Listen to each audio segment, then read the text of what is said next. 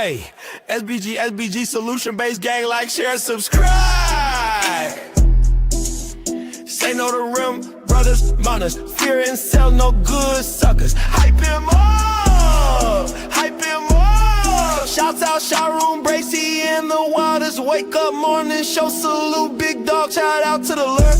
PH, Diva, salute, Brownsville, SBG solution-based gang.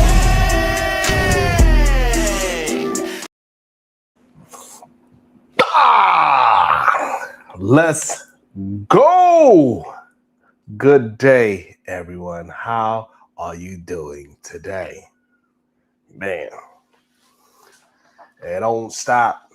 It don't stop. Good day to you. What's up, Kim East? Good day to you. That's right. Listen to what Kim East said. She says, push the like button as you come in. Welcome. Good day to you. Shout out to my girl, Corinne Mackey. She said, oh, yeah. Good day to you, Miss Corinne Mackey. Thank you so much. Always showing me love. I appreciate both of y'all. I appreciate everybody that show love for me. Thank you so much. You know, we got a lot of people that tend to, fight me for no reason. Hey. How you doing, Sims? Miss J, good day to you, And we know we still building this plane while we fly it.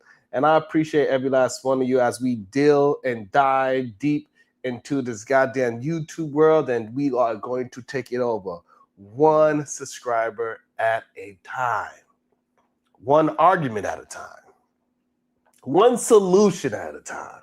We have some of the greatest thoughts in all of YouTube in the chat. God damn, I don't care what nobody say.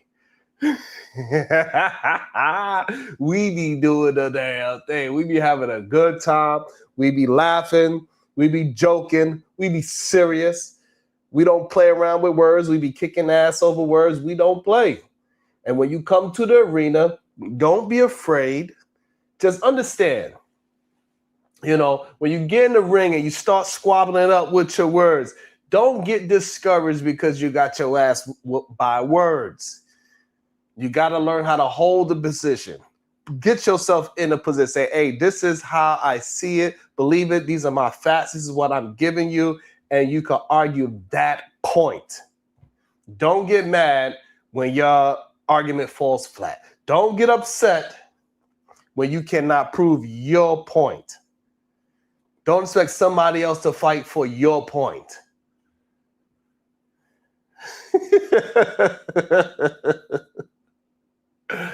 But it makes it fun that we are able to challenge each other's ideologies, thought patterns, facts, and stats, and we can get to some kind of conclusion.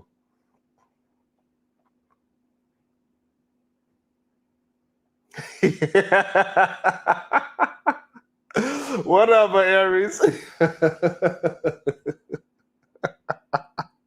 I appreciate you. A compliment is a compliment one way or another, even if it's a backhanded one. I still appreciate you. Thank you.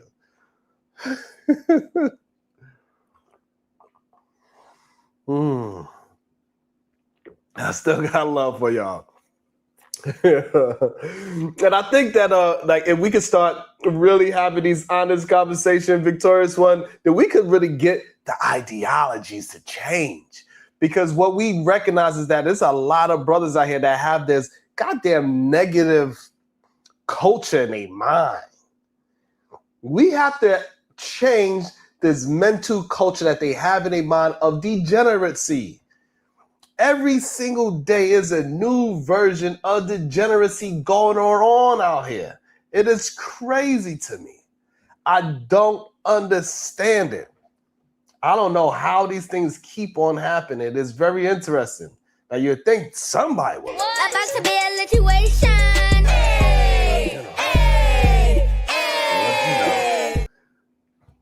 They don't learn. Shout out to Miss J. And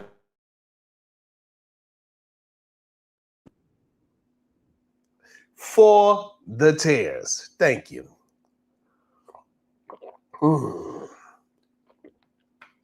the tears are delicious. Yeah, the tears are delicious. Thank you so much. Always holding me down. I appreciate you. And this is what we need to get. We need to get the degeneracy to stop. For some reason, they just love to hold on to the goddamn degeneracy. Why? I have no idea.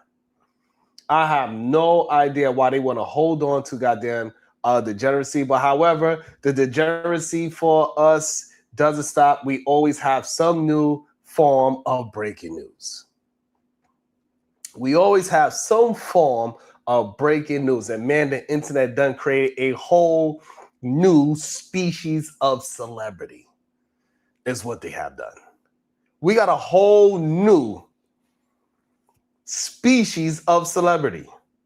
You don't be a celebrity the way how it was when I was growing up.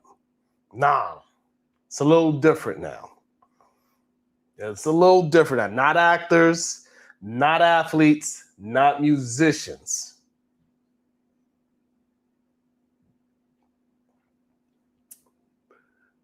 The new celebrity is professional bad decision makers.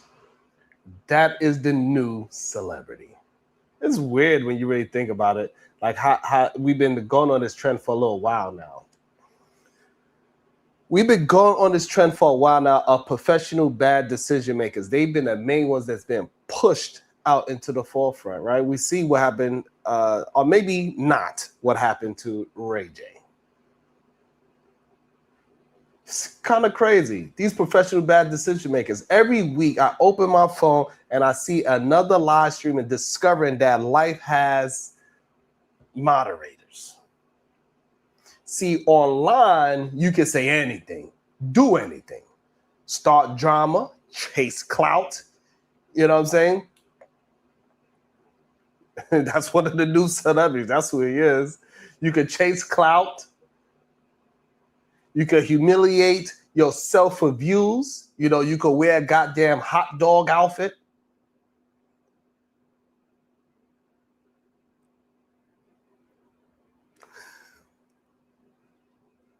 You can do a whole bunch of things for views. But eventually, reality logs in. Eventually. I need a round of applause for that, God damn it. And this week, or today, reality allegedly logged in for DeenTheGreat. Yeah. Now, according to the reports, this is according to the reports, there was some, situations on yacht involving women and jealousy and an argument. A phone ended up in the water and now legal problems.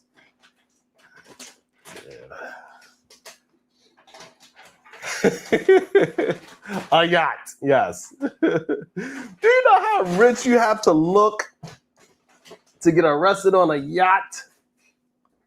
You know how crazy it is? Like they rent everything to make it seem like they are bigger than what they are, richer than what they are. And people still fall for it to this day. It's just a new version of fall for it because it's a in real life stream and they film it in a mansion. They actually believe these people live there. They actually believe that these yachts these people own.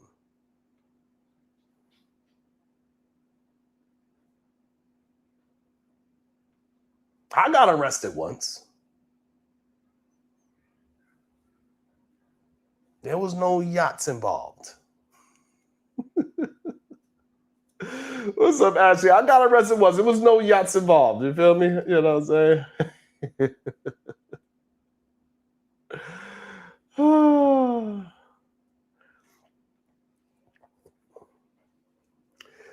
The thing that fascinates me isn't even the allegation, it's the mindset. That's the main problem I have, is the mindset. Because somewhere along the lines, social media convinced a generation of young men that every interaction is a goddamn loyalty test.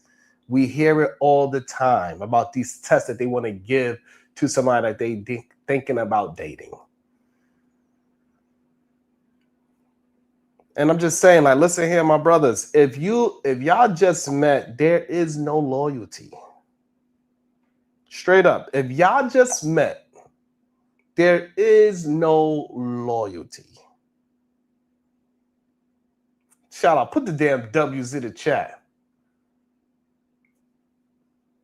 He has boxed before. I don't know if we should call him a boxer or a streamer. But yeah, he does box.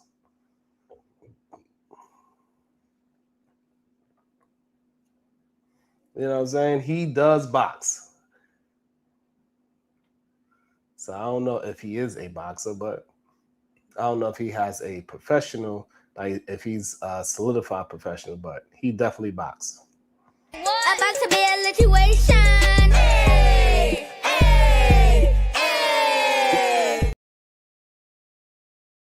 That's how he got with Adrian Broner in the first place. Shout out to Ashley Virgo's Flame Twin with the $5. Let me start my day with a like and a share. Thank you so much. That is so appreciated. Thank you. Put some W's in the chat, goddamn. Put some W's under Ashley's super chat. Thank you so much. I appreciate that. Put some damn W's. Everybody comment on her super chat and put W's in the chat. God damn it. Make sure you're hitting that like and the share button. And so, these loyalty tests is just wild and crazy when you really think about it. And that's not your wife. That's not your fiance. That's not the mother of your children. You met her 3 hours ago on a boat. What loyalty are you testing? People be acting like they running the goddamn CIA. Operation Yacht Fidelity is now underway.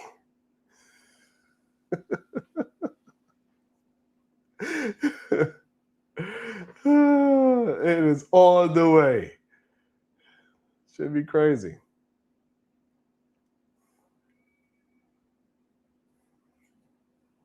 I don't know what the hell, Adam. I don't know what the hell you talking about, Adam.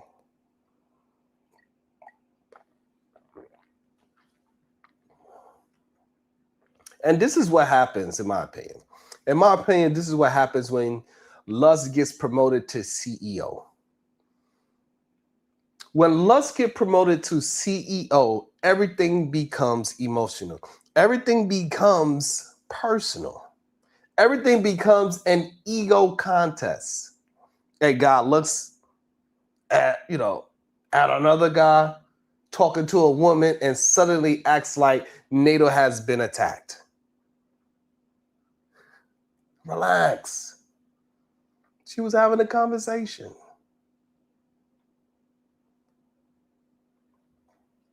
You know what's funny?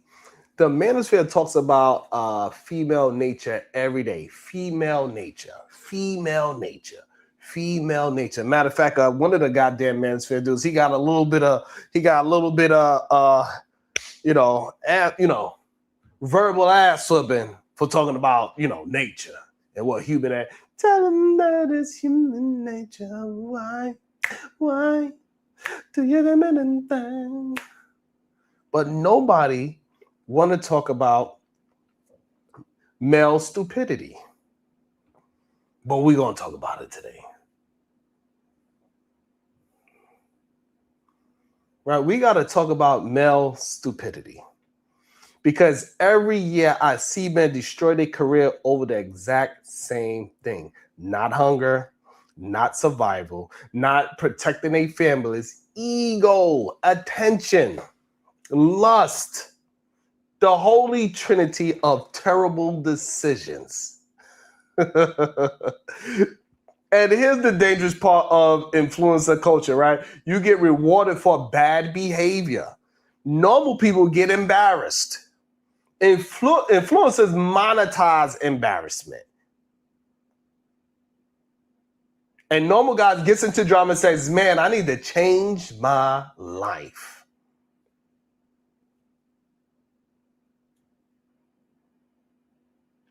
And influencer says, hey, how many viewers did I get? That changes your brain. Eventually, you stop asking, is this smart? You start asking, will this trend? Right? That's why I keep telling people, be careful who you make famous because fame doesn't improve character. It amplifies character. So whatever was already there gets a microphone. If you wise, people hear wisdom, right? If you're reckless, people hear recklessness. If you're immature, congratulations. Now millions can watch. Sheesh.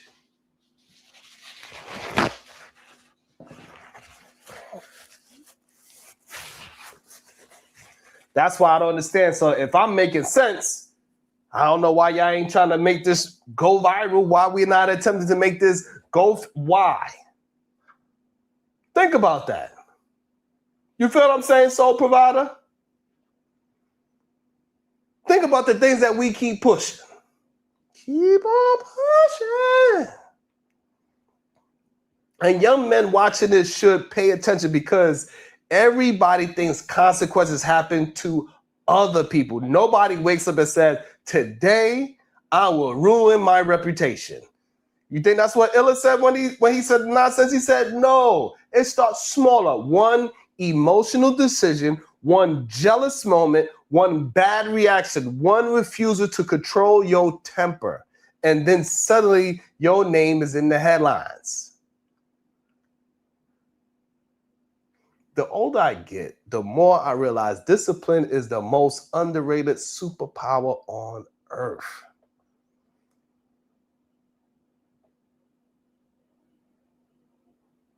Put some W's in the chat if you agree with that, bro. Come on. Yo, when I'm cooking, it is what it is. Support when the chef is cooking up, goddammit. Hit that like and hit that share button. When the chef is cooking up, that's what you're supposed to support.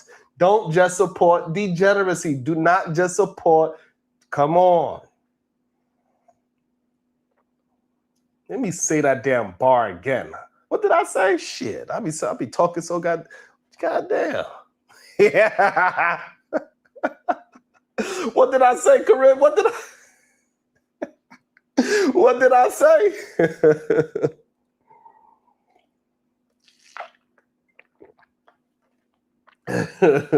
What did I say? I said discipline is the most underrated superpower on earth is what I said. That's what I said. Goddamn. Y'all gotta remember the stuff I say. I be forgetting sometimes. Goddamn. I be out here just swinging. Discipline is the most underrated superpower on earth. Clip that. How about that? Make that go viral. Not money, not followers, not fame. Discipline. Because discipline is what saves you from yourself. Most people don't need protection from enemies. Most people do not need protection from enemies. They need protection from their own impulses. One thing these panels have shown is that majority of people need protection from their own impulses. That's what we need. We need y'all to have protection.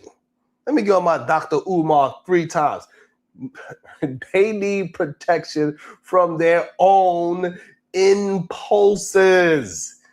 And maybe that's the lesson here. If the allegations are true, this isn't really a story about a yacht. It's a story about self-control. It's a story about what happens when emotions start to drive the car. Because when lust, jealousy, ego, and pride are running your life, eventually they drive you somewhere you don't want to go.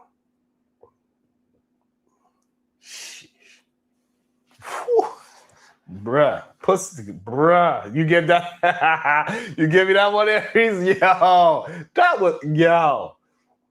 Y'all gotta start tooting my horn for me too, goddamn. Nah, we ain't gonna just like sometimes I be kicking that knowledge, you know what I mean? Yo, sometimes I be kicking that knowledge, you know what I mean? Shout out to Molly. A lack of discipline destroys so many impulse control essentials. Marie, self-control, the one thing you can control. Bar. Put some W's for Maya. Everybody put Maya Reed W. God damn. That was a bar, Maya Reed. And I also want to shout out to all the people that show me love on the back end through PayPal. Man, I really appreciate you. I know you don't want your name to be said, but I just want to let you know how much I actually really appreciate that. It means tremendous to me. Thank you so much. Also, shout out to Marie with her dub. That was crazy. That was a good one right there, Marie. That was a good one.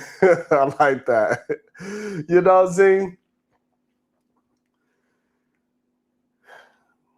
You know what never goes viral? Give me some. You know what, y'all? Let's see if we are in sync with each other. You know what never goes viral? That's a question. Put some things that never go viral. What are some things that never go viral?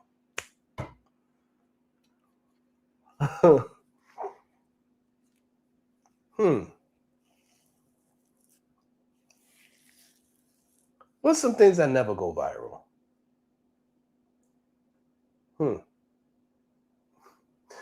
What? Paint toes? What the hell is a paint toes? Good deeds. Good deeds sometimes. Okay, good deeds.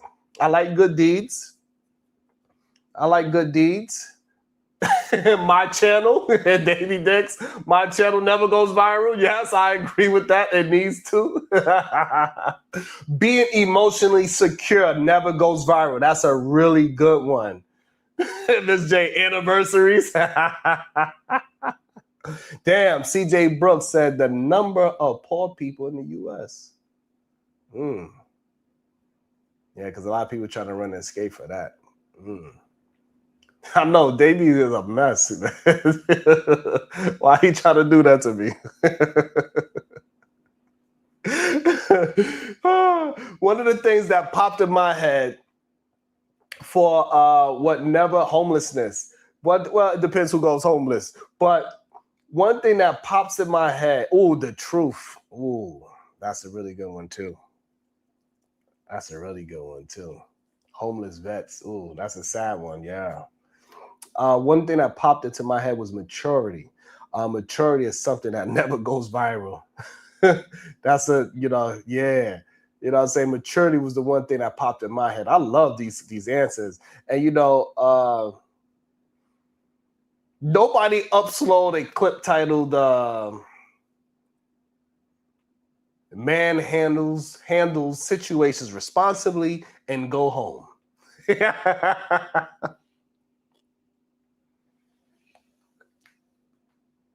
How many views you think you'll give if the title says Man handles situation responsibly and goes home?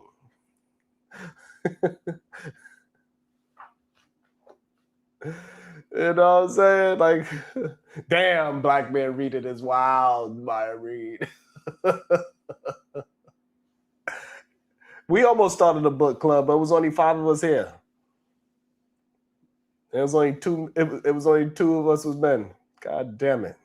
Oh, they love proving the goddamn stats right. But that's usually the decision that saves your future, right? So I hope everybody involved learns something from it, because internet fame comes and goes, views comes and goes, followers comes and goes, but consequences got a long-term contract. That's why you can't build your whole identity around degeneracy.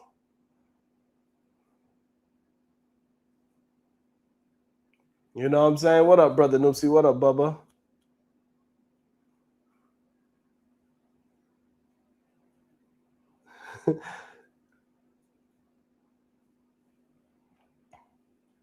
You can't build your whole identity around degeneracy. We see a lot of people attempt to build a identity around degeneracy. It's just not a good look. It doesn't serve you properly. Eventually the lifestyle, it sends an invoice. That's what happens. Eventually that lifestyle of degeneracy is going to send you an invoice, and sometimes it arrives in embarrassment. That's how it arrives. It arrives in embarrassment. Sometimes it arrives in court. Right? Sometimes it arrives in handcuffs. Either way, the bill, y'all know the saying, the bill always come due. Always. You know what I'm saying? And that's my little take on this whole situation with DeenTheGreat. What is y'all thoughts on the lust and degeneracy piece? How y'all feel about what I said? You know what I mean? Am I holding it down? You know, sometimes I don't got a lot to say. Sometimes, I get it out quick. Good day to you, Shiesty. Adrian Bronner too, right? Like a lot of this stuff, man.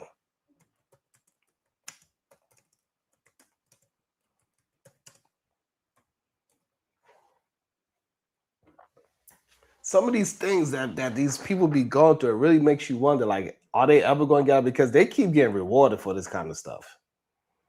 That's the scary part. They keep getting rewarded for this kind of degeneracy behavior. What are we supposed to do about this goddamn thing? How are we going to change anything? How are we going to change the mentality of these men that think that they could just keep on being degenerate? I mean, just recently, Adrian Bronner, he put himself in a position of degeneracy where his ass could possibly get locked up. Because if that girl would have went to police and say that Adrian Bronner touched her butt, and we could all clearly see it on camera, because that's what Tupac went to jail for.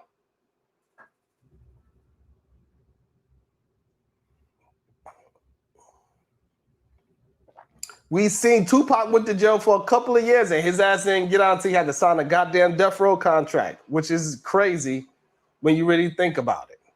Because literally and figuratively, he signed a death row contract.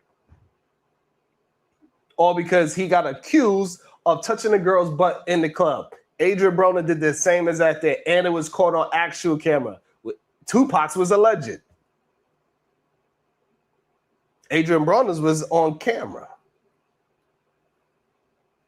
So his ass could have went to jail. And that's the only time, other men would even get up here and complain and argue and be in agreement and say, yo, Adrian was out of pocket.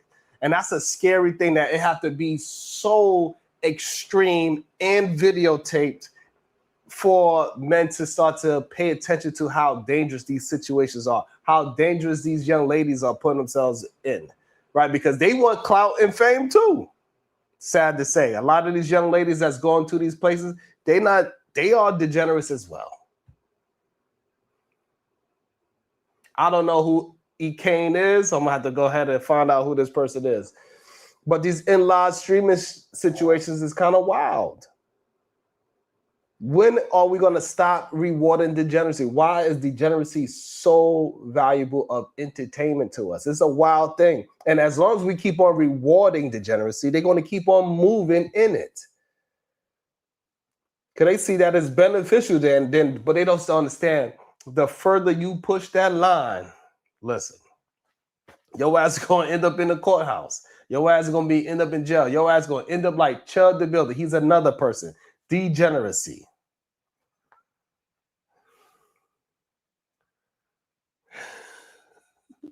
I'm pretty sure whoever this person is that Shicey Bum is talking about, I'm pretty sure that person is doing degenerate things. Oh. Goddamn. Davey says that person is pregnant from a bum. Goddamn. Davey's calling a man a bum, so he must be a real bum. God damn, Shicey. Shicey like the degeneracy. But that's what they be trying to, but hey. And I don't know what to do with that information sometimes, to be honest. I don't know what to do with that information. Because even the people that got the, that is the upper echelon, right? Like we just seen journalist Torre and what's the damn doctor, non-doctor lady name on the internet? Did y'all see that clip of Torre and Dr. Cheyenne Bryan? Did y'all see that?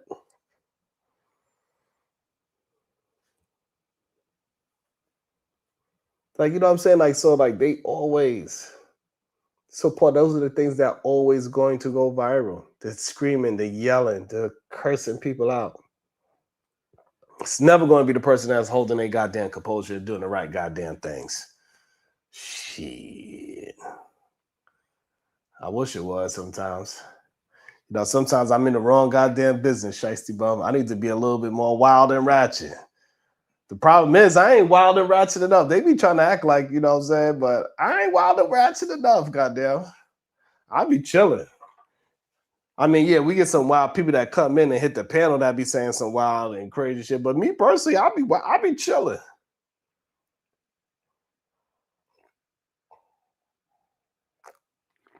Davey, you definitely not. I agree with that.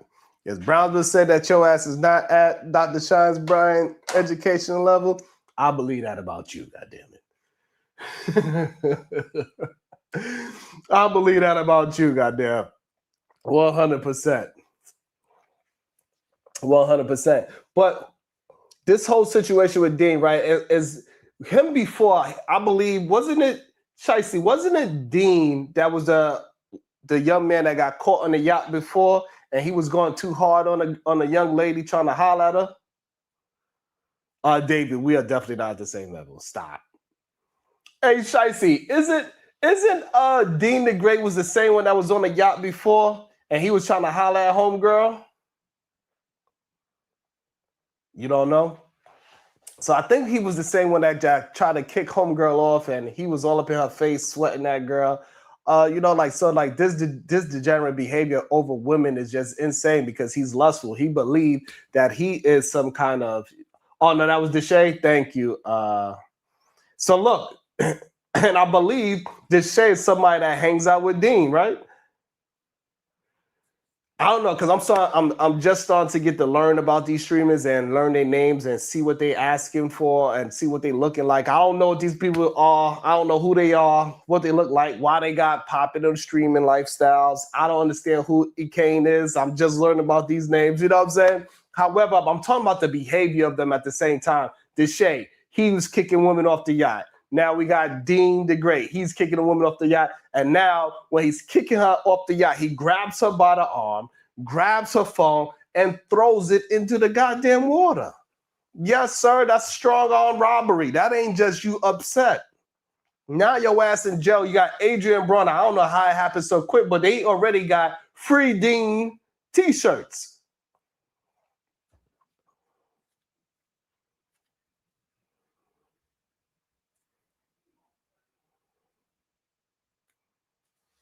Yes, Brother Noopsy. What you mean, Brother Noopsy? I ain't the one that be...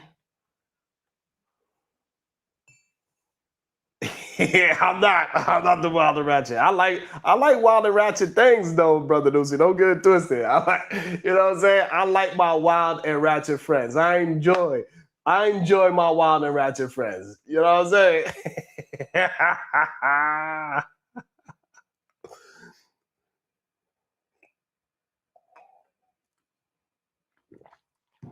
Yeah, but the thing is, I'm not letting them do it for me. I'm just letting them be who they are. I'm not really person that's passing judgment because they loud and whatever people say. You know what I'm saying? I know people look at it like, oh, that's a perfect game plan that I'm planning this shit out. No, I'm just really just talking my talk. I hear something. I'm having a conversation about how young men need to not be lustful and degenerate because they're going to put themselves in dangerous situations like Dean the Great. They're going to mess up their own bag by keep on crossing that line of what is acceptable and what is not. And shout out to ED. He finally got released. I don't know what was his bail. However, like you see these young men, they toe the line so close. They are just one mistake away from losing it all. Look at Adrian Broner. He's only 36 years old.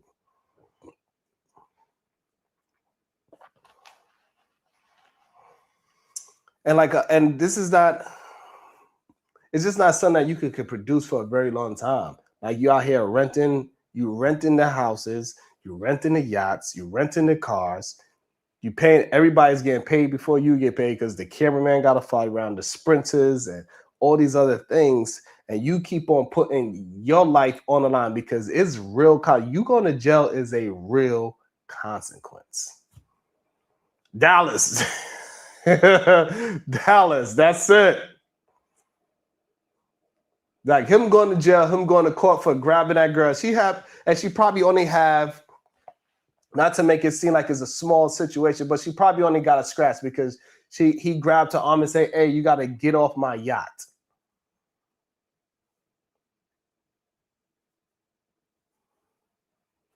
Now, Ari said, was it worth, yes, even though I believe, it's a small case, the young lady might just, not even go forward with this whole situation.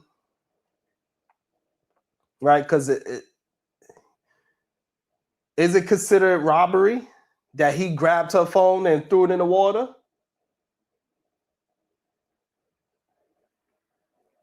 Is it considered robbery that somebody grab your phone and throw it in the water? They consider something. Is it a big, huge case? Not necessarily. But the action is what we need to get young men to start to realize. They got to start making better decisions. They got to take out that lust and degenerate mentality. That culture is a culture of mental degeneracy going on. And it has to stop. It's not doing anything positive or productive for these young men whatsoever.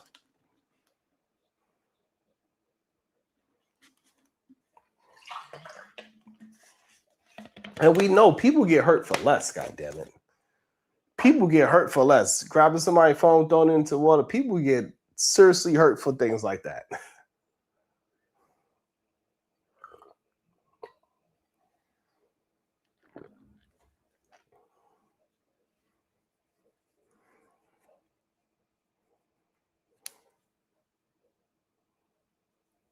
What gives anyone the right to put hands on you? Snatch your phone. That's a huge red flag. Huge red flag. And if he continues on this path, which a lot of young men do continue on that path, it keeps getting higher and higher. The escalation gets higher and higher.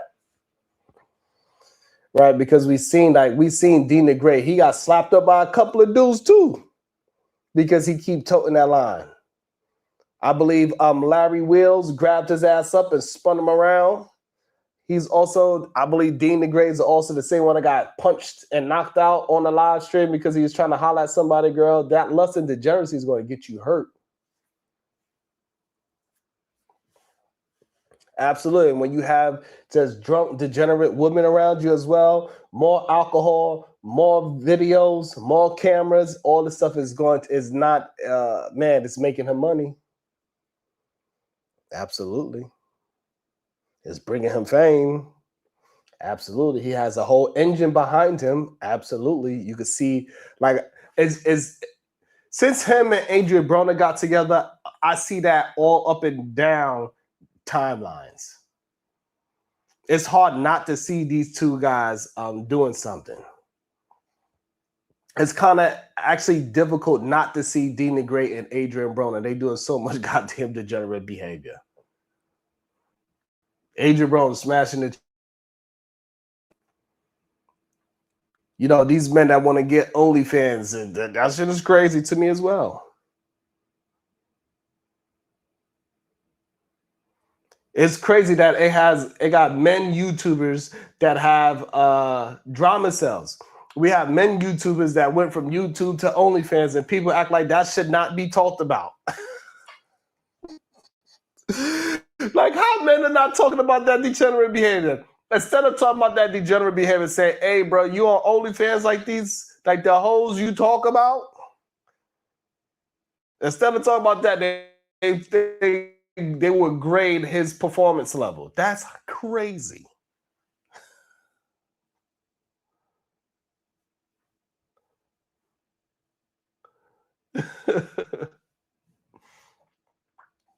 Clearly, clearly you put enough money behind degenerate behavior, it's going to pick it up, right? Like, I could easily just start picking out every argument that happens on my panel and just put some advertisement money behind that type of content, and we probably hit a couple of viral moments. You know what I'm saying? Like, one of the viral things that popped up on my channel, right, is PH Diva making Tommy Sotomayor leave. You know what I'm saying? Like, I could easily go ahead and just repurpose that and promote that and see where it goes, because that's what people like to see. They like to see that drama. But I guess I'm gonna have to actually do what people say I've been doing. I'm gonna have to actually start selling drama, because y'all don't respect the honest shit I do. Shout out to the few people that do respect the honest things that I do, because it's not everybody. However, the degenerate stuff is, you know what I'm saying? Like, I guess drama do sells. You know what I mean? And I'm going to just have to, I'm going to just have to, like, concede that I'm going to have to play the drama game, even though people think I'm already doing it.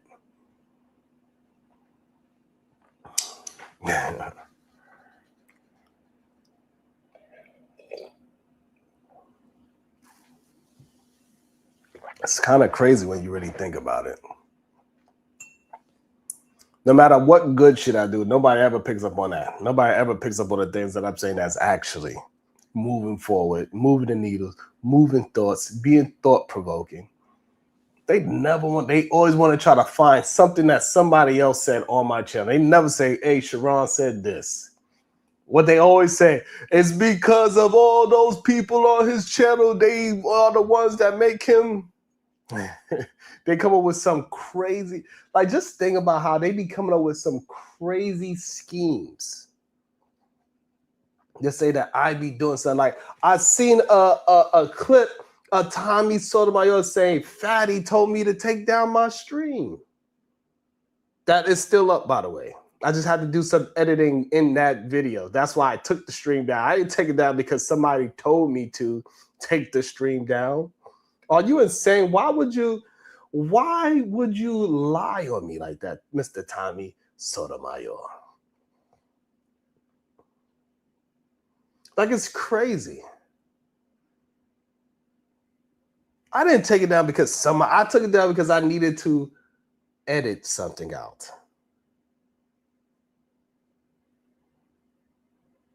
It's wild. But nobody's going to call out Tommy Sotomayor for being a liar, even though everybody knows he's a liar.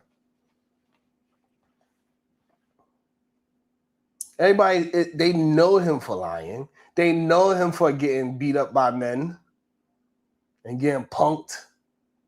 But somehow men will follow a man like that. It's kind of crazy to me.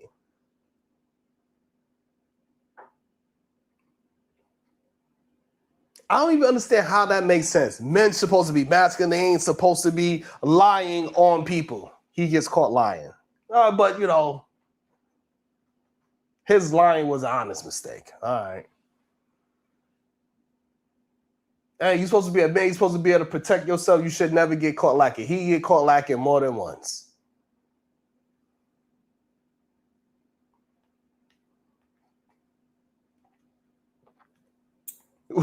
What's that, Shicey brother?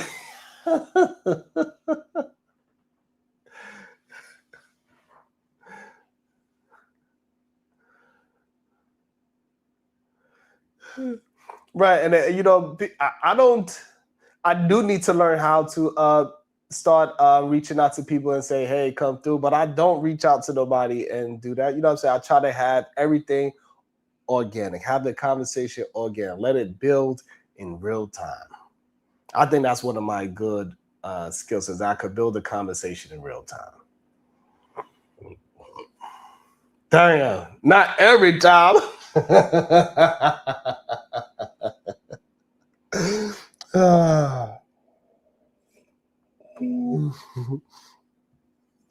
That's crazy. That's hilarious. But they all would try to act like I did something to them, which is also just, I don't even understand that at all. I don't know what I could have possibly did to those people, to be honest with you. All of the men that always have an issue with me, I don't really understand it. I understand that I'm beautiful and shit. I get that. But the constantly lying on me is just wild to me. You know what I mean? The constant fact that I always attempt to push us forward as brothers is just wild that they never concentrate on that part at all. Even though that's what I talk about every single day.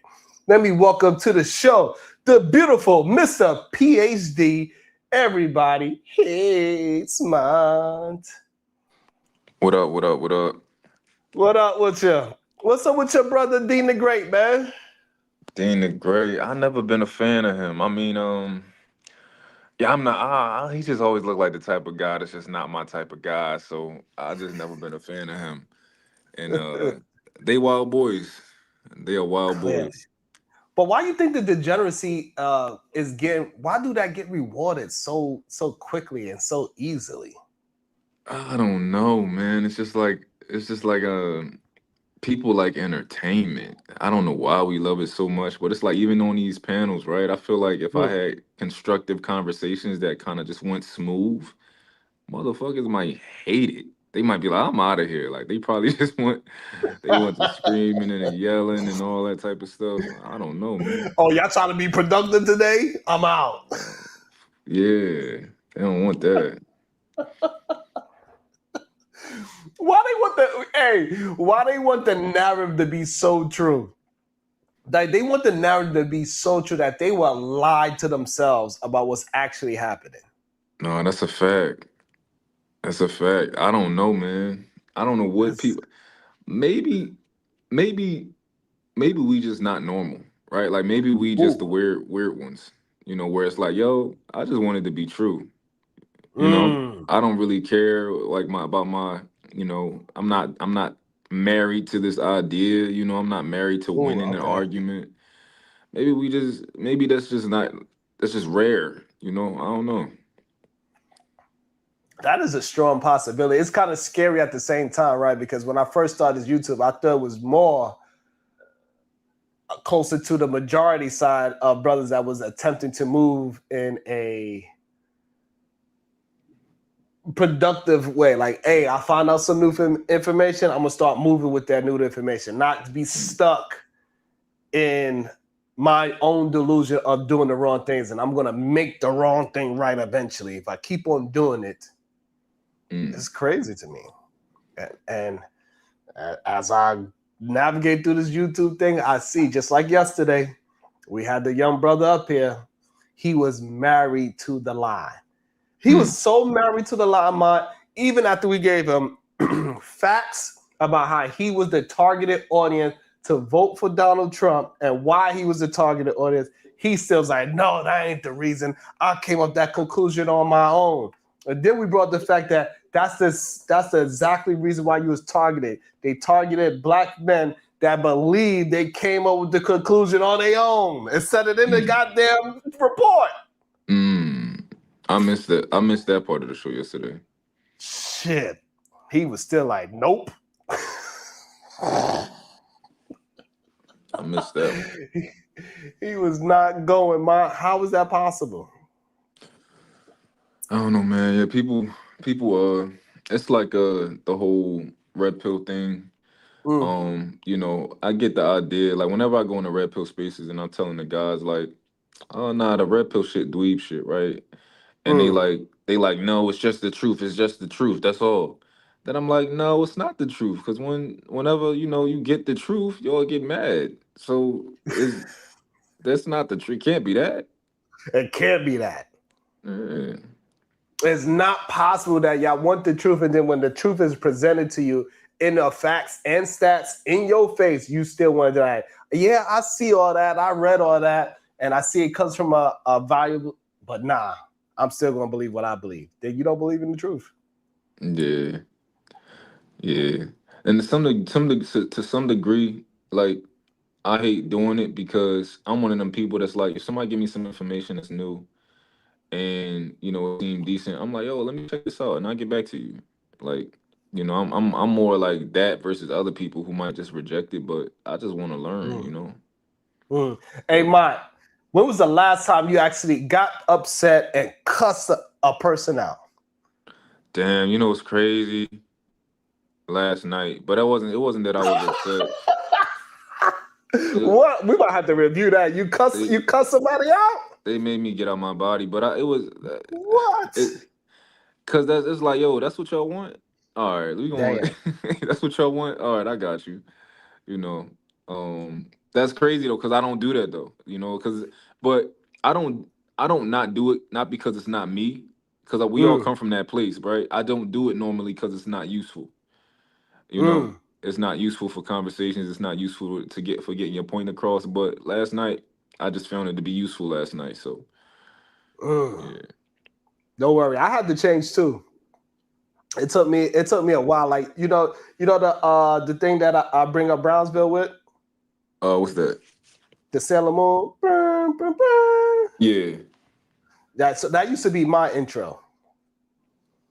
Because Okay. way back when I first started to even be on live streams, way before I ever even thought about starting an actual channel, I was on Fight Club, right? And a lot of times I was fighting, with like Angry Man and all the other red pills that used to come up there. Mr. Fantastic was one of them. I used to come up there a lot, Beans. And so I was up there and I used to be, I used to be giving them a business. Yo, I was giving them business. I'd be cooking up. You know what I'm saying? So, so they used to always say, I'm always coming up there to be Captain Saver, you know what I'm saying? And I'm always fighting for the women and all this other stuff. And in reality, and that was just the narrative that they put on me. So then they wound up eventually giving me that I'm always here to save the women. But they never really understood that the narrative was cool, it was funny, we all laughed, but I was never talking about women. Yeah. But eventually the stigma just stuck. I was always about, hey, y'all gotta move better because I move better. The reason why I got different outcomes. Yeah. I realized that my shit was stinking. So I had to get up and wipe my ass. God damn it, that's what grandma told me. And Mom, when you start moving that way, it gets up, and that's why I think a lot of people think that other people come and take over my show. Yeah. Because it doesn't move me emotionally to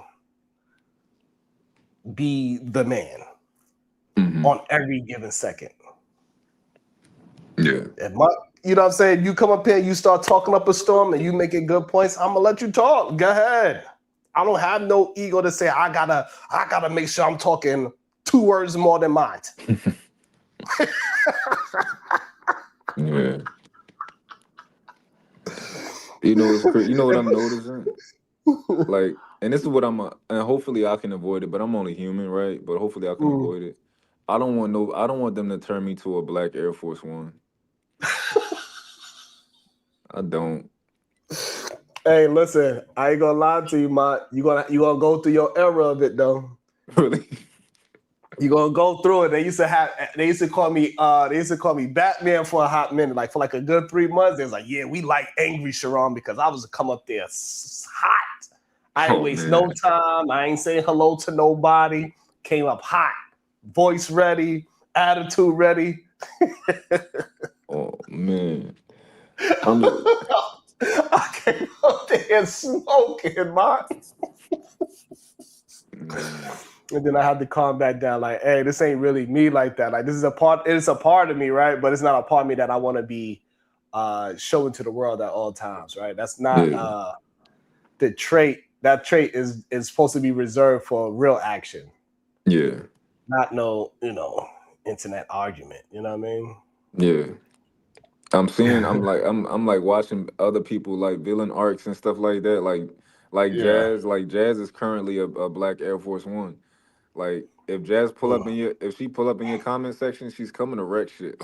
Like she coming to wreck shit, and she on her black Air Force One energy. So, you know. And that's another issue too, right? Because now we create a situation where Jazz would never come up here, right?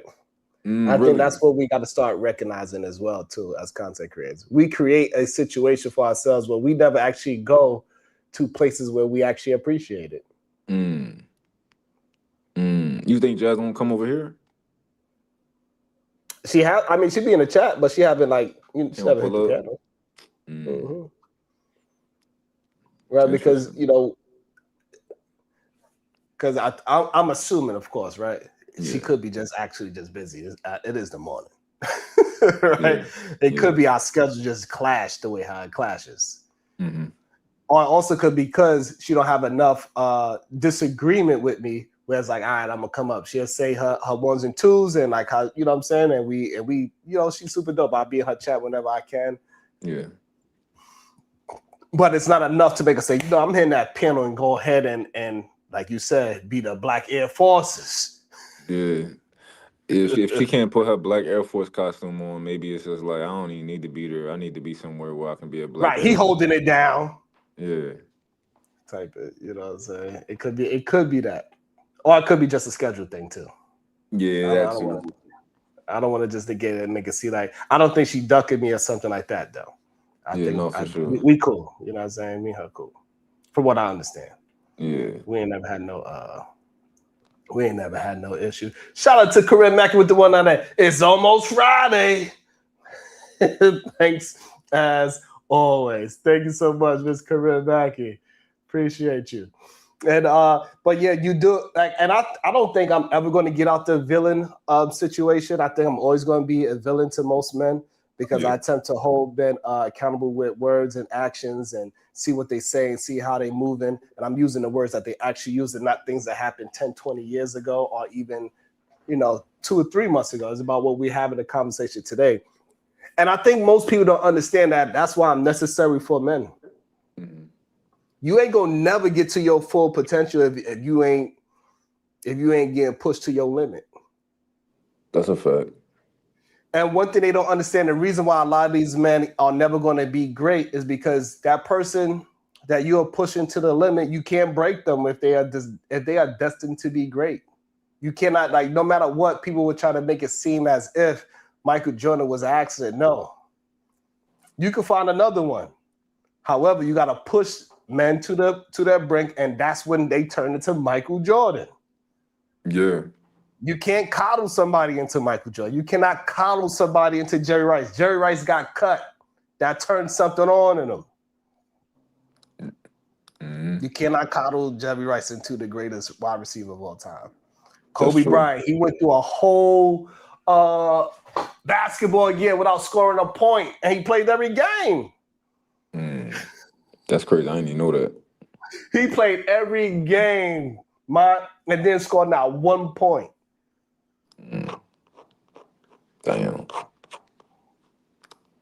And he said the thing that changed him is that his dad said, "Hey, son, I'm still proud of you, even though you suck and you didn't score." And so he said once he realized that, he's like, "Hey, so my dad don't care if I'm a bum. Guess what? I don't want to be a bum."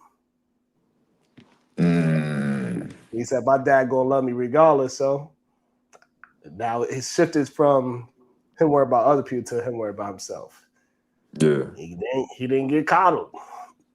Did you know the good thing though? Like, where people would have a stronger argument if you was like you was pandering or something like that is if you didn't let people talk, right? And this wasn't a place where they could but everybody is welcome to come back every day and get their points across and had a conversation which shows that you want to have a conversation, you genuinely want something to come from it, There's some spaces where people just not welcome, right? Like echo chambers and all that.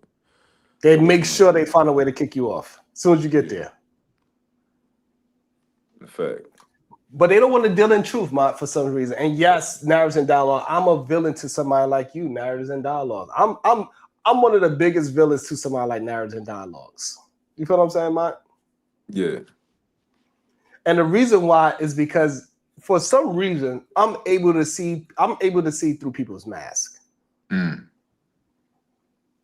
Like that mask does not stay on long with me. Yeah. They're like, but did I say? I don't need you to hear you say it verbatim, bro. I know who the hell I'm talking to. I've been outside long enough. Yeah. I could, like, you know what I mean? Like, I don't need a con man to tell me that he's a con man to understand what's going on. Mm-hmm. You know what I'm saying? Like when somebody come up to you, man, and you're like, yo, I got this great business idea. It's going to make you a ton of money and this, that, and the third. I got this one dude. He making 10,000. I got this other dude. He did phenomenal. He did like 100,000. And then you're like, all right, so what is that we selling?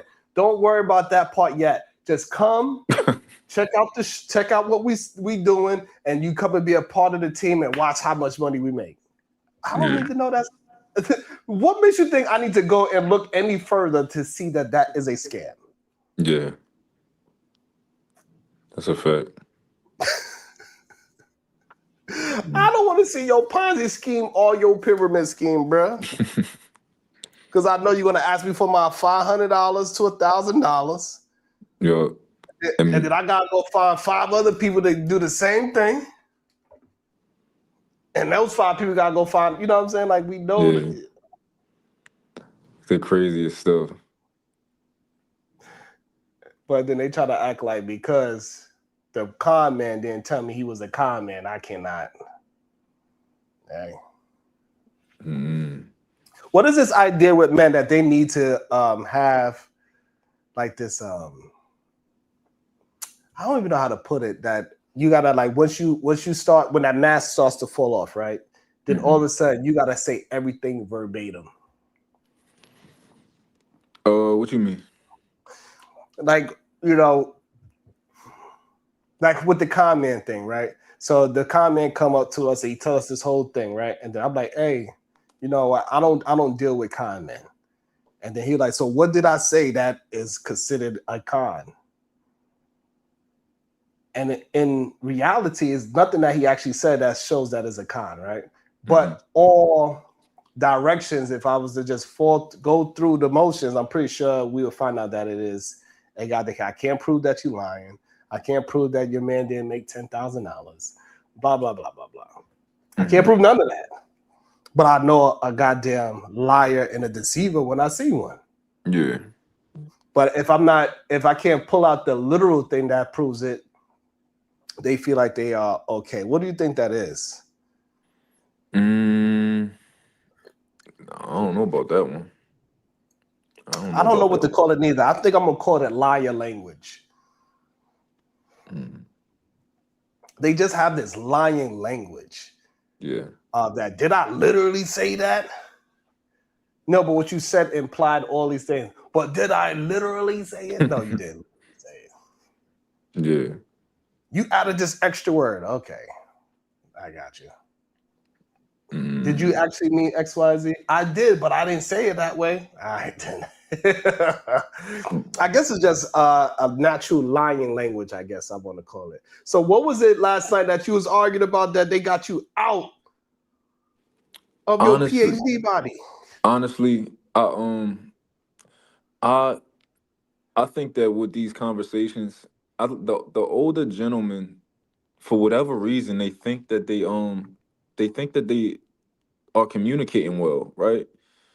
I think that they make no progress when they're communicating. Like for example, like when I talk to women, I'm able to get them to see my point of view, and we have like good conversations, right? The same women that they would find themselves arguing with, right? Every time they talk, I'm not arguing with them, right? But I can get them to understand my point of view. So like I think for whatever reason, they can't communicate unless they're screaming and yelling, right? Damn. It's almost like that. Like it's like they can't communicate unless they scream and yell and raising their voice. So I guess for me it's like, yo, like I prefer to be chill, but on some real shit, I beat all y'all the fuck up, right?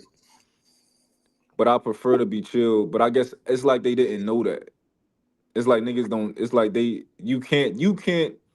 You're so naive that you think because I'm not raising my voice Right. that you probably can shake a hand harder than me or some shit, like, or that you probably can, like, Run you can something. be, yeah, like, no, that's not happening. So, That's you not know, how it's gonna actually happen.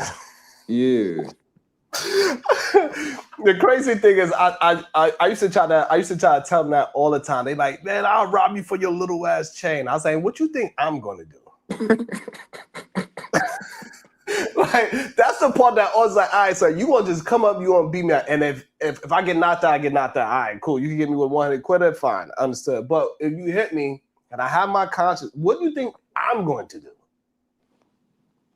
You think that you are the biggest, baddest person that you just could walk around and slap anybody and everybody else is not going to do anything? it's the craziest shit. But that's a part of like the hood mentality, where like people are used to, they got picks. They used to kind of like they try to like find people they can pick with, Mm. who they find the people they can pick with and they pick with them. Almost like a bully mentality. But I guess like when you a kid, maybe it makes sense that somebody who's more quiet might might tend to be more passive. But when you an adult, that's not a thing. Like like Not only that, right? You are willing to have the conversation. So, what a part about me having a conversation with you makes you think I'm scared of a conversation? I don't know. Like, that's the part that always, like, I don't know if most of these men just never actually been in danger or never actually really been in fights. Like, we are having a conversation where we don't even know where each other at. Different states most of the time. What makes you think that this thing is threatening? It's unproductive.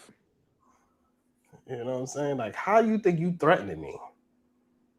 That's the craziest part. That's why I typically don't raise my voice, right? Yeah. Because I'm not in front of you. Like I'm like we're not in front of each other. Mm-hmm. You if I raise my voice, you raise your voice, it's going to be horrible to listen to. Nobody's going to be we're not going to get nowhere in the conversation. We're not going to hear each other. Like I'm just not with inefficiency, right? I'm one of those men who Mm-hmm. just don't talk for no reason. I can't stand people who talk for no reason. Me too. Yeah. Yeah, like Unless it's if my I'm girl, right? She can yeah, talk to she me about can do Starbucks. that, Yeah. yeah. Whatever. But outside of that, it's like I'm talking to get somewhere. It's like my it's like a car. I got in it to get from here to here. Not just to sit in and rev the engine. Yeah. So like motherfuckers be screaming at it. And I watch it all the time. I watch the panels, people scream at each other for 45 minutes and they haven't made any progress from the first point they made. Yeah. And like, and so many people threaten me to say that they're going to do something to me, man. Over the 3 years I've been doing this, Yeah. countless men say they're going to rob me. They're going to take my rollie. They're going to take my chain. They're going to take my woman. They're going to beat me up. They're going to slap me. I went to 3 to 4 meetups with all these people. Like, it wasn't like it was an outside meetup when I went to a cosmetic meetup. I went to a fight club meetup where everybody was threatening to whoop my ass, man. And you know what happened when I got there, man? I bet you got a lot of handshakes, didn't you? I got more than that. I got, Sharon, oh shit, you here? Man. I'm like, hey, what's up with you? How you doing? What's your name? It's me. It's Narratives and Dialogue 1701 from the chat. I'm like, oh, I've never seen your face before. You know what I'm saying? Like, good to finally actually meet you. You know what I'm saying? Because, you know, for certain, like, even though, you know, me and Narius talk on, like, me and whoever it is, I just called out his name, right? I never actually met him in person. But what I'm saying is that the avatar faces sometimes, they be acting as if they know, like, we know each other. Okay. And I've never seen your face. Mm. You know what I'm saying? That's Yeah. how it was when I went to the meetups, man.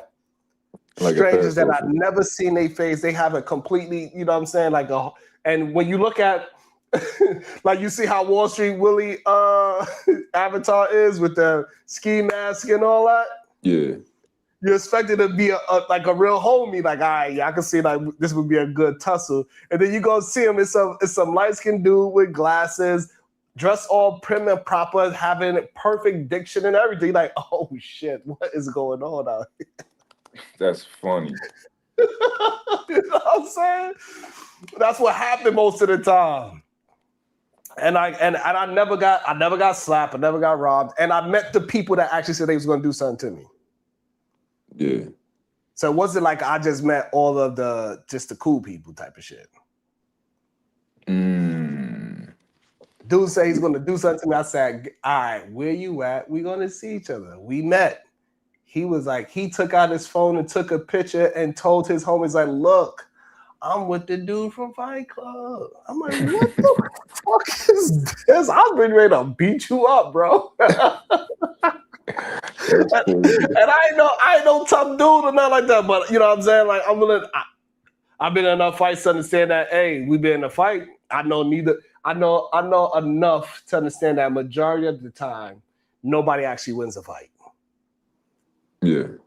You know what I'm saying? His face is going to be hurt, and my hands is going to be hurt too.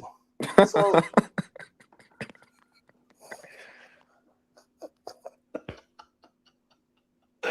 we're going, you know what I'm saying? We're going to be hurt for different. Unlike Lisa, he going to throw me in the Hudson River, God damn it. Yo.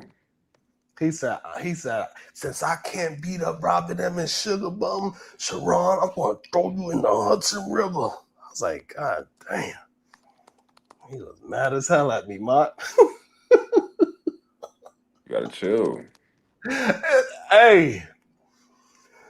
And you know, the funniest thing about the whole situation, I be telling, like, listen, every fight I got into, I got jumped because, hey, they be surprised, like, oh shit, this little motherfucker right here, he could throw a little bit.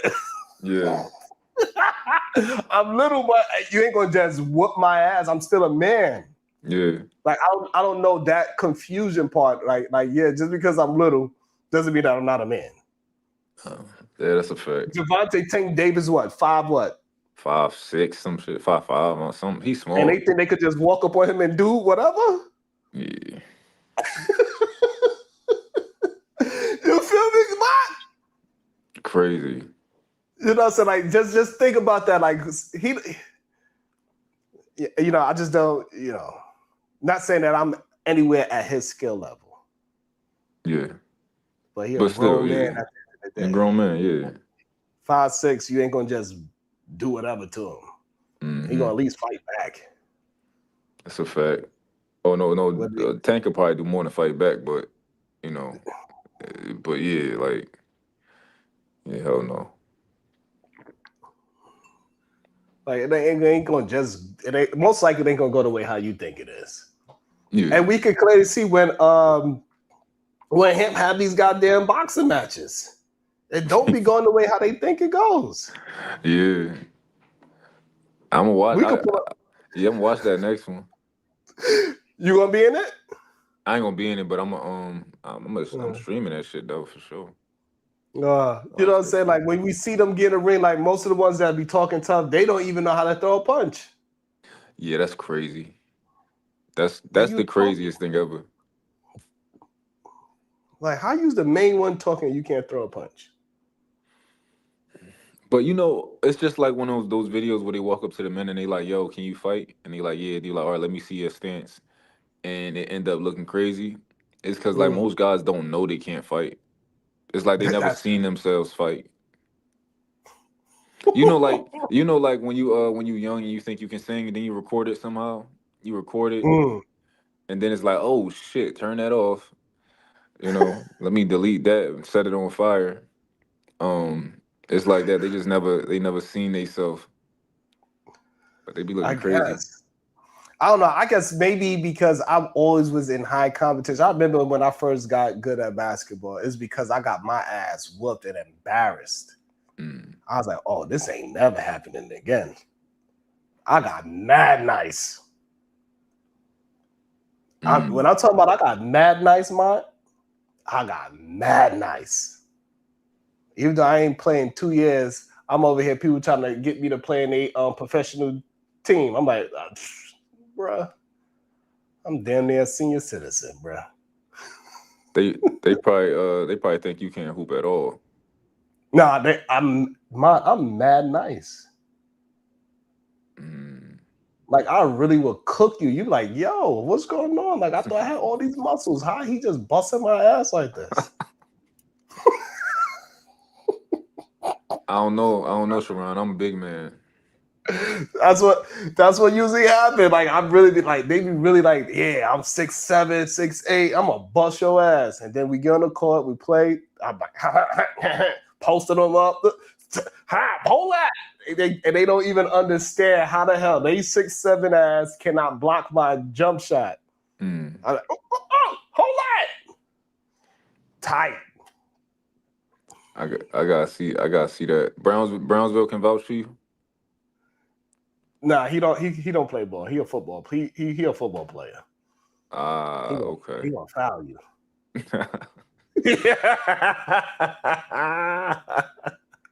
He'll play football. You give him the ball, he gonna run. He ain't gonna dribble. I'm finesse. You know what I'm saying?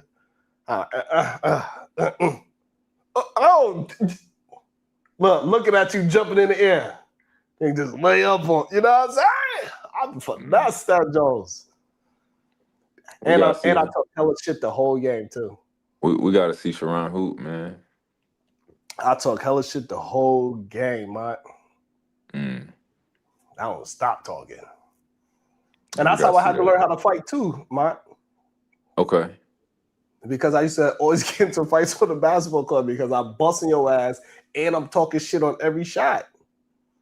You go to and you know how Philly and New York is? Yeah. You go to somebody else's park talking and you cooking them? Oh yeah, you gotta rumble. Bruh, it's going down.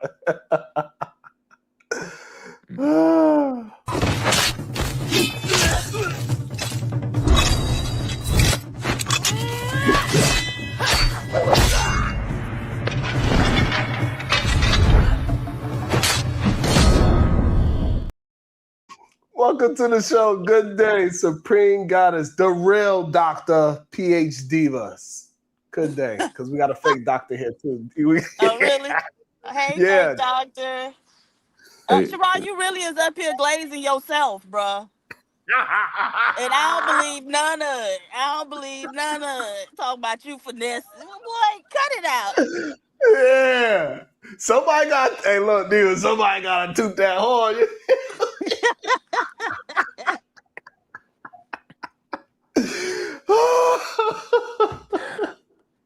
You know what? Sharon did say that he was a 10 physically. So maybe that's just his ideology with everything he do is that he the best in the world. That's true. So we got to see you hoop. We gotta see you hoop. That's true. I haven't met nobody better than me yet, so I'm just willing to put in that work. You know what I'm saying? That's just what it is. Conversation with MJ with the 20 ball. Now, Sharon, you know I can wash you up and out of ball. Good day. What up, plug? Oh, shoot. Oh, man, that's too funny. That is too funny.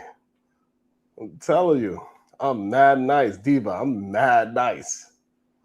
I be having them tight, Diva.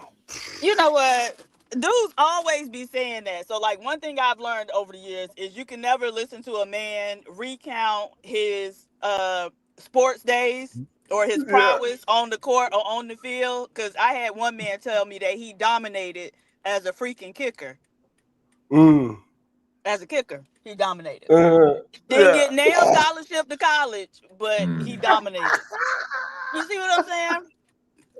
I see what you're saying. But Diva, that's the issue. Like, I used to talk so much shit and people would be saying the same thing you saying.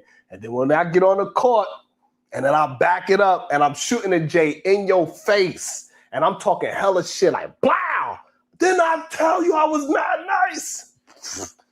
Next you know, I'm getting swung on, Diva. See why you was getting beat up. Diva, next thing you know, he's swinging at me. I'm like, "Yo, bro, what's good with you, man?" Brought it on Damn. yourself. And then, you know, the funniest part about it too, Diva, a lot of people all wanted to fight me when we played basketball. But because I dominated them so bad on the basketball court, they was like, "Damn, if I can't beat them in one-on-one, I know." Wait a minute. So now it's a correlation between on the court and hands? Absolutely. Basketball Look, and hands? Okay. look, think about it like this, Diva, right? Say he's really upset at me, and I'm talking hella shit. Mine is 6'10", he 270 pounds, right, Diva? And then we start playing. I start busting his ass. He like, all right, he's starting to get annoyed, right? And then next you know, he a big man. So what big man gonna do? They're gonna start backing you down. Oh, you too little, right? Right, Diva? That's what you're gonna do, right? That's exactly what's going to happen.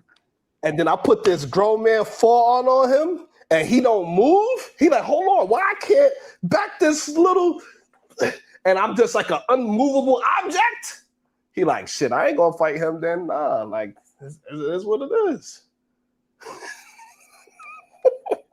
You feel what I'm saying, Mike? Is that not true though? It's true, but I don't know. Like, I'm moving you, so I don't know. I can't relate to that part, but you know. I know that's what you say now. Until you know, this forearm don't move. You like, hold on, why I can't move this forearm? What is? Nah, there's something going on. If the forearm don't move, if the forearm don't move, the feet gonna slide. So it don't mean nothing to me. Why play football and talk about my feet gonna slide? Why be playing football, bro? I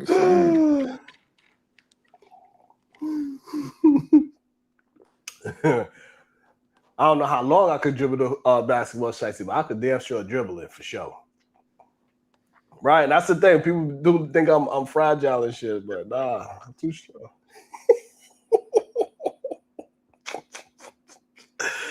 Oh shit!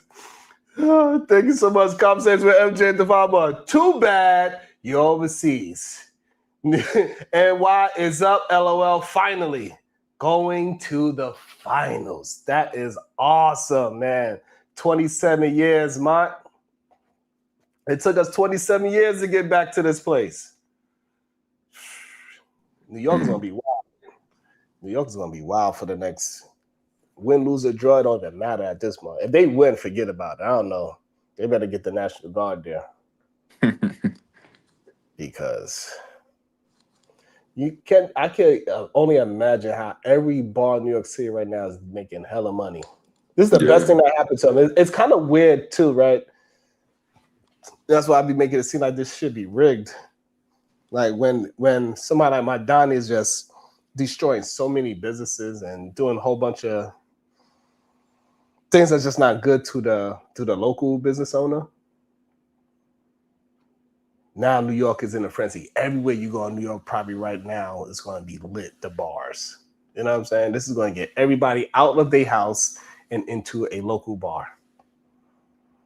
The streets are going to be lit. So much alcohol is going to be bought.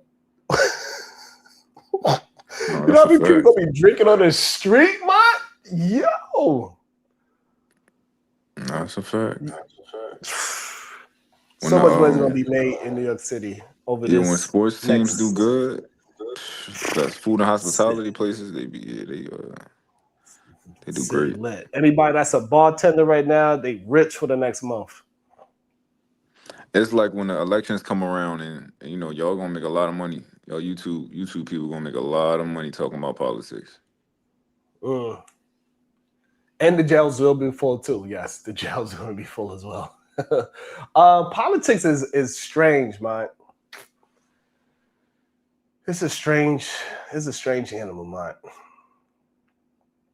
You can catch a really cool wave with it, but also like the amount of reviewing that you gotta do. A lot of those things you can't review it without getting your channel taken. Those people got some strong power. Oh You reviewed, damn. yeah, you reviewed the wrong Fox News joint, done. Channel gone. Damn. You know what I'm saying? So you can make some bread, but it's a tricky game with the politics. I just And remember seeing Anton do it a lot, and I just kind of remember watching him do like the whole political thing. Like, but maybe he didn't do like the professional clips. Maybe he was just reacting to all the stuff online and mhm. TikToks and all that.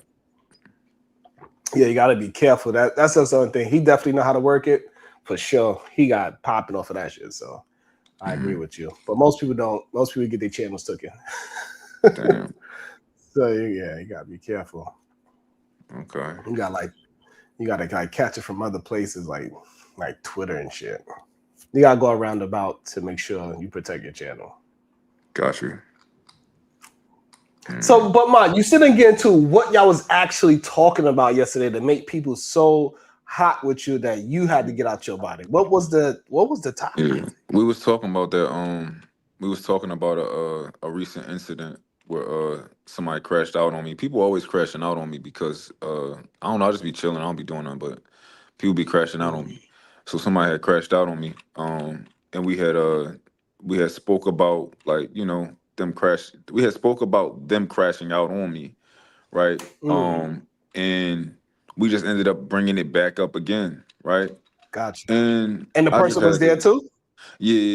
They was there too. So I just had to they just people be gaslighting, right? And motherfuckers they They just be do. thinking they tough and I just, was like, you know what, let me He's like, enough is enough. like you like it's this I ain't ain't that. get enough sleep. I ain't smell no farts. Y'all got me effed up Yeah, tonight. having a whole man. Shit's crazy. But yeah, it was more of like nothing, not an overt topic. It was like personal, I guess you could say. Like a Okay. insider type thing. Not even an insider, but you can like the streams is there, but Mm, yeah. okay. That's interesting. I haven't had a good crash out in a long time. Cause you see me, even though people be trying to act like I'm some kind of unhinged person, most of the time, like I think people get it twisted too. Like, cause I don't mind showing anger neither. Yeah. I think being angry can be healthy as long as it's not too detrimental to you. I think anger is a Yeah. healthy emotion to express. You shouldn't hold anger inside. You know what I mean? Like that's also something that I don't agree with too. People are like, oh, why are you so angry? Because what you did is said anger me. I could answer that easily. I don't know why people get so defensive when somebody called the proper emotion on you. I don't Yeah. think there's nothing wrong with that. If somebody says I'm sad and I'm actually that, why would I be defensive about that? It's a fact. I just remember what it was. Cause one was Angry Man. One was Angry Man. It was me and Angry Man. Uh I call Angry Man old.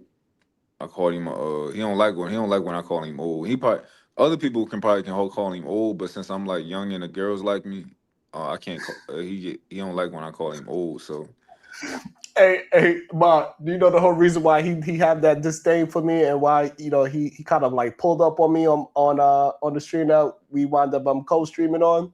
uh It's because I called him a dinosaur.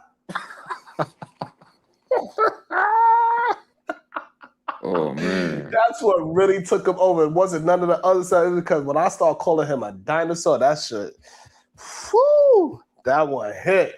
I called him a dinosaur, talking about how he be using Beijing and boy.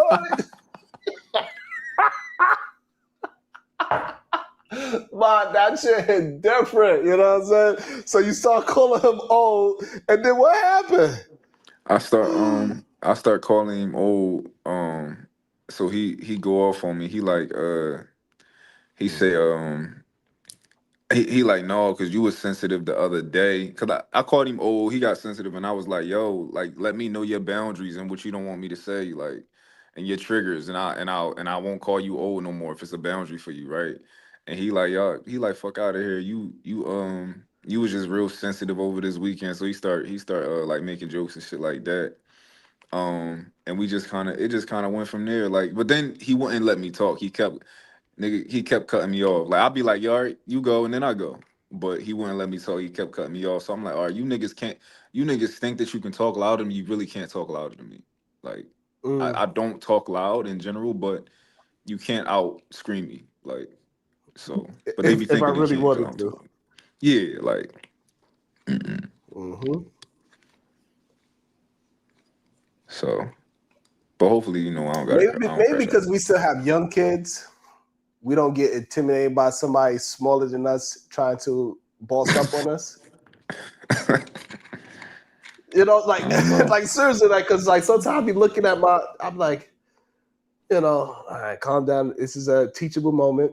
Gotta let them learn. You know what I'm saying? I'm the safest person to teach them about this conflict resolution. I'd rather them learn through me than learn out there in the streets how most of these men need to clearly they have to learn and Yeah, get beat up.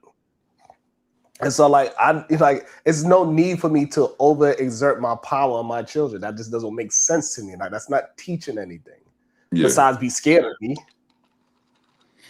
yeah, I don't want them to be, you know what I mean? So I guess maybe that's why we still have that connection to teaching little kids. So when we see this grown man, maybe we possibly recognize the little kid is coming out of them. maybe. And Because I realize go there's ahead. a lot of grown people, right? Even though they big in age, a lot of times when they are in a certain mood and feeling a certain way, that's not actually the grown version of themselves.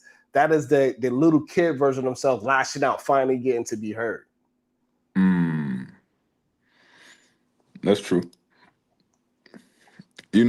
When it come to like my kids, I'm big on communication before anything, and like other people will look at me and sometimes be like, "Yo, you need to like, you know, put your hands on them or something like that." I'm like, "No, like if I ever need to do that, I will know when it's time to do that." Right? But communication is always, I want you to learn. I want to teach you, right? I want to Mm-hmm. make sure that I'm telling you something like, "Oh, do you understand what I'm saying?" If you don't understand what I'm saying, all right, let me try to tell you a different way. But that's my biggest thing is communication. And I tell my kids that even about each other, like communicate, stop raising your voice, talk. You don't have to raise your voice in order to get this point across. So, a lot of people ain't learned that. Yeah, and it's a skill that I think I don't know. I think maybe I don't know. I don't want to say no. I'm not going to say that.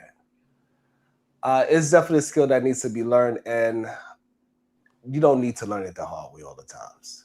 Hmm. I had to learn it the hard way. I don't think everybody should learn it the hard way. Yeah, I agree. Oh, I got to work on that thought. I got to work on that thought. I got a thought that I want to say it, but I think it could get misunderstood if I say it now. I don't have the.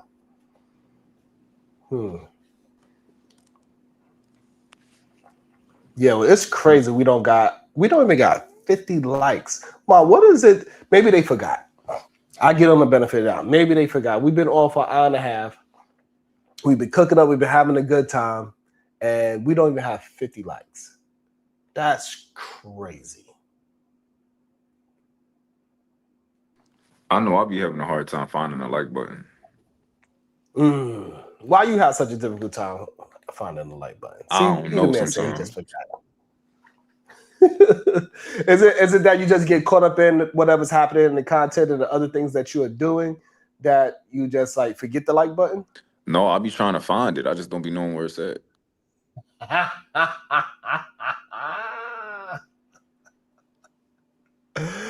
Mm.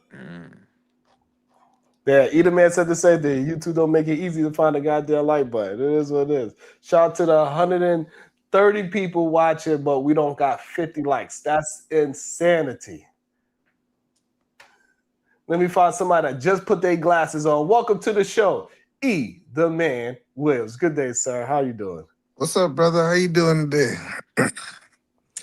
I'm good, man. I'm in good spirits. I'm chilling, having a good time. You know what I'm saying? See that I guy was vibing having up. a conversation about Dean and his degeneracy, and then, we're just talking about, We chatting, having a good time. Yeah, What's on your mind? you gotta go look for the like button. See, if YouTube don't want us to hit that like button, if they want us to hit the like button, they'll put it right down the live chat. Well, all you gotta do is just click it. They want you to go look for it. But Speaking of, I think I can do that. By the way, hold on. You know what? if you could put it on the Keep talking. live chat, I'm telling you, I think that'll make it a lot easy, but you gotta literally go exit out of the live chat to go back. And I think since Mm, it's out of sight, most people just like when they click in, they just lock in. You be up here cooking that they locked in on what you're saying. You ain't going looking for something. You trying to stay mm. in the conversation. So I don't think it's so much people like not quote unquote wanting to hit the light. It's just if you don't go look for it, you ain't gonna find it. So, and I heard you and Mun up here talking about some kumbaya, talking about you shouldn't whoop your kids. You know, I disagree with that. I did Uh, not say that. I did not but say that. I know you said that you gonna have a feeling inside of you. We said based on his heart, go tell him that when it's the right time for him to Wow. whoop. But No, nah, but Edelman, I like so, and this is a problem I have with like people who are in like these fields of study, right? I don't think that they, and this might sound arrogant, right? But I don't think that they do the right research and go deep enough and ask the right questions, right? Because they'll give you blanket advice that says you should not be, be physical with your kids under no circumstance because that's going to lead to bad outcomes, right? And I disagree with that because I think that the data that they're actually reviewing, it over the people who are overrepresented are not people like me who have a wonderful relationship with their kids, who are extremely affectionate with their kids, who are extremely balanced and talk to their kids so much, right? They're not mhm. taking into consideration when I choose to do that and I deem it necessary is responsibly, right? They're looking at the neurotic mother and father who just like whenever they mad, they whooping ass, right? Um and once you actually look into the research, you figure that out that, they giving you blanket advice. Like if they had to choose for the public to either whoop or not whoop their kids, that it makes sense to just say, you know what, steer away from whooping your kids, you know? So yeah. But I believe that I don't believe I should limit myself. I should have all of those tools at my disposal to use when I deem it necessary. That's what I believe. Yeah, I've never been for general parenting, but I'm starting to think that having boys versus having girls is different. I think men have to be disciplined. Like they have to be like in a lot of places it can be life or death, and I understand that. I've been saying this all the time that Sharon's a superhero. So, he got these perfect kids that don't do nothing. About to start learning Chinese and all this stuff, right? I get that, but it's certain things that if I tell you something, I need it to be executed. And it's not always that way. Some people think when I say that, I mean like everything I tell you, you got to execute like you're in the military. That's not what I'm saying. But certain Mm. things we have to have where you understand that there's some level, and you shouldn't have to continuously whoop your kids. I really think one whooping enough. I know some Dang. people don't agree with that, but I think once your kids know that it's a possibility it can go there because you ain't listening, they're like, yeah, I know daddy about at that level because they'll take you all the way to that level. Then they say, let me pull back. And I think kids continually they try to figure out where the line is at with their parents. And I just think So a for the line got to be people, there. this poll it works with the number. So if you put 1, 2, or 3, that's how you participate in the poll. So that's kind of interesting. So I think every kid needs at least one good whooping. And then after that whooping, they know that that's on the table. They typically try not to go past that line. But I know Sharon definitely disagree with that. Yeah. Yeah, I don't think that you should put your hands on your children. Life or death situations, okay, understandable. Everything gotta have some kind of line, right? But 98% of the time, I don't see a reason to put your hands on your kids. You need to learn how to communicate with them so they can understand what's going on, have a healthy back and forth, healthy communication. And that's what is going to build a different types of characters and teach them how to have um, conflict resolution. Because if you teach them that whooping their ass is one of the resolutions, you know, it could be a dangerous thing, in my opinion. Yeah, then I think we got to. I also think Mhm. it depends on where you grew up in the world too. Because Mm, me growing up in the South, I didn't see a world where whooping was not an option. Me moving to mm, the West Coast, I said, "Hey, this is a whole different environment." Like I remember going into middle school, I got jumped like day one. Like that was like, listen, it's like it's the first day of middle school that's I got jumped. crazy. Listen, but that like going into middle school in Georgia is almost like going to the prison system. It's like Mm, equivalent, right? It like uh-huh. you got to choose neighborhoods, you got to choose gangs, you just got to choose, or you got to fight if you're not willing to be a part of the system, right? That's just how Right. middle school is in Georgia. And so Hmm. that's kind of what I explain to people is that your environment, people don't understand is being able to change your kid's environment actually can change the rules of engagement too for your kids. And I Mm, didn't realize that until I moved to Washington. Hold up, mm. hold up, hold up, hold up, hold up. Let me get in this. Good day to Y'all you, about Too to go. Strong. What's good with you? What's your thoughts? I'm doing good. I'm just here to, hype things up, get a little energy up in here. All right, so let me play devil's advocate real quick. I'ma say you need to whoop your kids' ass. Cause sometimes Mm. they are some hard heads. And them hard heads make for soft behinds. All right, I so get that's a cool statement that people used to always run with back in the days. It's a lot of things people say back in the days. It just doesn't prove to be helpful in the real time. That hard head makes a soft ass. It's just not truthful in today's environment. You got to be able to work with intelligence. You need to have better communicational skills with your children. Spend time with them so you can understand why they are having this emotional breakdown in the first place, where you have to get so frustrated that you might have to whoop their ass. And I think that is more important than physically putting fear in your child. I'm not gonna lie to you. I used to run the streets, all right. So I can tell you firsthand, talking to some of these kids ain't gonna help at all. You can talk to them for days. You can tell them how bad your life was beforehand. It ain't gonna help them at Well, no, all. it But what depends is on gonna when. help them is whooping their ass. No, it depends That's on what's when gonna you help them. start That's gonna talking keep to them them. inside. This is what I So hold learned. It on, but depends too on. strong. Wait, before you go to eBay, have you ever got an ass whooping too strong? Have I?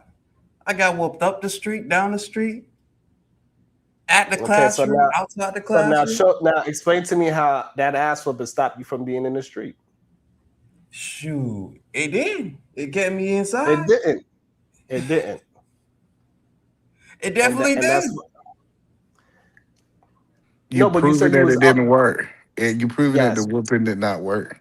No, that correct. this before the ass whooping. Right. See, Then you got your ass whooped, and then you kept on. Then you still kept running the street. Nah, I switched up. Bruh. After the ass whooping, I switched up. I was like, you know what? We don't believe you, nah. I don't need that.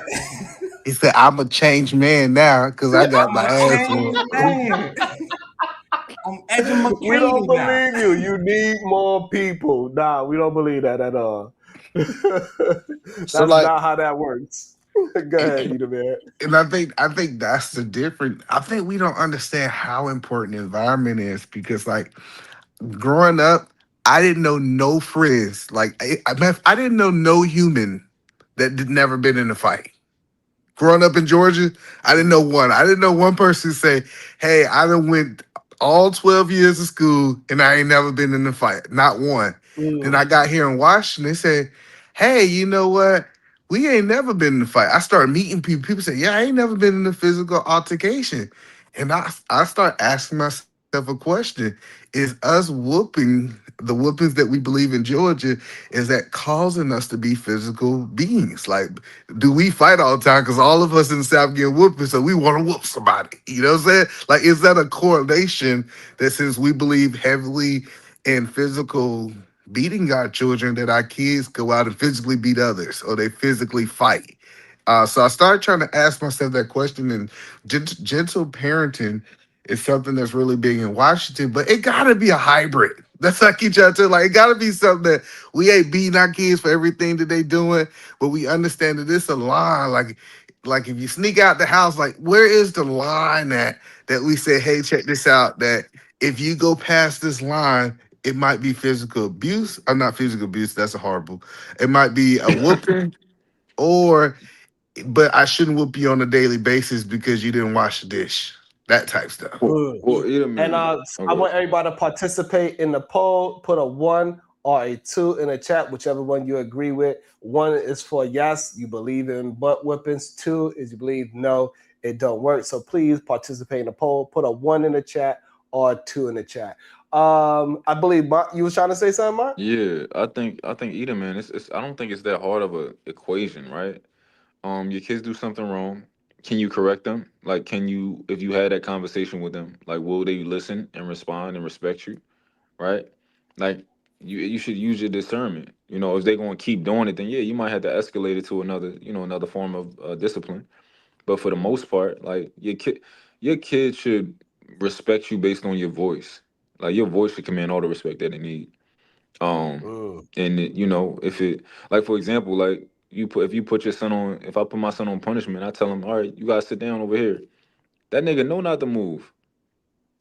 You know Or not to what? move. Because he know a whooping is possible. That's why he know Yeah. not to move. But no, the point that I'm making is, Hold I on, hold on. Hold on before you move that. Hey, Mark, do he know that a butt whooping is possible?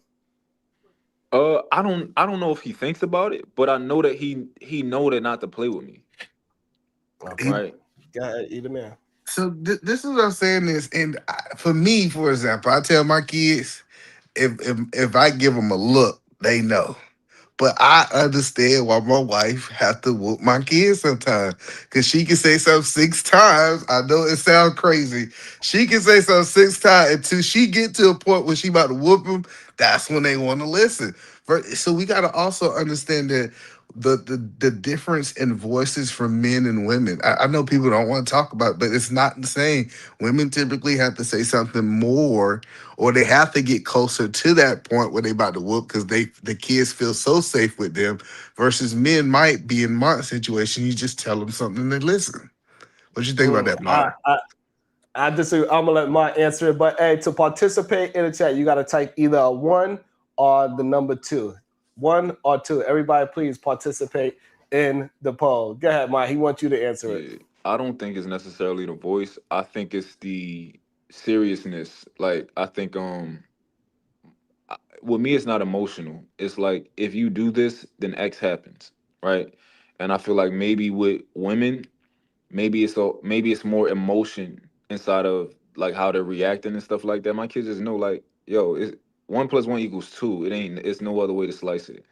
You know, I think that plays a big part because I know my sister deals with, like, she whoop her kids' ass. She yell at them, all that type of consistently yelling, and she whooped their ass. And them niggas is not good. They bad. Like, so it's like, it don't fix anything. But she'll call me like, yo, can you come talk to them? Because she know if I talk to them, it's, hey, it's a wrap. Yeah, and then you get to a point that I think is that a kid feel like they can't do no right. This is a Mm. horrible place for your kid to get.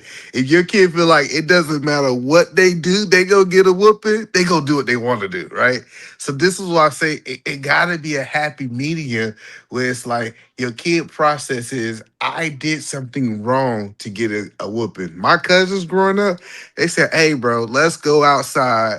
Let's stay out the 3, 4 o'clock in the morning because we getting a whooping tomorrow regardless. If we came back at the street lights, we get a whooping if we do what we want. And so I start learning from my cousins that you don't want your kids to feel like everything ends in a whooping, regardless if they even try to do right. That's a fact. I agree with And that. listen, I don't want people to be scared to just because we might see you because you got to drop out the class to press one or two. That is okay. Just type in one or two, whether you agree with a butt whipping or you disagree with a butt whipping. One is if you agree with butt whippings. Two, if you disagree with butt whippings. I Hey, listen. In my opinion, it doesn't work.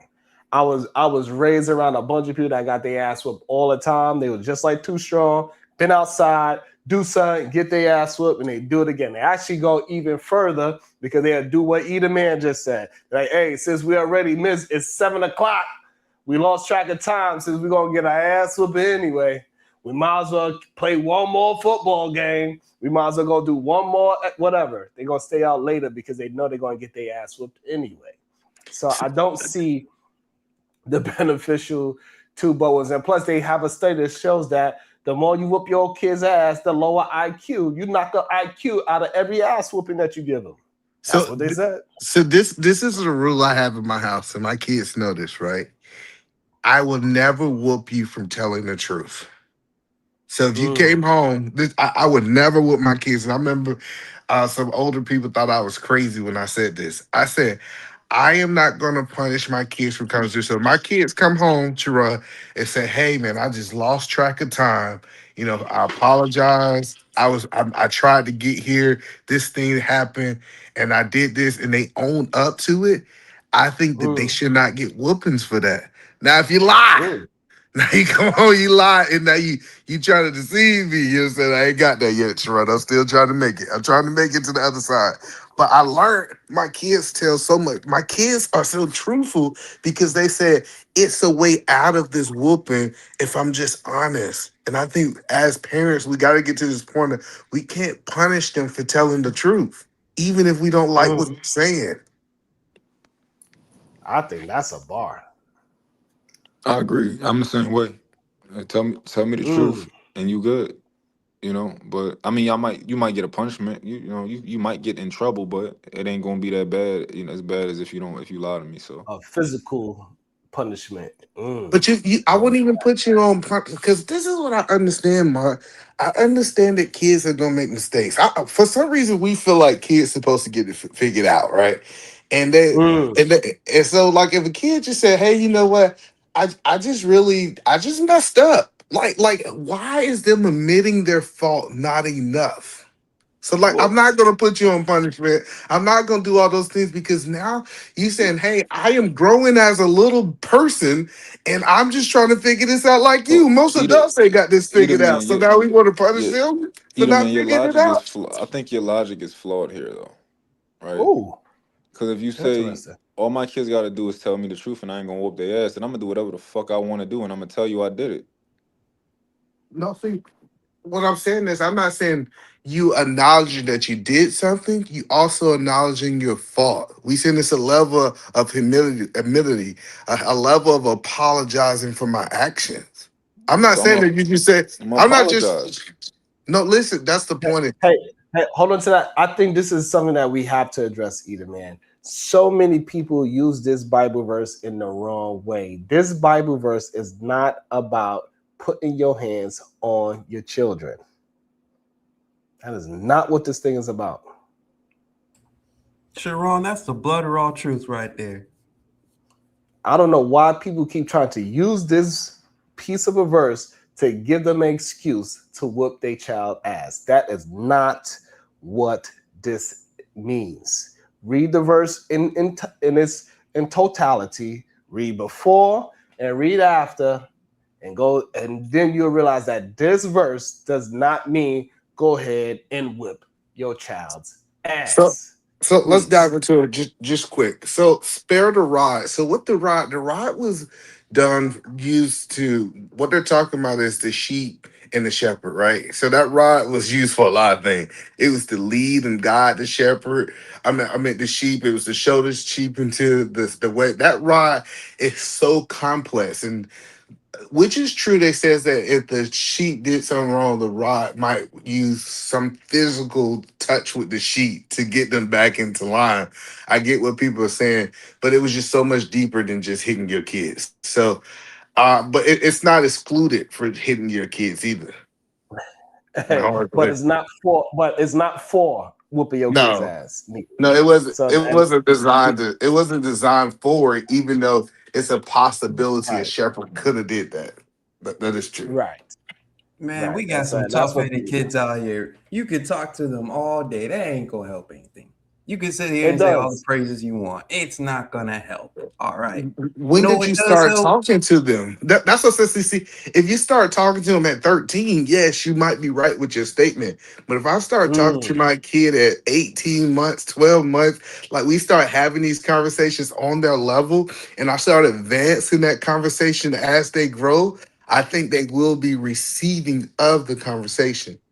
You gotta understand there are absolutely. some tough-headed kids. That ain't gonna help shit. 8 years old, 5 years old is not gonna help anything. Well, I mean, if that's your belief, we cannot argue your belief. However, facts and stats prove your commentary otherwise, right? It's scientifical facts of children that get their ass whooped. They are the ones that become more hard headed. They're the ones that's more difficult in life. They have less conflict resolution. They the ones that have an issue with putting hands on other people. That's just what science has proved. They are the ones. Majority of people that's in jail, they got their ass whooped. It is Because what they it the is. tough-headed ones. Narratives and dialogue, 1701 with the Father Eyes. Either man, stop projecting like the entire ATL school system is like prison or East Lake Meadows, Capitol Homes, Bankhead, etc. You reaching. Kwafi Nino. All right, so first of all, I don't know why he put Bankhead because Bankhead was one of the worst areas into the jail. Can you hear me still? Yeah, we get you. Yeah, so Bankhead, like if you talk about over there by Club Crucial, and you talk about what DC Young Fly was at, Bankhead was horrible. Just because they gentrified it and it's better now doesn't mean that like it wasn't bad. That's the first thing. But But no, that's what either man. I think that's what he was saying that those places hard, but don't act as if the entire ATL is moved. The entire Georgia is moving like those tough what? areas. Well, no, I think so. It's the fact that New York, right? So people say, well, Brooklyn ain't bad, then they start talking about Harlem, right? That's not really Brooklyn. You know what I'm saying? Like people talk about Atlanta, the West End, they'll talk about Atlanta. They say, well, you know, Stone Mountain ain't that bad. And I was like, Stone Mountain ain't Atlanta. Let's be clear, like, that's not Atlanta. If you from there, like, just because you close, like, you know what I mean? The outside Yeah, skirts of Atlanta's bad. I'm just telling you right now. I mean, Stone Mountain is Jamaica. Yeah. So that's the point that I'm making is it is places on the outer skirts that we would say, but typically if you understand zones in Atlanta, most of the zones are bad. Now you might have little valleys of peaks and places that might be not the norm, but most schools in Atlanta is bad, without a doubt. Okay, we need more people to participate in the chat. All you gotta do is put a 1 or a 2 in the chat to participate in the poll. We only got 6 votes. Y'all gotta do better, god damn it. And put some Too color. strong. Put some color in that chat also. Yes, get some color in the chat. That's what we need as well. That would be much appreciated. Salute to everybody that's been participating in the show. Thank y'all so much. It means a lot. We got to encourage other people to participate. Don't be afraid. We ain't going to bite unless that's what you like. But too strong. The issue is, and we're going to pass it to Nidus in a second. The issue is that you keep saying that those kids are hard-headed and that's why they got beat. But the issue is that they hard-headedness did not stop because of a beating. They kept on doing what they doing regardless of a beating. And that's the issue that I have with business. So it shows and proves that you need a different tactic other than an ass whooping. Nah, the ass whooping gonna work exactly for them kids. Listen here. Back in my days, hey, if you wanted to keep them girls inside, guess what you did? You gave them ass whooping. And guess what they did? Stay the behinds inside. I ain't going out to that party. My mama gonna beat me.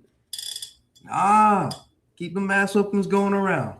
That's what's gonna No, keep that's them from the crazy. streets. No, I Sharon, it don't know worked for about me. that. Ass whoopings work for me. I mean, Damn, How, mine is woke already. how can you prove that ass whoopings work for you, Mike? because they kept me from doing things. It's like, yo, I won't do this because I'll get my ass whooped, so I'm gonna not do That that. My respectfully, that was you. That wasn't an ass whooping. No, No, I I think wanted to do the shit. yeah, I think it works for some people. Just like I think jail work for some people. But some Here's people say here's jail don't work for nobody. I know people who done went to jail and they ain't never going back.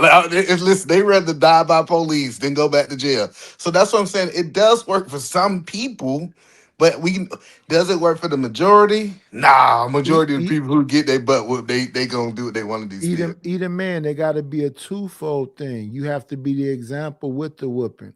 Don't whoop me and Mm, say do as I say and not as I do. No, you're showing me to be like you. But if you be the example and then you discipline me, then it makes sense. Yeah, like If if mm, if you're not the example of the thing you want me to be, no, you just whooping me. yeah, You're doing the thing you're telling me not to do and telling me don't do what I did. That's bad. Be the example of the thing you want me to be, then it looks a little bit more like love. It that's don't look like mm. facts. love when you're doing the thing that you're beating me for. Facts. Yeah, I agree That's with a that. bar. I seen somebody whoop That their was a kids for bar. smoking weed, and they smoke weed every day. How you gonna whoop your kid for smoking weed and you smoke weed every day? Mm. One of They need to the ask because pretty much what you telling your kids that you need to ask whooping too. most toxic thing you can tell a kid is do as I say and not as I do. And so, too strong. My question to you, since you think ass whoopings work, when do ass whoopings supposed to stop? Shoot, never. You can still That's get an ass crazy. whooping there when you 60. What you talking about? That's Okay, crazy. he'll come here whoop that behind. Wait, I wait, better wait. never hear him talk about But police brutality eat a man, ever in my life. eat a man. Let's stay right there. So somebody should still be whooping on you, whatever your name is, right? Too strong is his name. Too strong. Yeah, You too somebody, he, so too strong. Somebody should still be whooping on you. yeah, we need to whoop him right Don't now. You hear imagine how he up. talking? Don't imagine up, man. Let me say this. Let me say this. I think them whooping that whole whooping thing should stop very early. Very Mm, early. Once we get past the tapping somebody on the hand and we shouldn't be race car tracks, extension cords, switches. damn. No, Damn. that's abuse. So Mm, I'm saying probably about 10 years old. mm. You Tank, know the I can thing, you tell know it. the thing that held me back a lot too strong. I didn't want to disappoint my grandmother. I don't want to Ooh. disappoint my mama. Mm. Love That's is way another bar. stronger than whippings. Yeah, Ooh. Disappointment. Oh, that is a bar. Is disappointment stronger than the actual ass whooping? That is a really good question. Let me read this Cash App real quick. That is a really good question. When mask off, it reveals vulnerability and uncomfort. Bar. So we can start with Mont. First, we go Mont, Either Man, Too Strong, and then we welcome Happy in with the conversation. She could join in right then. So, is disappointment a stronger tool than an ass whooping starting with Mont? If I'm being honest, I don't think it is. I think it's a great Mm, tool, but I think for most children, that threat of I think children do need a healthy fear of their parents, right? mm, Sorry, somebody called me. Yeah, I think most children need a healthy fear of their parents. Um, so I think that comes with the threat of a potential ass whooping. mm. That's Either Man. not that's not what I meant by disappointment.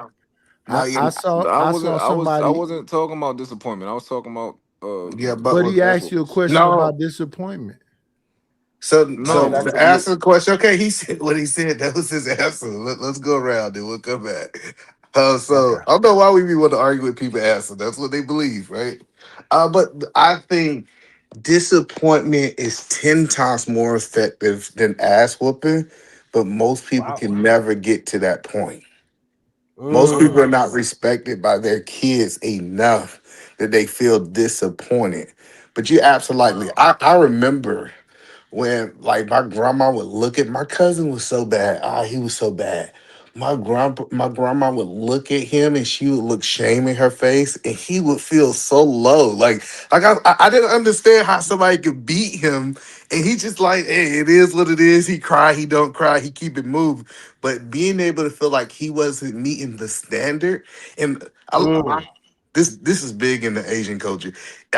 Like you did not meet it that is. standard. If you're not meeting the standard of the family, it's almost like a level of shame that makes you just want to meet that standard.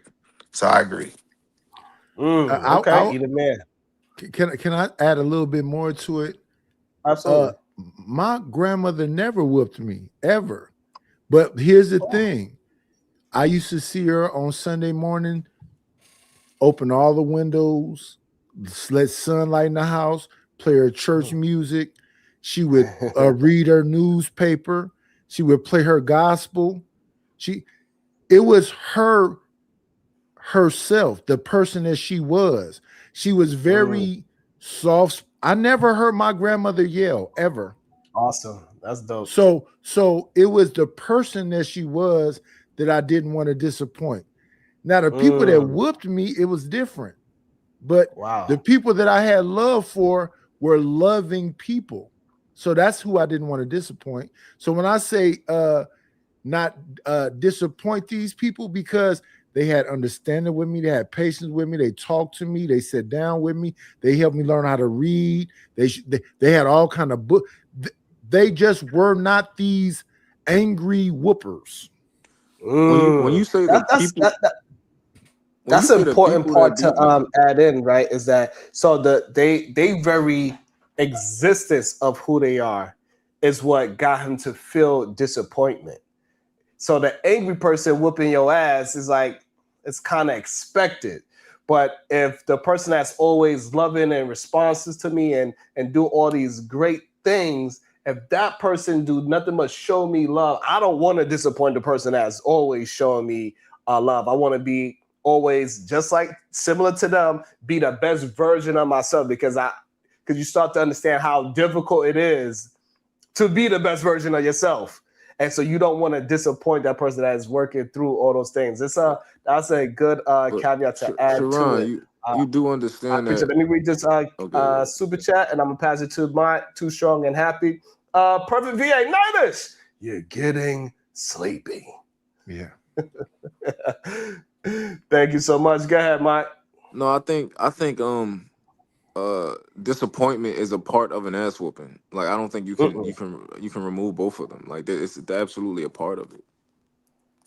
It comes I with do it. not agree. Everybody that's we want y'all to support the poll. Type a one in the chat or type the number 2 in the chat to be a part of the poll. I absolutely think that whoopings is out of anger. It don't have no disappointment in it, in my opinion. I'm pretty sure you can find at least one ass whooping that got disappointment in it. So nothing's 100%. However, the vast majority of ass whoopings is out of anger. It don't have no disappointment in it whatsoever, in my opinion. Mm. Yeah, I guess if we talking about those like bad parents, like yeah, Because I Mm. believe you should never whoop your kids angry. I Wow. agree. Yeah, I Like I agree. like if I'm frustrated or angry, I won't talk to them. I make sure that I'm rational because I don't want to go overboard. I don't want to be Mm. expressing my anger on you, right? I want you to Mm. understand that this is not something you're not getting in trouble because I'm angry. You get in trouble because it's your fault, like you did something. And so I Mm. think some people don't understand that from a parent point of view. Okay. Too strong. Do you think disappointment is a stronger tool than an ass whooping? Let me just say, all that sentimental bullshit ain't gonna help these kids out here. All right, these street kids is not gonna help them. They don't care about that emotional feeling. Man, you can throw that in the garbage. Let me tell you something. All right, back in my days when I was running the streets, these kids had some of the best parents in the world. I'm talking about the kindest, sweetest, most loving, most caring. They'll do anything in the world for their kids. These kids were bad as hell. Ass whooping is definitely the way because that's what kept they behind inside. So now with that being said, too strong. Do you believe majority of kids that come from a what you said that kind of household two parents, they doing everything, they bend over backwards for their child. Are you saying majority of those children are going to turn out being running the streets? Tough-headed. Yeah. Yeah, if you got a tough-headed one, you better keep that belt to their behind. No, you must no. I said the majority of those parents that you just described. Do you think majority of those parents are going to have children that's going to go outside and be disrespectful and run the streets? Well, I mean, it doesn't really matter about the parents. It's all about the kid. That's the whole But you thing still got about to it. Because answer. you can have great parents, but that doesn't mean that your kid's going to turn out to be great.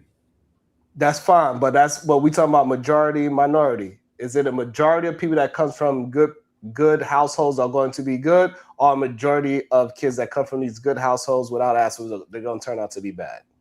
Hey, I gotta say it depends, my brother. I can't say one or the other. I understand it depends, but still, the scale got to lean towards one of the directions.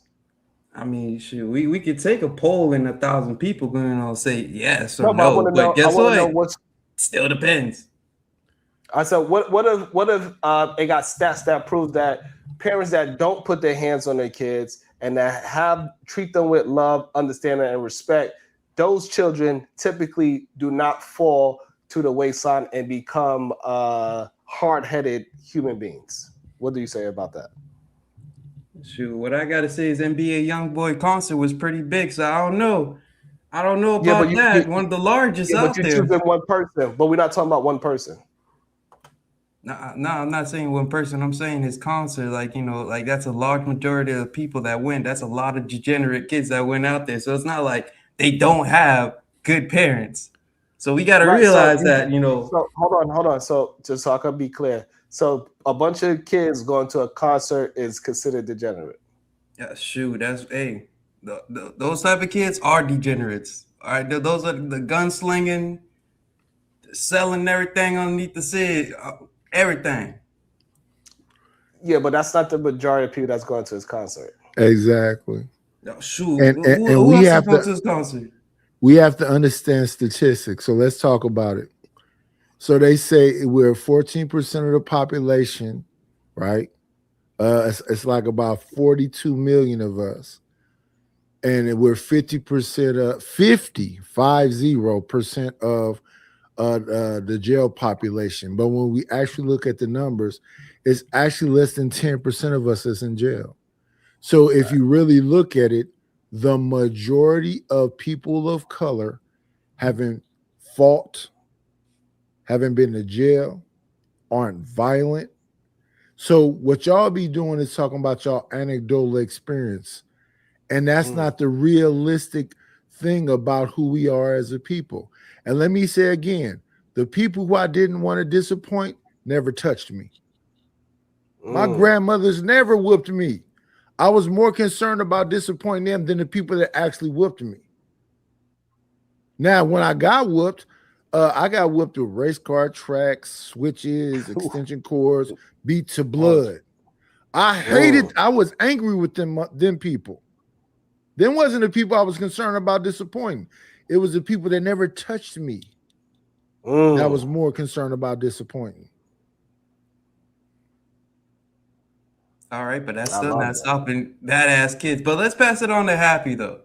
I want to hear from Happy. Happy had Josh. She got a phone call, but no. The issue is that like we could easily point out a single person that it didn't help. But when we talk about the totality, we have more laws that is restricting parents from putting their hands on children. Right.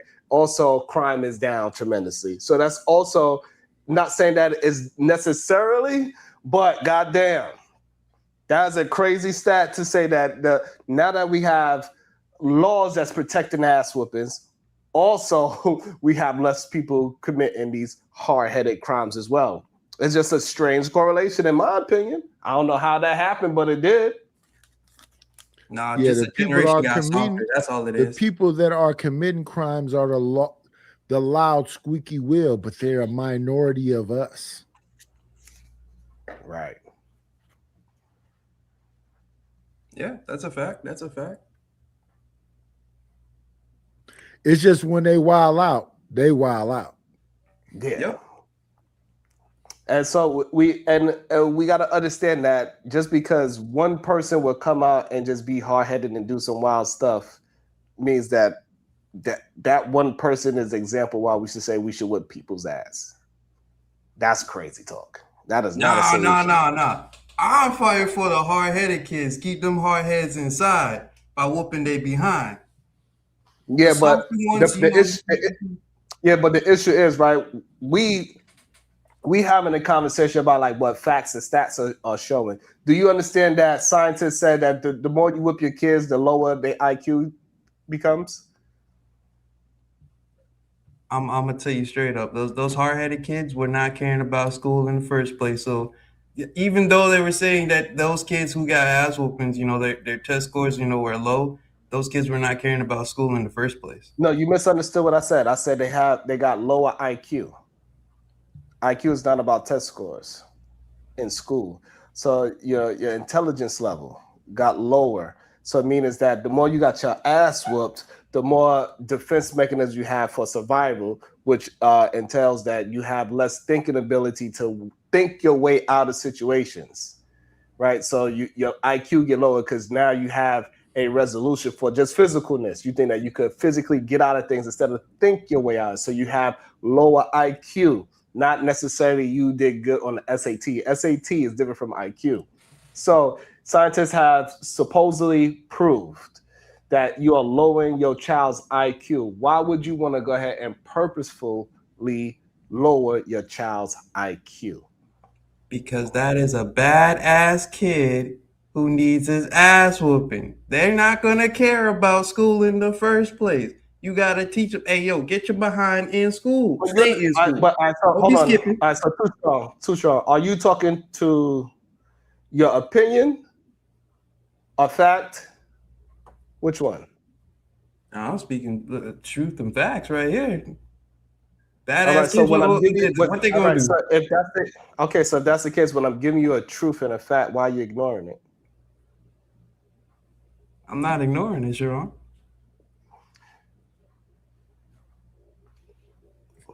It's crazy. I clearly just said me as an anecdotal experience, and every study that's out here saying that the more loving you are to a child, the more patient you are to a child, the more you are the example of what you want your child to be. They learn better from that than you beating them. What Those you are good what kids. you do what you do when you beat them is teach them violence.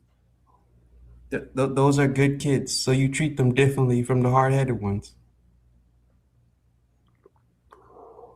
You can't treat everything the same way and think you're gonna get the same result. But that's not what we. So hold on. So you think communicating with somebody is treating everybody the What you same? talking? Yeah. I Can you believe hear us? everybody should have the same chance, though. You can hear us, Edelman? You can hear me?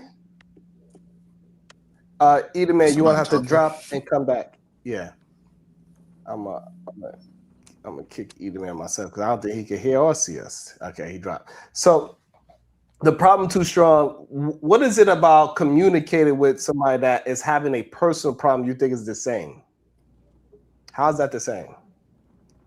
Well, it's not that it's not the same. It's just that different people take different things, you know?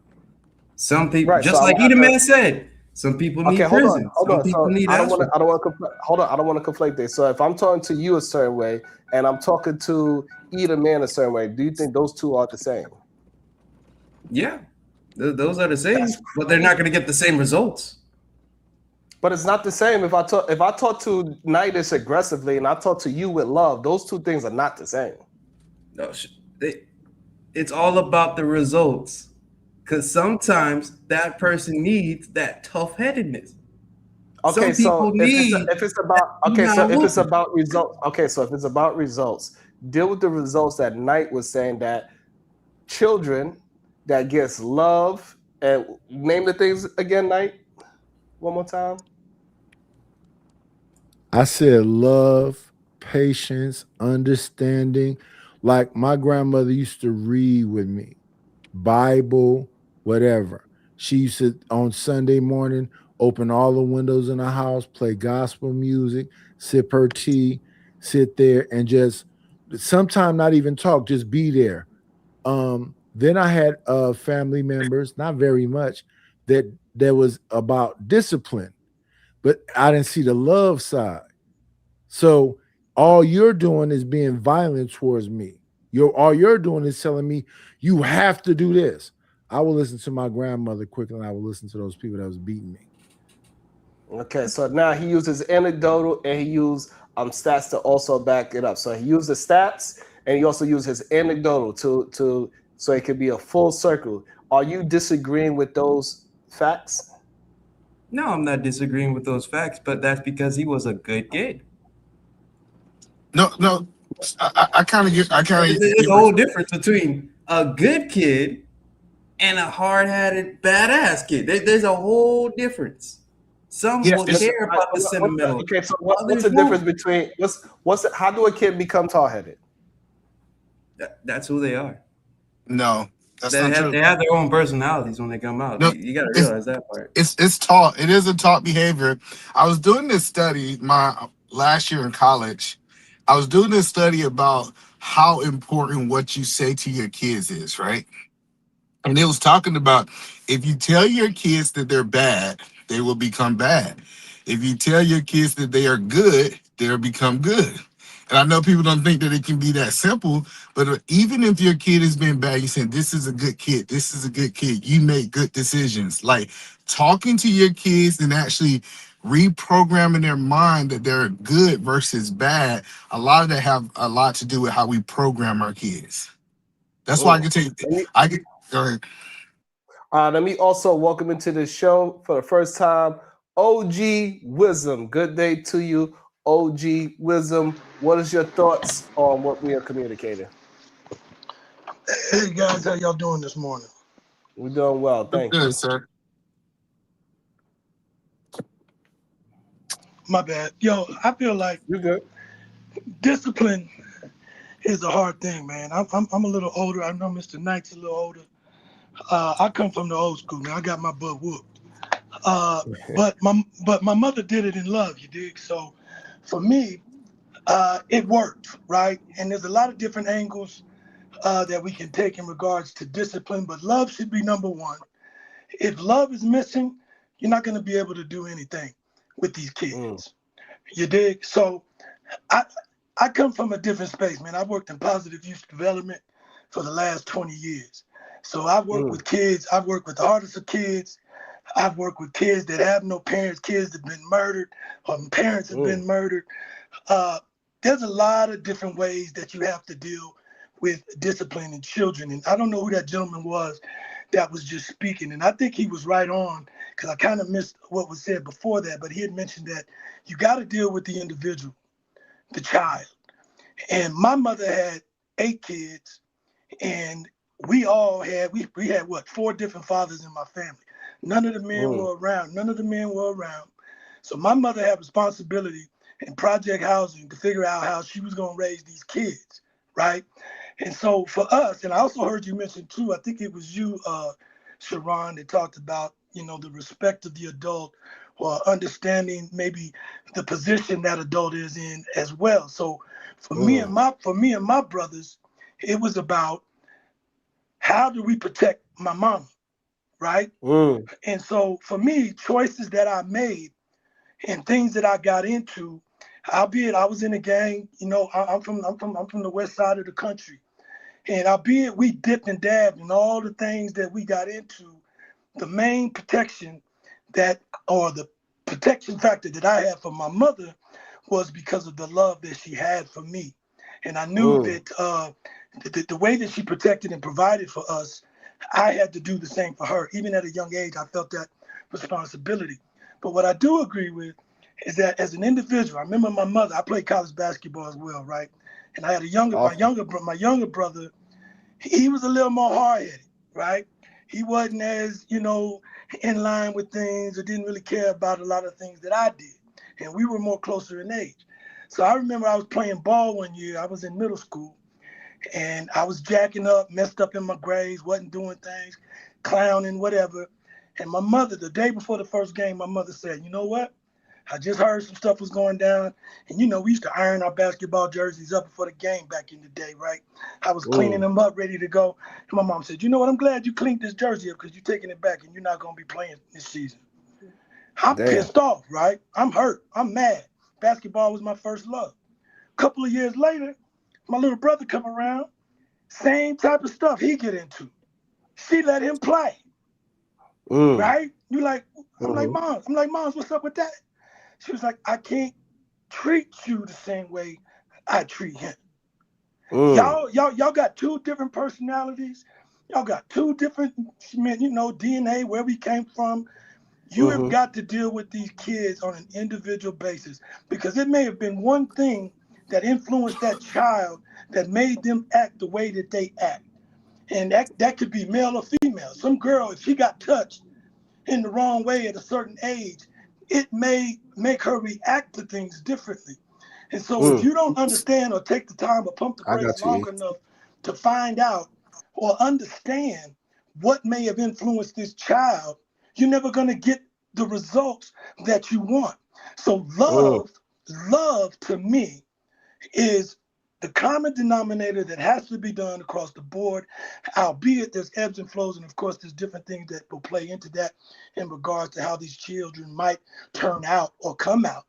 But man, I've even seen it with older kids that I've mentored, man. I run into young cats and they like, yo, Mr. Chuck, what's up, man? Man, I ain't seen you in years. And these kids were locked up, about to do big time. And they're like, yo, man, just you loving on me and taking that time to spend with me that I didn't get, man, it changed the way I decided to live the rest of my life. And so for me, with my kids, I've got kids now and my kids are grown. And one of the things that I did with my kids was I didn't want to have to whoop them like I got whooped because I got my I got my butt whooped a lot. I'm talking about out in public, down the street. I got a broom broken on my back before from my mother. And I know she was only trying to protect us, but she didn't know. She was trying to do the best she could to keep us from dying or going to jail. And so when you understand what these losses could mean for a child, some of these parents or single parents, mothers in particular, they have to try any and everything to protect that child. And I know that's what my mother did to me. And for us, it's just that she had to learn how to deal with us as individuals because we were not going to do everything. I wasn't going to do the same thing my older brother did. And my sisters, they were a little different, And so, I think you got to take all of this on an individual basis. And you got to know your child and you got to know your kids. I didn't have to whoop my kids. Why? Because they love me and they respect me. I gave my son 2 whoopings his whole life. I gave my daughter a whooping once. And the only thing I told her is that I got a responsibility. And I know you guys were talking about the rod, spare the rod, spoil the child. I was the one that posted that comment. And the guy was right about the sheep and all of that and how that plays. I'm just saying that there's some people that just refuse to use that as an option. And I think that's not right because your child may need it.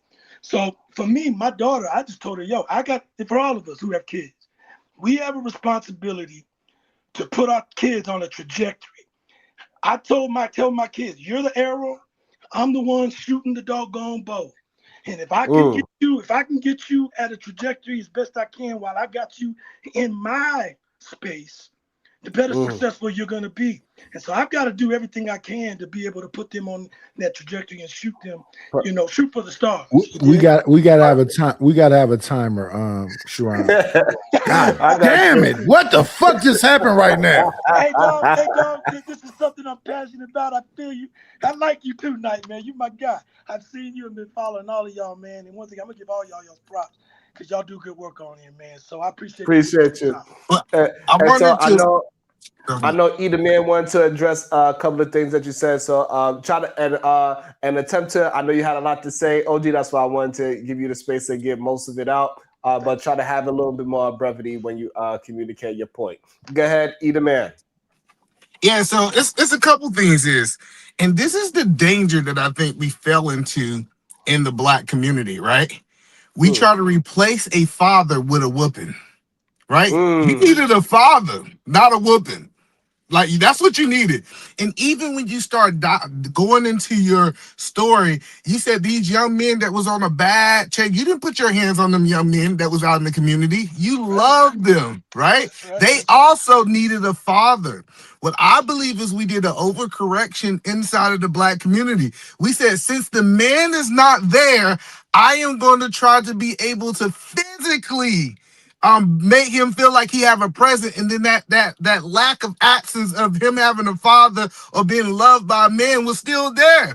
That's why in people's stories they still said, I still joined the gang, I still did all these things, is because the whooping in Sharon Point didn't fix the problem. What it did is it just buried the problem that you didn't, that most men don't want to talk about, not having the father that they needed, and they felt like something was missing. So I agree with you. I do think that it needs to be on the table, but it should be something in your arsenal that you should barely use, if used at any. So I do agree that it should be on the table. Facts. Yeah, but Go if ahead, you Knight. Go ahead, Knight.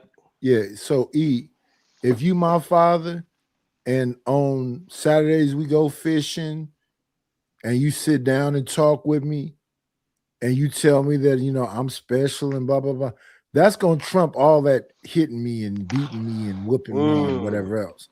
I'm not gonna want to let you down, because the patience, the understanding, the love from my older man with me, that's what makes a difference. So in my life, that person was my little brother father. My little brother father used to sit down with me, talk to me, tell me whatever else, blah blah blah. My actual father was a little bit of a player, you know what I'm saying? He wasn't around that much. But my little brother father used to always hang out with us. So I didn't want to disappoint him. I didn't want to disappoint my grandmothers. And all of that had nothing to do with getting whooped or beat. Now, was I on the street? Yes. Did I do some whatever? Yeah, because that's just you going through rites of passage, trying to figure out who you are. But while I was doing those things, I always remember what Charles said to me, my little brother father. I always remember what my grandmother said to me. I knew I wasn't going to go too far with this, that, or the other, because they patience, they understanding, they loving, they compassion. Yeah, I think that trumps any whooping. I agree. Wow. I agree. So and I think that's what men need to have a conversation. This is a dope conversation. Hey, we understand that the reason these kids are acting out is not because they need more whoopings. We done gave them enough whoopings. What they need is us to be present. And this is where I start thinking that people, I remember I was having this conversation. I got a lot of pushback here in Washington. I start mentoring young men that's not my kids. And it's like, that's not your response. And other men was mad about it. Like, why you spending time with my son? Because you ain't. That's why I spend a whole bunch of time with your son. But that's neither here nor there. But I started doing these things, and I was getting all these pushbacks. And then I do think that the son might have went overboard, because he was saying that he'd rather be with me than his father. And I wasn't trying to replace his father. That's not what I was trying to do, right? But we need to get to this point, as we say, when are we gonna start loving our young men again? Because if we can start loving our young men again, I believe the majority of things that we complain about in our community, from my perspective, can be alleviated. And I know it's outliers. It's people like Nightdish gonna need a whooping every now and then. I know it's some people, but it should be a rare thing. It shouldn't be a daily thing. Facts.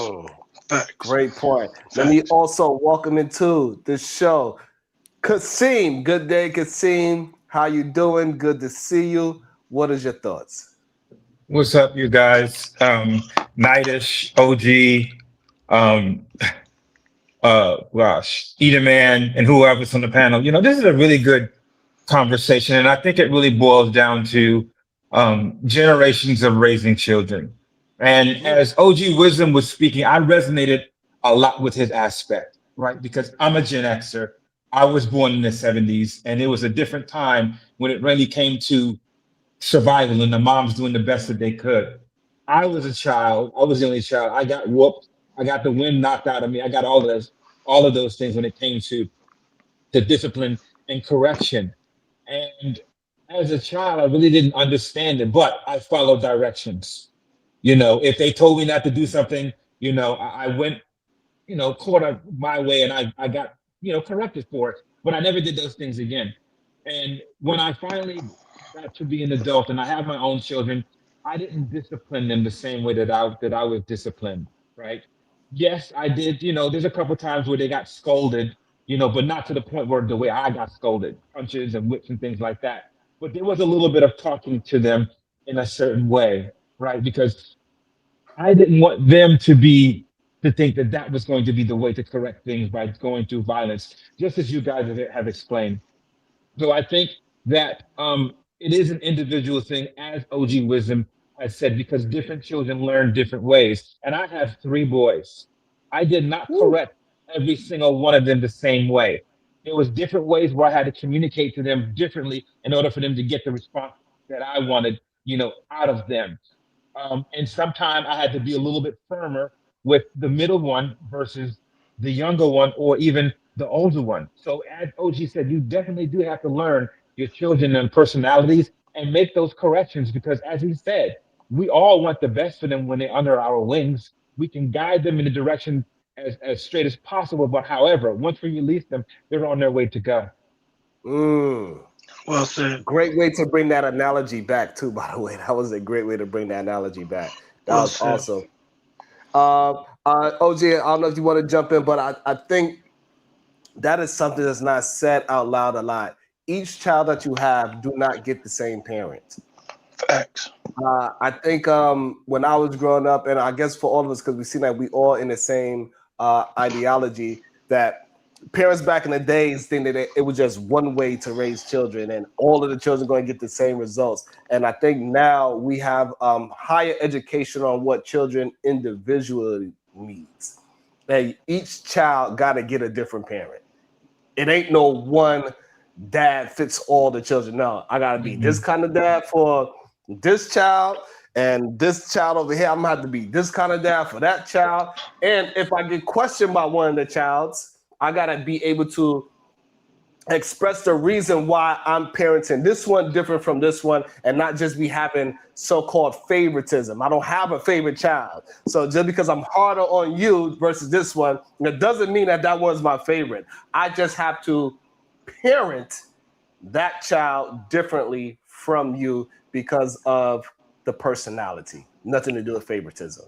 Nah, I think it's definitely favorite kids. Y'all can say what y'all want to say. I know my sister was the favorite. I'll give it. Yeah, I think you're right. It does happen. And even as your kids get older, there's some that, kind of stay closer to home or come back around. And there's some kids that, want to go out there and do their thing and live their life and bump their head and figure things out. And that's okay too. And I think it ends up coming out in the wash, right? Because, like with my mother, she didn't know in the midst of the chaos and the being broke and not having food and all the stuff that she was concerned about in raising all these kids, how we were going to turn out. All she saw was my friends, my buddies getting arrested and folks getting killed and stuff that was happening around us that she didn't want for me, right? And so what you hope and what we don't know and what is not guaranteed is how that child will end up turning out, right? And that could be related to a lot of different things, right?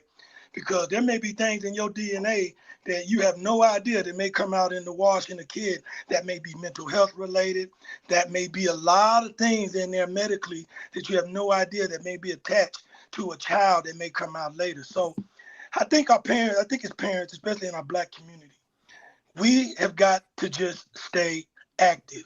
We've got to stay engaged, because if we don't, we're going to end up at the end of the day going, wow, I wish I would have did this different. I wish I would have did something. But some folks ain't doing nothing. And all they doing is whooping. And that's a problem. And that's why I say love has got to be the common denominator, because at the end of the day, your kids are going to let you know exactly how you handle them when they get older. You know what, OG? That's a fact. That's a fact. I remember the first time that I realized that there was a difference. When my grandmother was alive, I was I think this was before I had my kids, and I was over at my grandmother's house, and grandma was in the kitchen and she was cooking. And then my little nieces and nephews came in there, right? And they had a little slick mouth and they was talking back to grandma. So I'm looking back. So I'm covering my face because I'm Right, thinking, right. you know what I'm saying? Like the pan was gonna come to, I'm back up and nothing happened. And I'm like, Grandma, why you let him get away with it? If that was me, I'd have been them on the floor. And she was like, you know, I can't raise them the way that I raised you, Kasim.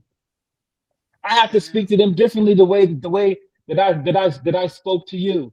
Because we understood that you know we can't always, you know, do things and stuff like that with these younger nieces. And it But but in you the know what beginning I that didn't but understand it, but as I kind of went on, I kind of got it, and that was a springboard for me to be like, hey, like you know what, I have to raise my kids in a particular way to get the best results. and can see it's one thing that we don't talk about. Some of the parents realized that what they did was not right. It was Facts, wrong. Yeah, It facts, they was was wrong. wrong. So facts. a lot of Right, times when they say, "Hey, I can't do what I did with you because I was wrong. I'm just right, too prideful to tell you that I right, shouldn't be beating you like I was beating you." right. That's what it is. Oh, So that's why grandma. they don't beat their grandkids. It's because it's Facts. not that y'all different. Everybody think y'all so different. They said, "Man, nah, you know what? I was wrong." But I'm gonna correct it now. I'm not gonna keep doing wrong, but I'm gonna be too prideful to say I was wrong when you was growing up. I I like think that. grandma was too old and she had the strength no more. The follow through No, didn't go no, all the way that way. no. She understood she was wrong the way she did you, and she not gonna continue to do the same thing. But you remember, if I'd Oh have yeah. did Mm. this, so you wanted to be wrong too. You wanted to say, wait a minute, I used to get my tail tapped coming in this kitchen acting wild. No, it's just and a lot of people had that issue with their grandparents. They say, now if that would have been me, but why y'all can't let her have that growth? And you had the same growth. We didn't deserve a lot of that stuff that we went through. We went through it. That's true. But them older people now is saying, you know, like I remember going to my great grandmother's house on my father's side, and I used to mess with her organ. She had an organ in the living room. And my father was like, Mhm. Mm. don't touch that. And she would come down and say, let that boy play with that organ. Mm. Leave him alone. All right. And what he's thinking about, when I used to try to mess with it, I used to get a whoop about. She's older now. She's more mature now. She understands that if you have a curiosity, let him have his curiosity. He might be a musician. Facts, Mm. A lot of facts, Young. adults will destroy your dreams. Maybe you want facts, to play the Woo! organ. Maybe you facts. want to play the guitar. Maybe you want to play drums. Maybe you want to sing. A lot of them older people say you can't sing. And them older people say that was not a good thing. I stop. Facts, Mm. I stop you from living your dream. That's what facts, when you get older, you get better. facts. And you know what? That's right on time, Night. And one thing I want to connect. I know y'all talk about a lot of different subjects on here. A lot of y'all cross promote on y'all's different YouTube channels. I try to drop in and peep y'all. And a lot of stuff we talking about with women, men, and masculinity, and women, trying to take all this stuff conversations y'all have. Something we gotta understand is that we fighting against each other for no reason. And what we need to understand is this: historically, as Black folks coming out of slavery, we're doing the best we can with what we have, and we're not that too far away from the '60s. All right, having voting rights and everything else. And so we got to understand that we're on this timeline of maturation as a culture, as a Black community, right? And so we Mm. had parents that were doing things back in my mama's days where it was just expected that you was gonna be molested by some nigga in your family. You dig? This Goddamn. shit, this stuff was just going down. So what has happened is, and I think that what has kind of maybe hurt us in a way and has helped, is that some folks have gone to the extreme where they say, you know what, I ain't giving no whoopings, and I'm not gonna do none of this. But we gotta chew the meat and spit out the bones in regards to how we live in life and how we're making choices. We can't just assume that one way is the only way and that it's my way or the highway. We've got to be able to understand context in regards to our past and history, and maybe how that could be affecting us now and in the future. So, OG, let me ask you this. Um, I speak to a lot of young kids out here. You know, the little youngest that's running around here. They're in their 20s and stuff like that, and they sort of kind of look up to me because I got a little bit of stuff going on, and I try to do the right thing. Um, do you think that there's a way that we communicate to the younger generation that can really make a difference in their lives to where they're not looking at us with bitterness and resentment and not faulting us for how they are? What three ways would you communicate with them in order to get them to realize that there are better ways to do things? First of all, young people see through the bullshit. So if you're dealing with any young person, just understand that whatever you coming at them with, they're gonna be seeing through your bullshit. So you gotta come up, you gotta show up and be authentic. The second thing is that you gotta admit where those things were wrong. So it's like, for me, I same with you. I talk with young people every day. I talk with I've been doing it for years, conferences, all that. And the biggest thing the young people want to hear is us say, you know what? I did some of this same crust stuff and it was wrong. I learned that the hard way that this wasn't the right way. So a lot of times it's just meeting these young people where they at. That's all they want. They want somebody to meet them where they at, love them where they at, and walk alongside them where they're going. Why would you think? Why would you think there was a disconnect in that in our generation, Xers? Why do you think we have a difficult time doing that? In regards as children or for younger people? For us as adults, communicating in that way, humbling ourselves and saying, "Hey, man, you know what? I was out there in them streets too. I did the same thing that you did," and admitting that it was wrong. Why do you think that we have a hard time enunciating or saying that would make that connection even harder or firmer? Pause. When it comes to them knowing exactly what it is that we want them to do. If we're meeting them where they're at, we've got to put pride to the side, right? Pride comes before the fall. And there's some 40, 50, 60-year-old folks walking around with pride, not willing to admit or accept what has been poured into them and has affected them and has impacted not only their lives, but maybe others' lives. And so, it's something that we've got to look in the mirror and say, what do I really want my impact to be on someone else's life or a young person's life?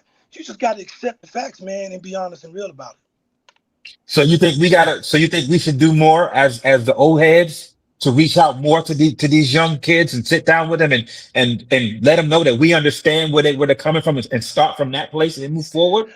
Absolutely. And one of the best ways to do it, and this is something interesting, and as y'all getting older, I know some of y'all aren't here as old as you, my man, and Knight and some of us, but some of you older younger guys or younger Gen X guys, is I've been a mentoring as well forever, right? And so it's always been this idea that I'm going to help these young cats out. But now that you're getting older and these young people in the world is changing with technology and everything else, and what I have delved myself and put myself in position to do is to allow young people to mentor me, right? So you want to empower young people. You don't want them to think that, I got all the answers and you're going to end up running into a wall because I done been it, seen it, done it. We got to allow young people to understand that they also bring value to the table, right? And so there are things that they bring to the table that they can teach me. And so for me, where I start is, how can I motivate or inspire this kid or this child to feel like they can give me something back, and this can be a reciprocal relationship. OG Wisdom, do you mind if I ask you a question, brother? Yes, sir. How old are you? 59. 59. Okay, I'm 56. I'm 55. I think the most important thing we can do is be there. Actively be there and be consistent, right? And not do the things that our parents did. So this is the importance of understanding. Like, so I'm a Gen Xer, right? So my mother is a boomer. My father's a silent generation. Silent generation people didn't even have toys. They didn't even have society. My father had to work when he was 10. It Damn. wasn't no work hours, and it wasn't no Vacation time. minimum wage and nothing else. He had to work Mhm. from what you call can't to can't. So he had Mm. before the light came out. It was dark when he went to work, and it was dark when he came from work. And he was in a house where they had an outhouse. Yes, sir. Damn. They didn't have plumbing. Right. So what they did with my mother generation, which is the boomers, the boomer was the most pampered generation because the silent generation wanted to take care of the boomers. They didn't want to make them go through the things they went through. So it was a little bit pampered. So here's Gen Xers. Gen Xers was the latchkey kids. True. We came home with no parents at home. We was alone a lot of the time, right? So I think what we can do as Gen Xers is be there, be patient, be understanding, and like you said, understand, actually listen to these young people. Because this is what they have done now that we have social media. They have clips of these generations. So they have a 15-minute clip to tell you what the silent generation was. They have a 15-minute clip to tell you what the boomers are. They have a 15-minute clip. So this is what I know about the 15-minute clip of what I'm supposed to be, which is a Gen Xer. We supposed to be the ones who had baby mamas. We supposed to be the ones that was the drug dealers. We were supposed to be the ones. So this is what I do when I meet younger people, the millennials and whatever else. I apologize to them for the drug dealing stuff. I apologize to them for the baby mama stuff.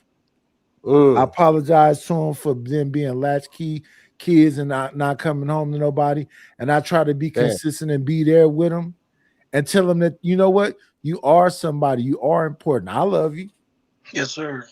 Yes, I'm sir. patient with you. I'm willing to have a conversation with you. I'm not willing to dismiss what you have to say. That's Ooh, facts. That's hard. good stuff. A That's lot good of young stuff. men need to be heard. That's one of the main things that I learned with these players, that is a lot of young brothers that have never been heard before, and that's why they have so much to say when they believe that they misunderstood, because they just trying to say everything that they ever thought of in one sitting. Right? They don't even want to take a breath because they're scared they pass the mic that will never come back to them. They're not going to be heard. So yeah, I agree with that. Night being heard is a very important part of being a man and developing your masculinity. That understanding when you talk, somebody's going to hear you. Make sure y'all hitting that like and the share. But if you ain't never support the show before, this is one of the shows you should be supporting. Go ahead, because if I see you have a thought, go ahead. No, but I also want to make sure it's make a point that, you know, that the men have to demonstrate some certain things in a positive, favorable way. They have to see certain elements in what you do and certain consistency that might line up before you just go on ahead and start giving advice. Because before they take your advice, they listening, they watching you, right? It's like, yeah, you know, this guy, he's moving this way, he's moving that way. He's got some favorable. Okay, all right, so I'm gonna listen to what this guy, you know, says. And I think it's truly beneficial for men to be able to demonstrate certain qualities effectively, consistently, so that therefore when they give that advice sticks. In my profession, like next month, I got about 30 performance reviews that I have to do for people to evaluate whether they get raises, whether they go in certain departments and things like that. So it's a lot of responsibility. And one of the things that I have learned through all these classes that he put me through is to listen, like a lot. I spend a lot of my time with the staff here, listening to their thought process, how they come to certain conclusions, and what plan they have in order to make this thing come into fruition. And then I kind of give my little insight as far as what I think, you know, would be a good roadmap for them, and then how they should execute it. So, as you said before, Nidus and OG, it really has to do a lot with listening and sharing your vulnerabilities. They know that I'm not perfect. They know that I make mistakes, and I let them know that. Like, hey, like, you know, sorry, my bad, I dropped the ball on that. I'll send the email out to everybody, let them know, like, listen, this is my fault. You know, I'm going to go ahead and make the correction in order to be a better individual. And I think they respect you for that. So just by, as you said, Nidus, admitting the wrongs that you did, you know, saying, hey, I'm human, I made some mistakes, and this is how I would do better. That could have a really, really profound effect. on the mentality and the psyche of these individuals to let them know that, hey, he's just like me. That's why I started Ooh. off saying being there, knowing that Mm. you're a pillar. You know, a lot of people we talking about being an oak. Well, an oak is solid, it's rigid, it'll snap in a storm. I'm talking about being a palm, being able to move with the storm, but being there. Solid roots, being there, they know they can. Uncle is over there. We can go holler at Uncle. Uncle gonna be over there. I'm gonna always be right over there. And then, like you said, being that example and not wavering, being consistent, and having Good solid stuff. information. And more important than any of all of that, letting them understand, no, I love you. I'm not here to discourage you, disappoint you, say you lesser than. You're growing and becoming what you are going to be. I want you to be greater than me. Facts. Facts. And you know what's interesting? I just want to share one more thing, man. And it's, if we're talking about parents, right? Dads or fathers, their role. And as we're talking about those of us who have poured in to the youth of our communities, brothers, those of you that are committed to that and understand what that commitment is and sort of what the outcomes of that can be, negative and positive, you got to protect yourself. You know what I'm saying? Because a lot of times, those of us, a lot of brothers out here, like you said, a lot of us are feeling and standing in the gap for young men whose pops has just decided I'm not going to be there and don't care to be there. Or they got or they got mothers who just don't want to put in that extra work or extra time or get extra education in how to raise their boys. And so I'm going to get blame on both sides now. But for us brothers and for us men and for those of you that are out there, if you hear this, understand you can only do so much, because if you're only pouring into someone else and nobody's pouring into you, you're not gonna have enough to go around. And so one of the things that I ran into personally, even with some of my own family, my nephews, Unc has always been there for everybody. Call Unc. Unc is there. What you need? You need advice. You need money. Whatever. Call Unc. COVID hit. Everything got crazy. Mental health got crazy. My mental health got crazy. And so as I started seeing these young cats that I had poured into over the years, a lot of them were like coming around because they were dealing with their own stuff. But I didn't have the capacity to give to them in those moments. But it also showed me a lot of who they were and who they became. And did any of this stuff stick that I poured into them about? Because I had some of these young cats cuss me out, man, in the text because I didn't respond quick enough, right? And so I had to get into business of cutting folk off, because guess what? This has got to be reciprocal. Because if I poured into you and I've loved on you and you don't understand that me as a man, yeah, you may think I got it all figured out, but guess what? I might need something too, which is why I say that mentor thing, that reverse mentorship thing is very important, because they do have something that they can give to us. I like that perspective. That's a very important part.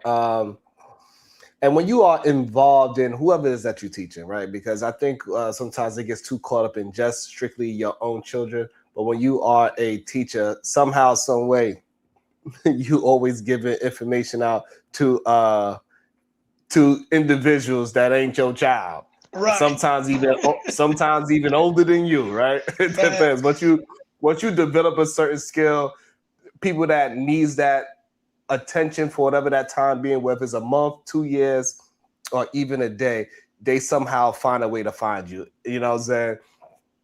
And it's very important that they are able to communicate back to you and teach you something as well, because they feel appreciated as well. So if my kid want to come and show me how to draw an elephant, it doesn't even matter if I actually know how to draw the elephant or not.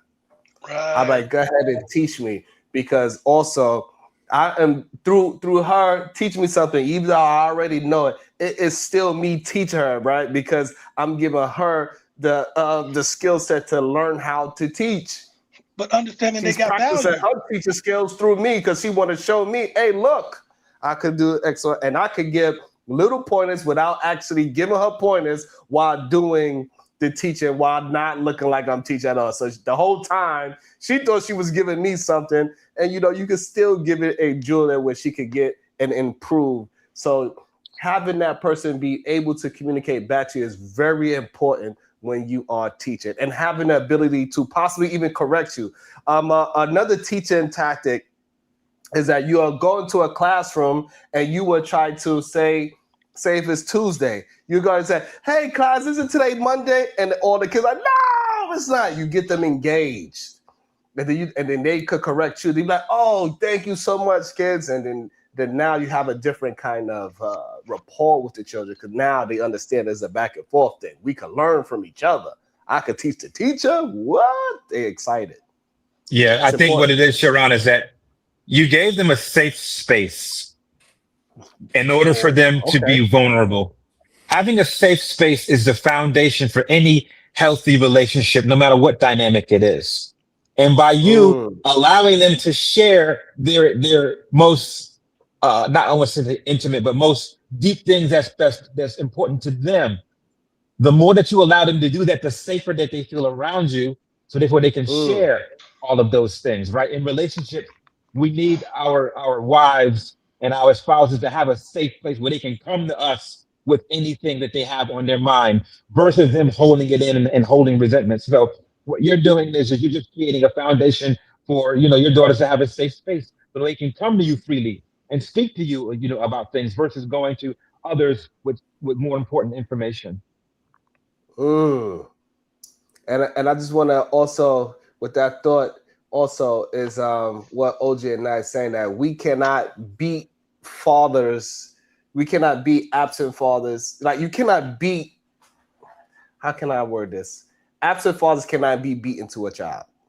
If that child has an absent father, you cannot beat that system into him. You got to communicate that system into that child. That child got to feel love. A father's presence is not just strictly discipline. We are loving. We are nurturing. Men are doing a heavy load of nurturing and loving as well. And that's one of our strongest tools, actually, is the nurturing part, and to build confidence up in whoever it is that we are fathering. This idea that fathers is only discipline is a mindset that we have to start to correct as well. It's a dangerous, it's not dangerous, but it's the wrong mentality to have going into fatherhood, thinking that you should only be the disciplinary. Facts. Yep. Facts. All right, And you I'm know going to what? pause here. Listen, Sharon, I'm going to let you go. Listen, I got a 12:30 meeting to get to. Listen, Sharon, it's always a pleasure hopping on the panel with you, man. But before the chaos, come. This is a good topic. I think this is very much needed, and I believe, hopefully, that a lot of the young heads that are listening are kind of resonating to know that, hey, there are some old heads that's willing to listen to us and to hear us out and to help us to go along this journey. So this is a good topic, man. Y'all keep up the good work. Right on, right on, Thank you. right on. And Yeah. you know what's interesting? I want to say just one thing, man. I've got to run to in a minute. And one of the things that I had to do to look at myself as a black man and trying to do the best I can to provide for my family, my kids, or whatever, is that I had to come to the reality of what I was hampered with, or what my disability was, right? And so you got a lot of young men out here who are trying to survive. As you guys talk about this masculinity and women and all this stuff, a lot of times I think these are people who are trying to overcompensate for things that maybe they didn't have in their childhood. Like for me, I have an orphan spirit, right? And what an orphan spirit is if you adopted a child and you bring that child into your home with your biological kids, you get up in the middle of the night and you see that adopted kid rumbling through the cupboards in the kitchen, sneaking cookies, and you go to this kid, you go, yo man, why you feel like you gotta sneak these cookies? And he's like, I don't know, bro, you have been adopted. You are now a part of this family. You don't have to sneak cookies anymore. You can get those cookies because you live here. You're part of this family. You are now been grafted into this family. So a lot of us become adults, especially men, where we have this orphan spirit because we didn't have what we needed when we were growing up. And some of this is played out in our relationships, in our professional life, and otherwise because of just not feeling like we were attached to something, whatever that is. Mm, we're not attached to something, whatever that attachment is. Ooh. Mm. That's a tough one, Knight. And it goes back to, being heard, being felt, having your presence being acknowledged. The old school way of being seen and not heard. Like that stuff is not good. Go ahead, Either man. Nah, I'm just sitting back here thinking. Funny part about it is they gonna say we never had this conversation. Even though how dope this conversation is, how we got men actually talking about something that can be from a solution base. We never Mm, had this conversation. Ain't got no Facts. drama. Good stuff. mm. Good stuff. And also it shows like, hey, we see what they willing to support, right? True story. Hey, hit the likes. All we ask is for likes and shares. Like hit the likes and hit the shares. We can get this dope conversation moving forward a lot faster, a lot quicker. More people need to hear that us as black men, we can shift from where we was born to a different mental state. I think that's the one aspect that is keep missing out of these conversations, that we can come from dirt and change our complete mentality from where we're from. Because every man here today been in a position of being born in a place where the mentality is not where we are today. And We and have I to fight to get this mentality. and the one thing that I think is the biggest compliment that I don't know why black men take it as an insult is like, oh, you always had a silver spoon in your mouth. Like you have created a reality. Just think about it. You have created a reality that people think that you never even came from struggle. If you really think about that, I mean, you completely change everybody's perception of the person that's from the hood that you is. Like, so I Mm, tell people, it's like sometimes people think they saying stuff to insult you, but if you really start digesting these things and say, man, this person done completely changed it, you don't know that he's from Brownsville. You don't know he's from the right, west side of Atlanta. You don't even know right. because he created a brand new reality that you can even fathom came out of the west side of Atlanta. Facts. Fact. Ooh, that's a And bar. you're right, man. And I think that again is connected once again, right? Not understanding or respecting and honoring the history, right? Because Mm, this timeline that we've been on as a community, as a black community, you can't forget that. You can't forget that. And so we have seen folks that's done that, especially men. And I get it. People chasing bags, chasing money, all they care about is mess because it sells. I dig that, right? But mm. but if you living like that and this is what you pushing, that ain't somebody I can really fuck with because I need somebody to show up in a real space in a real way. Yeah, And but so hey, Mm. but you still go get the money now. Hey, we hey, going over the hill. Hey, we hey, still gotta go get this bread. you got to get it. But I choose to do it honorably. Yeah. And Yes, that's a great point. I think that is awesome. What Edelman just brought out is the fact that we could change ourselves so far from where we started from, where people be addressed at night and act like they just gonna come up and beat them up. like, what makes you think that I'm just, like but if you really think about it, it's almost a compliment at the same time. The disrespect is almost a compliment because you think that I'm so articulate now, I can communicate properly, I'm calm, I'm not just cursing up a storm. Now you actually believe I came from a silver spoon, and you don't really understand how much trauma I had to get over from myself and how much pain I went through to be able to articulate myself this way. I had to go through and fight a lot of demons to communicate this way. Me communicating this way is actually a issue in my neighborhood. They'll look at me like I'm soft because I communicate in this way, and people don't even recognize that part. yeah. So that's all I'm saying is to grow because even like I be hearing people talk crazy, especially when people talk crazy I know a guy in this space that's special forces. They be talking crazy to him. I said, "Do you know he used to hunt humans? Like his job, listen, his job was to prey on humans, and you think that it's something soft about him because he's smiling and he laughing at you." So I just tell people, you just have no idea of who that person really is and how crazy they willing to go or how far they willing to go, without a doubt. Mm.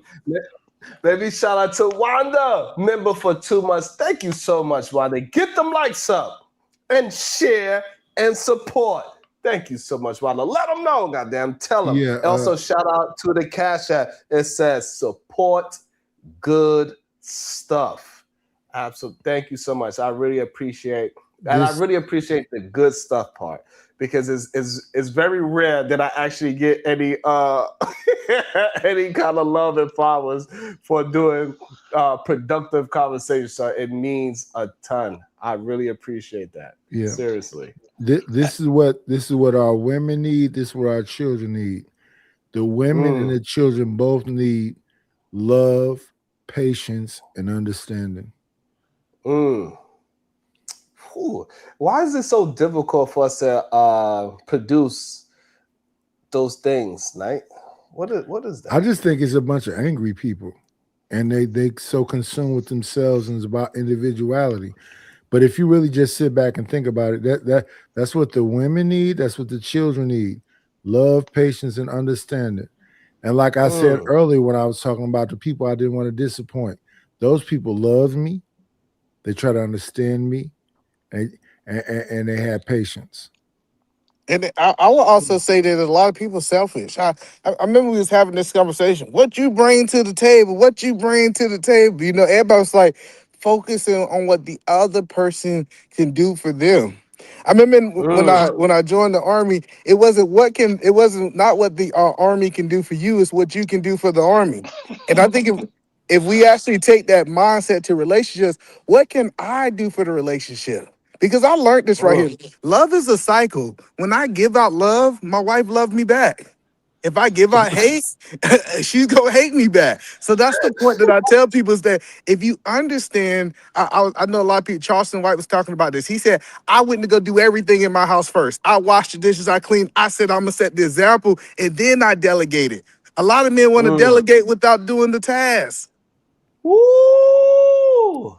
Well, that's Let's int- speak about that. That's awesome. that's an interesting concept too. And there's a concept that I choose in my marriage, and that I had to learn in my second marriage, anyway, as I got older. And you mentioned love, hate, and there's this thing with men and women, and a lot of folks don't understand. And there's a cycle, and there's a diagram or an image, and you can look it up online. It's called love and respect. And men and women were built different, right? And so if I love my wife, my wife will respect me. Facts. Mm, If my wife respects me, I will love my wife. And it's just this it's this cycle.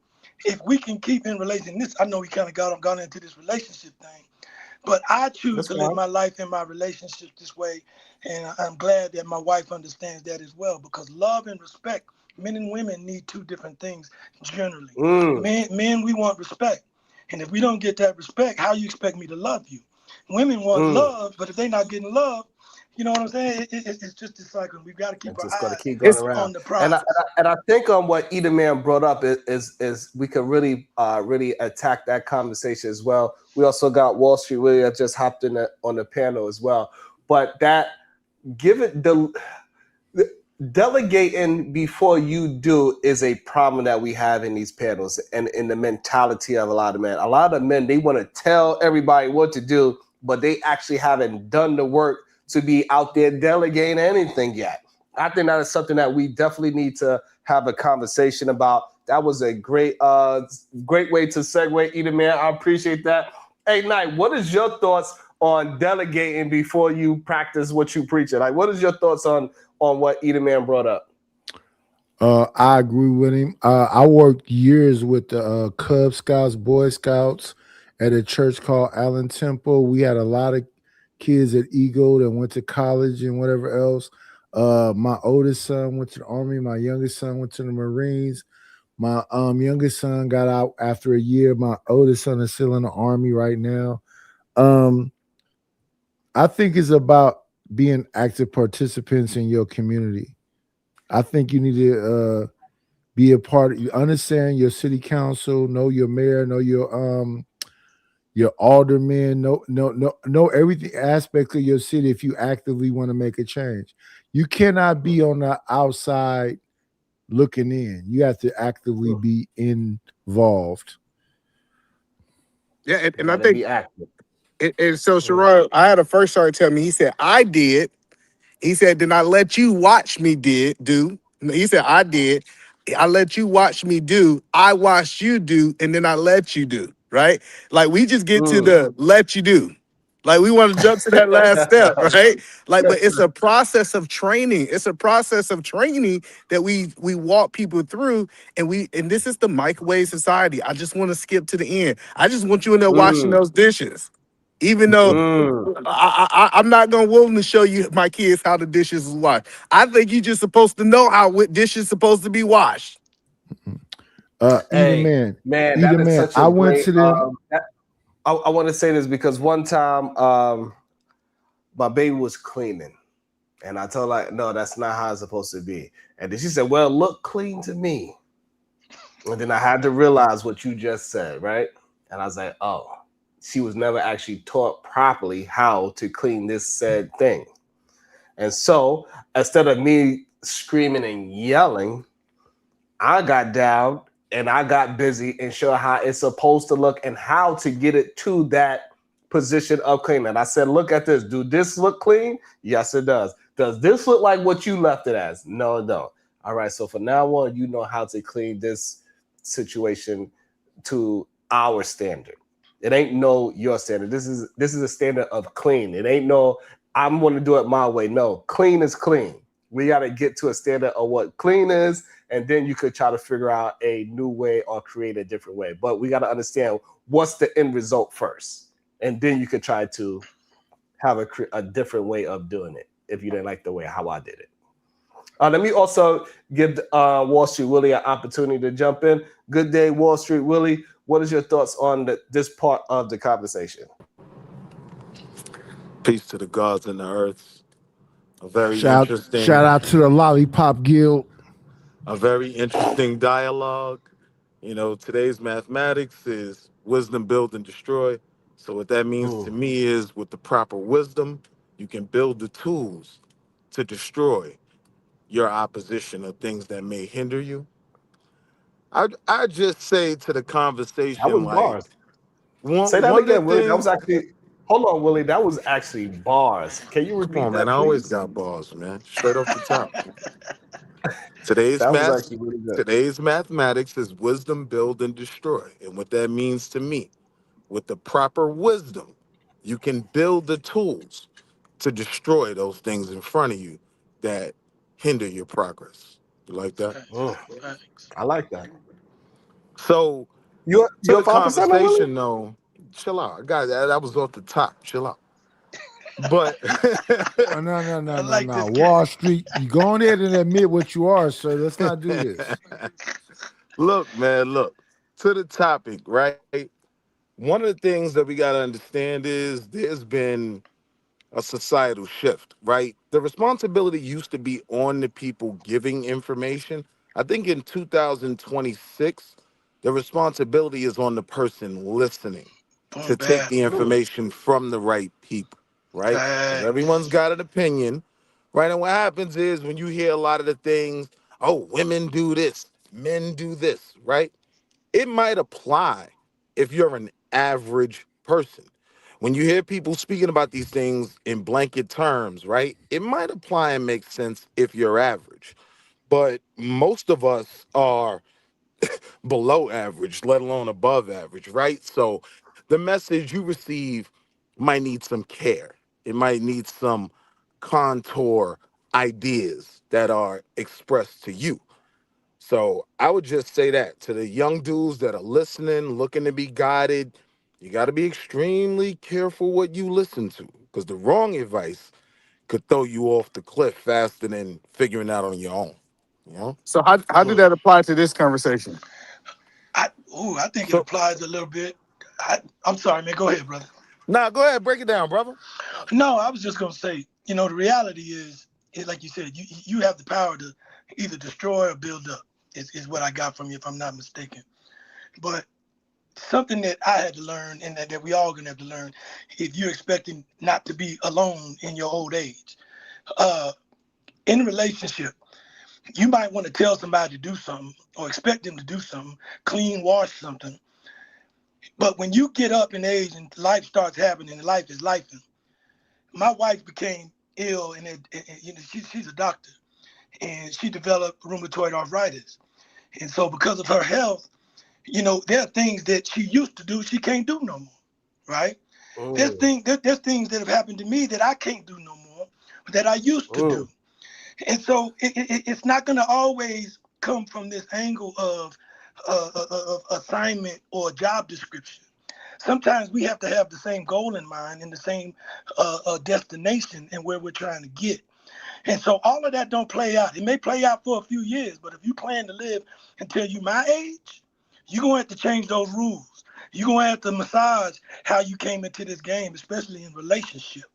Because you know what? Somebody's gonna have to pick up the pieces when somebody can't walk. You dig what I'm saying? mm. Yeah, so yeah, Pick I up the get that. I get what you pieces. said, OG. But what I'm trying to understand is, I done heard people yelling, fussing. I done seen people at the most chaotic on this channel. And typically, when we talk positive, now be mindful what you listen to. I'm just, and it's no shot to anybody, but I'm just saying, why was that advice given today and not none of the days when we seen the chaotic stuff that we as a group think that people should not be listening to, especially young men? Why don't we go to the red pill challenge and say, be mindful of what you listen to? Why is it today when Mm, we're speaking positive as men, this is when that advice is given? And that was my question. mm. Oh, that was to you, Wall Street Willie. Well, that's a very simple answer, right? Because a lot of times for an appeal, a want, or a need to appear masculine, I get dropped, right? And I can't give my jewels, right? You got goofy ass Josh over there, right, who don't have nothing to say on certain topics. They want to interrupt the bill, So that's why I'm not always able to drop these jewels on a regular basis, but I'll make more of an effort. That's Abaragani. fair. No, that's fair. That's fair. You saying that I got this knowledge and I got it every day. I just don't have the opportunity to give it. I think that's a fair assessment. So I respect that. See what I'm saying? You the And man? You you should learning, start God. it You off with that. calibrating, God. I respect that. And you should start it off that way so it won't be no misunderstanding too, right? Because it sounded like you was throwing a shot and it wasn't really being clear. And now Now it's cleared up. Hey, So, but fellas, I gotta run, man. I want to just give y'all your props, man. Keep up the good work, and I love all y'all, man. The masculine guys like AM, I love him too. I love all of y'all, man. Keep doing what you're doing, man. And I'll try to drop in where I can, but just know when I drop in, I ain't trying to be about no bullshit and stir up no mess. mhm. no doubt. We'll holler y'all later, man. Salute, Nah. OG. Yeah, but I think that a lot of replacement have been happening, and we just been replacing it for the wrong things. When it really comes down to it, but now, as we start having these conversations, do we start looking into the mirrors and start asking those questions? Here we go. Do we start asking those questions? Uh, what is the true problem? Is it that we need to beat our kids? Is it that we're not communicating? Like, what is it? And what we're learning in these Abaragani, brother conversations. Josh. Abaragani. And Mm, but the question I'm asking is it something as simple as being present? Is it something mm. that simple that we're rejecting doing? So this is what I'm gonna do. I'm gonna let Wall Street really answer first and give him a Yeah, I would chance to say no, apologize to Josh because being before it present before it doesn't before automatically it starts. Go equate to ahead, Wall Street success Willie. and the right influence, Yeah, right? you can hear me, Wall Street Willie? A lot of dudes should get out the way, in my opinion. But I know that Slap that sounds taste out of your crazy to mouth. most. I'd like to see you try. Sorry, I got summoned. Did it play? Oh, Yeah, play. We heard it. So no, but that's the key. I think it That's got the a delay on my side. yeah. So no, I'm looking at the so but I think being present is the first step. I'm not saying you're gonna have it all. Like, first I gotta be there. It's that's the what I'm saying is that that's the starting line. You get what I'm saying? That's not the finish line. I'm not saying that that's all you gotta do is be there, but I first gotta be there for me to have any type of effect. And then now that I Mm. am there, now let's start building tools that we talk about communicating with our kids, being patient, love, all of these things too. But I think it's so many men got, and I know it's men like I think Sharon is there. I think Josh is there for his kids. So I'm not saying there's not people that's not there, but a lot of people that I hear these stories come from, they say, well, my father wasn't there. And then they start telling the tragedy. Mm. Shout out to hey Wall Street Willie. You got some support today. Bring yourself back. Don't be scurry. Speaking of positivity, man, people, they'll support you. Mm. What you think, Josh? So, Josh, do you think that whoopings? You new to the conversation? Do you think we should be whooping our kids or we shouldn't? And then do you? Let me start there. Sure. No, do I think we should whoop our kids? Not necessarily. What does that mean? I I don't believe physical impact is always necessary, but there's some situations where, yeah, I can see where it is. So But yes, that's a different. I think there's a difference between whooping, beating, and abuse. Like there's a specific difference. yeah. Well, we all agree that nobody should beat their kid or abuse their kids. That's why we use the word whooping, right? Like I think Right. the whole panel says that nobody should be abusing their kids. When we say whooping your kids, say for example, popping your kids, that everything that's in the things that are legal, do you think those things should be happening, Josh? Sometimes I think there's places for it. All right, so let me take you to the second phase of the question. So the second phase is, do you think disappointing your parents is more effective than whooping your kids? Yeah, sometimes. I think that one's subjective as well. I just don't I like sometimes because I can answer that to every know question. well, no. I just Here's what I'm saying. Because, like me, if I disappoint my parents, it's gonna crush me because of how I feel about my parents. But if there's people who don't have that same level of respect for their parents, disappointing their parents is just another Tuesday. It doesn't have that same psychological effect on them. But in I'm that just same breath, well, what I'm trying to understand in majority of the situations, which one do you think would be more effective, the whooping or the disappointment? if your child doesn't respect your parents, you know, whoop them. If they do, let them show them the disappointment. I can say it depends on the child because personalities are different. And I think doing a one size fits all is a dangerous method. So speaking about delegate either man, right? Delegating. So therefore, shouldn't he show example by getting his ass whooped in front of his kids and then say, hey, look, I learned my lesson from ass whoopings. Yeah, technically, based on what we said earlier, you might need to go take an L in the fight. And your kids need to watch and say, "Now, Daddy learned his lesson." I just no, but no. What the reason I'm asking this question is, I think even in a marriage, Mm. disappointing your wife versus your wife yelling at you or screaming at you Ooh, is okay. more effective that she's disappointed.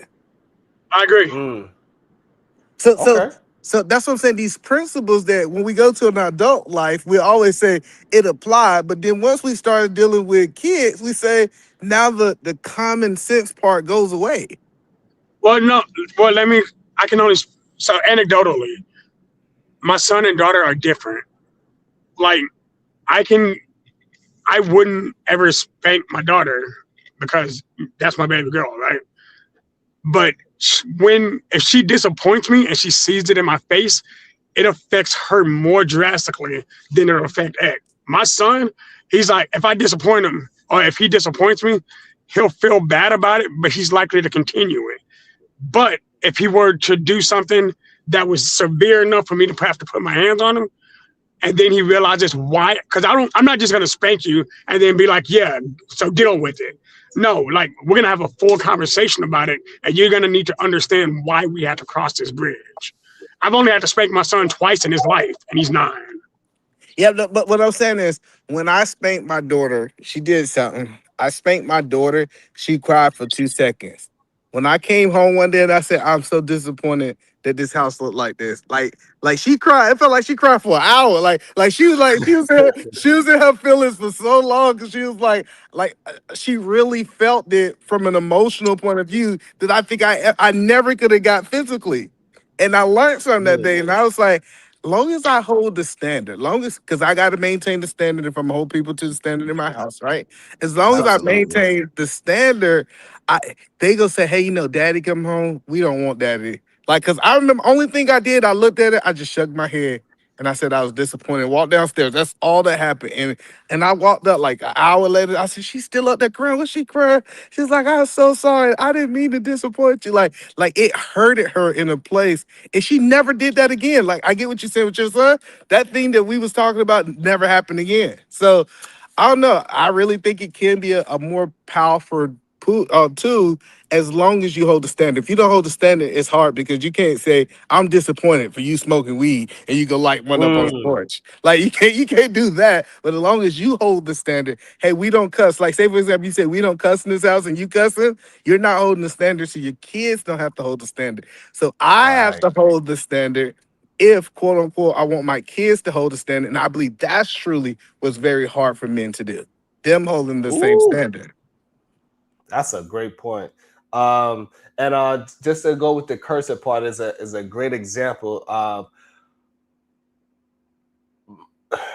my kids wanted to curse, and they was trying to understand why is cursing good or bad or whatever. And I was like, cursing is not necessarily a good or bad thing. It's just that we giving you educational vocabulary so you have other words to use other than to curse. So if something happened and you are in the house, this is what I told my kids verbatim. If you're in the house and something happened and you hit your foot on something that you wasn't expecting to hit, and you say "fuck" in pain, I'm not going to be upset. I will want you to use a different word, but I'm not going to be upset. But if I catch you on a phone and every other word is FUB and you just cursing up a storm for no apparent reason, that you are having curse words and you're using it uselessly, I have a problem with that. If I hear you in that same conversation and you use profanity in its proper context because you're trying to really show how angry you are and use one curse word, I won't necessarily be upset at you. So it's really on the way how you expressing yourself is what I will have a problem with. If you being excessive with cursing, I have a problem with that. And with that being said, my child, go ahead and say the F word or whatever curse you want to say since you want to express yourself in a cursive manner, even though we don't use that type of language within this house. And my kids haven't to this day. They don't curse. And actually, if they catch me cursing when I'm talking to y'all crazy asses, they usually come and correct me. We ain't supposed to use bad words. We smarter than that. We got more vocabulary words, Dad. And I gotta be like, God damn it. They Yeah. right again. These kids right again. And Yeah, I said I got hello, that's another shout out thing to the too. kids. I'll My give my kids. wife the credit for that. My kids don't cuss at all, but I also don't curse in the house. Like I will not use profanity in my home if my kids are present at all. So my daughter was holding me accountable 2 nights ago, right? Let me say it. So she can. And this is another thing is nobody in the house is above accountability. I Woo! Another great. Ooh, get I at you, I, man. That's I, another great one. I don't know why men think that they above the law, right? Because it teaches your kids that they above the law too when you ain't around, right? Absolutely. So I tell people, my daughter, she came to me and she said, "Daddy, I'm disappointed in you." And I was like, "Why are you disappointed? What did I do?" And she was like, "You let us go to sleep last night and you didn't come up here and pray." She said, "That's all you had to do." Ooh. And I was working. Like I understand she don't understand the ins and out of it. And I was like, I was working.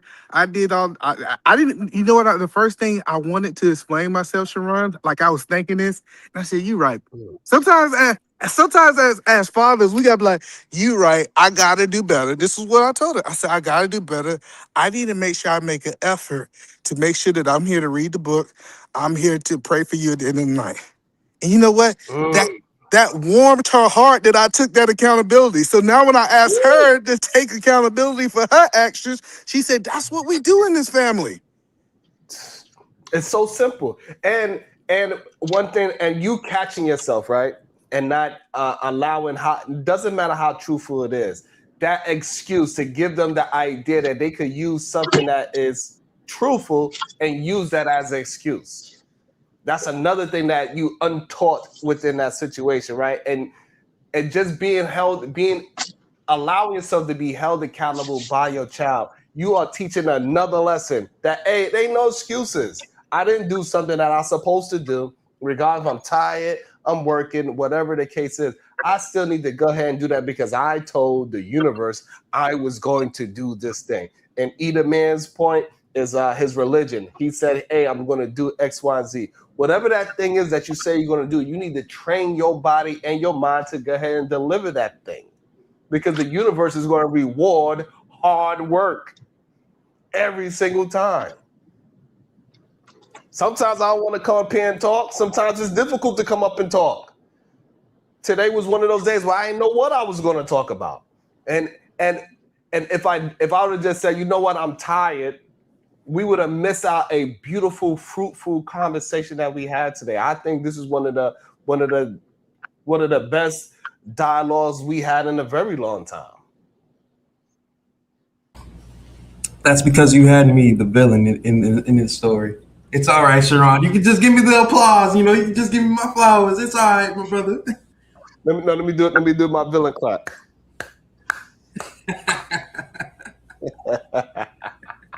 Shout out like my villain clap. You know he do. What is your thoughts on Shadow, the delegation part without actually putting in the work? A lot of men, when they come up here, they like to give out orders and do certain things and tell other people what to do, but they actually have never put those things in practice for themselves. What is your thoughts on that type of rhetoric? I think don't delegate something you're not willing to do yourself. Like that's my general principle on that though. And I think that's all the way around. If I can't ask you to do something I'm not willing to do myself. So if I can't do it, that's one thing. Like if I know you have a set talent that I don't have and you're able to do this more effectively than me, am I still willing to try it? Yeah. But if I need you to do it, then yeah. No, but see, I think even if you can't do it, you need to fail in it because you doing it first. Let me tell you what it does. It gives you grace for that other person. It gives you patience with that other person.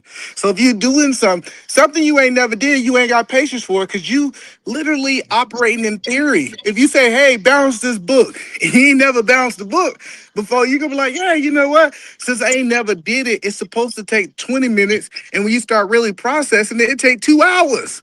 So I think you should do it first because first is gonna give you grace for the person that is doing it. I understand where you're coming from with that. I don't think it's necessary for you to do it, especially like there's certain things I know I'm not good at. Like, and it doesn't matter how many years I've been married, how many years I've been washing dishes. I hate washing dishes, hate doing it. So if I ask my wife to wash the dishes, it's not because I can't do it. It's just because I hate dishes. But I can make that delegation because I can still appreciate what she's doing. No, but so since you hate dishes, this is the point that I'm saying. You should have grace when she don't do the dishes. Oh That's yeah, the no. point. I think you should have grace in everything though, whether you know how to do it or not. But I don't think grace is limited to experience. But also, Shadow, it doesn't matter if you are good at it or not. The fact that you are willing to do it, to put that foot forward to say, I'm horrible at cutting grass, but I cut it every whatever that is. And then eventually you tell your son, cut the grass. He'll be more likely to cut the grass, regardless if he could do it good or not, or he might take your liking to it. But the fact that you was able to do it, he's seen you doing it, it'd be much easier for other said person to do it themselves and possibly even become great at it, because you didn't just give out orders, you did the do first, and then you delegated these orders to other people. That's what we're talking for. But because we equated grace, I guess that's where I'm sitting with it. Because I understand where y'all are coming from. I can have more appreciation for them doing it because I've done it myself and failed, right? But grace shouldn't even be limited to that. I think you can have grace irrespective of experience. I think we should have grace in all things. Like I let Willie talk smack for a little bit. I let it happen, and then I shot him. I gave him the grace to hold that bullet. It's different. The reason I say it's different is I remember uh, in the military, to graduate, you gotta do something called the low crawl to hell, right?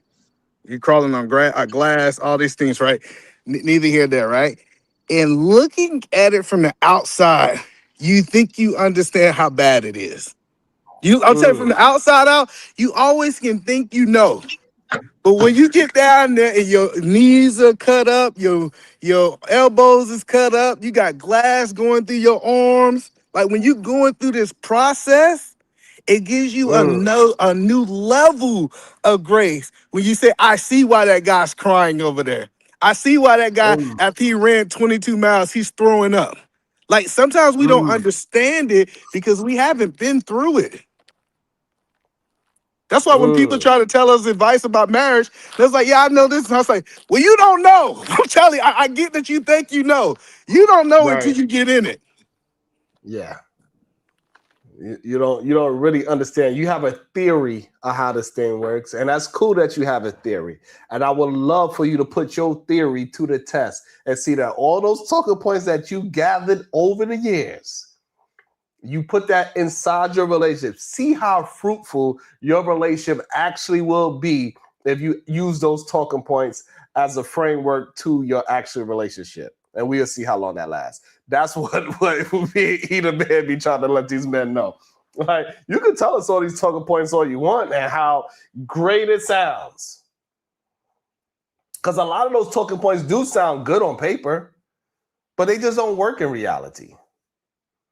Not even close to working in reality, to be honest with you. That's a fact. I hear dudes, I'm just gonna get in here and start yelling at this woman, telling her that she gonna want to come to bed and have sex with me. I said, okay, show me how that works. Show me how you can, like, come on, like, you don't know what you're talking about. You know what I'm saying? Like, just put what you are saying into the real world, so this way we can have a real understanding of it. And maybe it's some men out there that can actually do it, but that is going to be a very small minority. And that man knows how to pick a woman, most likely, right? He knows exactly what type of woman is going to accept whatever his toxic way is. Because it's someone that's So, going to rock with that. Sharon, I actually had a conversation about this a couple of days ago. So Mm, there was a guy who had a conversation saying, uh, a real man is able to talk to any woman and have them pay him for whatever. And I corrected the sentence. I was like, no, if there's a woman who's willing to do that, she's willing to do it for any man she's willing to make that sacrifice for. It's not the man that pulls that out of her. It's what's in her that she's just experiencing at that time. If she's not like that, it doesn't matter how good or bad of a person you are, you ain't getting nothing like that. But if you have a woman who's going to put everything behind you, she's going to do it irrespective of what you're doing. So you can think you're being the boss, but in reality, she's just being there for you. Oh, I And if disagree with that. I disagree. it's Listen, So hold on. So, but either man, don't bring in the fact that some people can be tricked, because we understand some people can be tricked. What Shadow's really talking towards is the nature of that human being, right? So no matter no, what, that's okay, all wrong. right. That's what He I'm said saying. he's still wrong. Yeah, Okay, go ahead. that's what I'm saying. Like, you don't understand. It's just this thing that people do certain things with one person that they're not willing to do for the other. I'm telling you right now, like, and I don't know why we believe that everybody's just who they is. I have literally seen a woman completely change her whole ideology for a man. Like, she Mm-hmm, went from a feminist to conservative wearing mm-hmm. non-clothes. Like, so this idea, I'm just telling you that a man cannot bring the best out of a woman and it's based on that man. I think women, by their nature, follow the man. So a lot of these things is, I'm telling you, they're not gonna just be that. Like, good example is that Sierra. Sierra's two different women. I know that don't sound. I know people don't like it, but she was two different women because of She the type wasn't. of man she was with. But hold I up, think D. it sounds good, and I think and I'm gonna pass it to you just now, Sha. I think it sounds good, and it builds our male ego, our man ego. I agree with that, right? But what I'm picking up what Sha saying. Naturally, she always wanted to be that conservative, is what I heard, and so Right. she just actually found somebody that she felt comfortable to be that natural conservative with. Same thing with Sierra. Sierra never actually really wanted to be some super thug, be with a super thug in reality. In reality, she wanted to be with a Russell Wilson. And now finally, Russell Wilson is somebody that she could be that natural person around. So, that's why she did her prayer. Go ahead, Shadow. That's my thought on what either man said. Go ahead, Shadow. So a woman can sacrifice for the wrong man easily, right? And you Mm, can tell because it affects who she is. But mm, and keep in mind, I'm speaking from experience, from personal experience now. When a woman is willing to sacrifice everything for you because of who you are, it's not you, it's in her. She would have been willing to do that for anybody else who moved like you in that position. And like I said, that was in her, not in you. But a lot of men's ego, we think it's us pulling it out of them. But no, we're just right, allowing them to be who they are. We're allowing right. them to be willing to make that sacrifice because they're making that sacrifice for us. No, no, I think that's the difference. well, no, Josh, I agree that good and evil is in both people, but and I'm believing Okay. that I'm not saying that like that person didn't have good in them, and now the man put good in there. Like, no, that's not my argument. My argument is you saying that you allow. I'm saying he's pulling that out. It's certain environments can pull certain Mm, things out of you, and I think that's the part that y'all are disagreeing with. I But think so too. I here's why think I we disagree all. with it. Mm, Here's why I yeah, you disagree got. with it. It's that old adage you can take a horse to water, but you can't force it to drink. Here's the thing. If that woman has no sacrifice in her, you can't do anything to put sacrifice inside of her. Mm, If she's an honest person, you can't force honesty into her because you're an honest mm, person. I But no, understand what that's you're saying. no, Hold Josh. I believe on. every woman got sacrifice in them. That was my point. Like you saying that it's women out there who don't got it. They all got I it in believe them. because there are some who don't. There are I some who will disagree. put them. Hold up. There are some who will always put them first, and that's okay because there's a benefit to that as well. That that selfishness, it has its purposes, and it can even be effective in relationships. But again, I'm talking about a woman who's willing to put everything on the for you. If a woman doesn't have that in them, you can't make that in them. That has nothing to do with you. If she's willing to do it, it was always in her. She just feels like you're worthy of that sacrifice. That's Mm, bullshit. I'm Let me just tell you why that's bullshit. Because a woman will change to wherever she needs to be a part of that relationship. What we talking about? nah, that's not hold true. up. So here's what I'm gonna say. Again, it's one thing to unlock something that's already there, things that she's already had the capability of being because she had symbols of it before, but she stopped it. If she's suppressing that kindness because she's been hurt, and you're bringing that kindness back, she's becoming what she is already because Mm, you're now worthy of her being that again. What you're saying mm, is, oh, there's women who would change their entire personality. But get this, Yeah, a lot of the women who change their entire personalities are also unhappy in the process. You can see them mm, because you fell in love with apples, she became bananas, and now y'all are wondering how come y'all are clashing because she's not the same person you fell in love with because she's now trying to be what she thinks you want her to be. Again, as mm. long most as women you're who doing your already have it part, in them don't go through all of that. as long as And let you're me. doing your part, she will change. She will flip the Mm, script. so what's up, Smell the Words? Is what do you mean? So you mean any woman that you deal with, she can flip the script? Is what you're saying? Yeah. Put like this, if you're a thug, right? She will be right Mhm. there with you, thugnificent. If you were a person who's extremely smart, she will try to be extremely smart with you. She will try to learn different things. She's not gonna just not try to be a booster to like who you are. Yeah, so yeah, I just don't agree with that. I think all the time super thugs they get with women that are perfectly not thugs and they don't turn them into Them thugs. to be who they truly fucking want to be, then they're No, gonna but be that finding who they want to be. but the problem with what Shadow is saying, he almost saying that people don't change. No, a person can change. And where does that evolution come from? It usually comes from outside things that causes you to change. For example, I know a dude who was a super violent in prison. Then he's moved to the suburbs. He was no longer violent. Like I'm telling you, you do change. This idea that you are the same person you No, was 20 I years ago is a lie. hold on, That hold violence on. is So still idiot. there.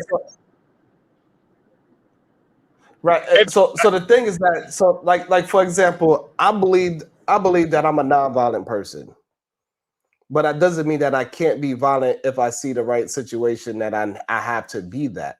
So, but still in me naturally is nonviolence. Just because I have the propensity to do something because I understand situations and I know that I have to do certain things that I'm not naturally wanting to do, but it has to be done. You know, just like with being a man, a lot of things that we got to do to be successful is actually not the most natural thing. We actually got to learn those things. So I get that learning process of things, but that's making a decision to, in my opinion, I think what Shadow is trying to communicate is about what is in you naturally. If you are a naturally quiet person versus you learn how to be on stage and being all extra and dancing. Somebody could be absolutely a quiet person, a homebody, but when they hit a stage, they turn up and down and they be wilding out, having a good time on stage. But that's not actually who they are. They just know how to deal with Yeah. that type of scenario. I think that's what. I So get it, but that's what I'm naturally, saying. I yeah. don't think natural in 2026. I think we arguing nature versus nurture.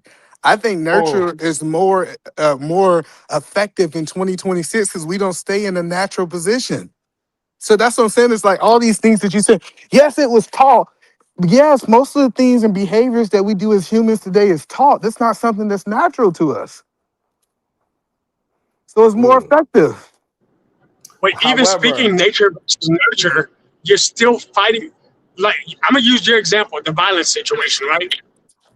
Because I'm not in a position where I need to be violent every day. That violence, I'm not going to go out and look for it. But in any situation, am I willing to go back to being that person? That doesn't mean my violence changed. No, I'm gonna still crash all the way out. But because I'm not in the situation for it, doesn't mean that I don't have the capability of doing it. What I'm saying is, That's if the that point, woman's though. what I'm saying is, if a woman's sacrificing for you, she's always had that propensity for sacrifice. That's what I'm right. saying. You're Hold on, saying no. every woman has that. That's just like saying every man is willing to sacrifice for their wife, and we know that's not true. Hold on. So let me Good, ask this question: good point. is it possibility that I was violent, very violent, and then I'm no longer violent anymore? Like is it like if a person was in a situation, they was locked up, they was killing, they turned their life around some kind of way, they get in a situation and they actually choose the not be violent. Is that possible, Shadow? Yes, it is possible to not That be violent. That mean that violence is no longer in them. See, I'm trying to show you that just because you was born one way, It's still Josh, doesn't mean. Now, hold on, let me make this point. Just because you born some way doesn't mean that that way cannot be taught out of you. Mm, hmm. no, I I mean, agree with that though. No, I agree with that. But here's what I'm saying. I'm talking about like I believe sacrifice is one of those is a trait that's deeply embedded in you. It's not just a lot of people are willing to make the sacrifice, but not at their own detriment. Whenever you put that on the mm, other side of the field, when you put that on the other side of the field, right? There are people who I'm willing to help you, but if it affects me negatively at all, you're hit. But I'm not saying those people are just inherently selfish, but they're just not willing to sacrifice for you. There are women who will ruin their entire lives for a man because they want to have that man. And they'll, here's the thing, they'll also have a history of sacrificing for the wrong man. They'll end up having But these that's hold histories on. of people. We just can't say women that who are naturally mothers don't know sacrifice. Like all of them have it. I Like, can get you if you saying that's not like what I'm it's saying. a normal. That's the point that I'm telling you is that all of them have it. Now whether you can bring it out or not bring it out of them, that's on you as a man. That's interesting. I think there's a lot of selfish brothers out there. So I don't know. Shout out, is XL next to you, and that's why you keep getting an echo? Yeah, that's why there's echo. What is his name? Okay. XL? Apparently he jumped on. I don't know why you. I'm gonna let him. I'll be back.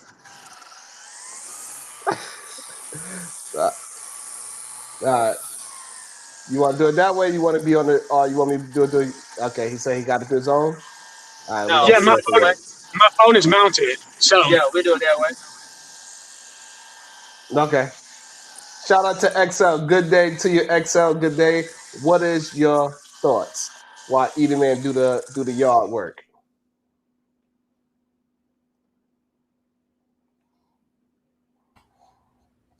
One of y'all gotta unmute. Either That work. XL Shadow. You One can of hear y'all me gotta doing unmute. yard work. I hear Yup. you out there. I hear you Oh, out my there bad. grinding. I hold know up. what that sound like. What's up, XL? Good day to you. What's your thoughts? Hey, here's you.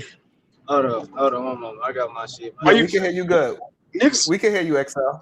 They hear you, bro. They hear you through the truck. You hear me back to the truck? Yeah, we can hear you Alright. good. Hold up. Cool. Yeah, I want my boy Shadow, man, and I get what he's saying. You hear me? Are you keeping it on the mat? I don't want. No, I Yes. know where we're going. Okay, cool. So yeah, I hear what he's saying and everything, man. So I hear both of You y'all. can I put the see a lot camera of a bit for ego me, big dog. getting in the It's situation okay, mix. A XL. lot of XL, yeah, you can put the camera. Let's see you, my what's brother. It's up? all good. It makes for a better show when they can actually see the person express. When they can see the person expression that's All right. talking, it's a So little bit look, more. yeah, okay, cool. So I see a lot of ego with a lot of people, and they're saying a lot of biased things. I get my boy Shadow what he's Mm, saying with women and human beings itself. Environment usually makes a person change. It's not usually the person; it's the environment of where they're in. If you have a female that feels like she's with a dude who feel like she can actually prosper, then yes, she's gonna finally be the person she's always want to be.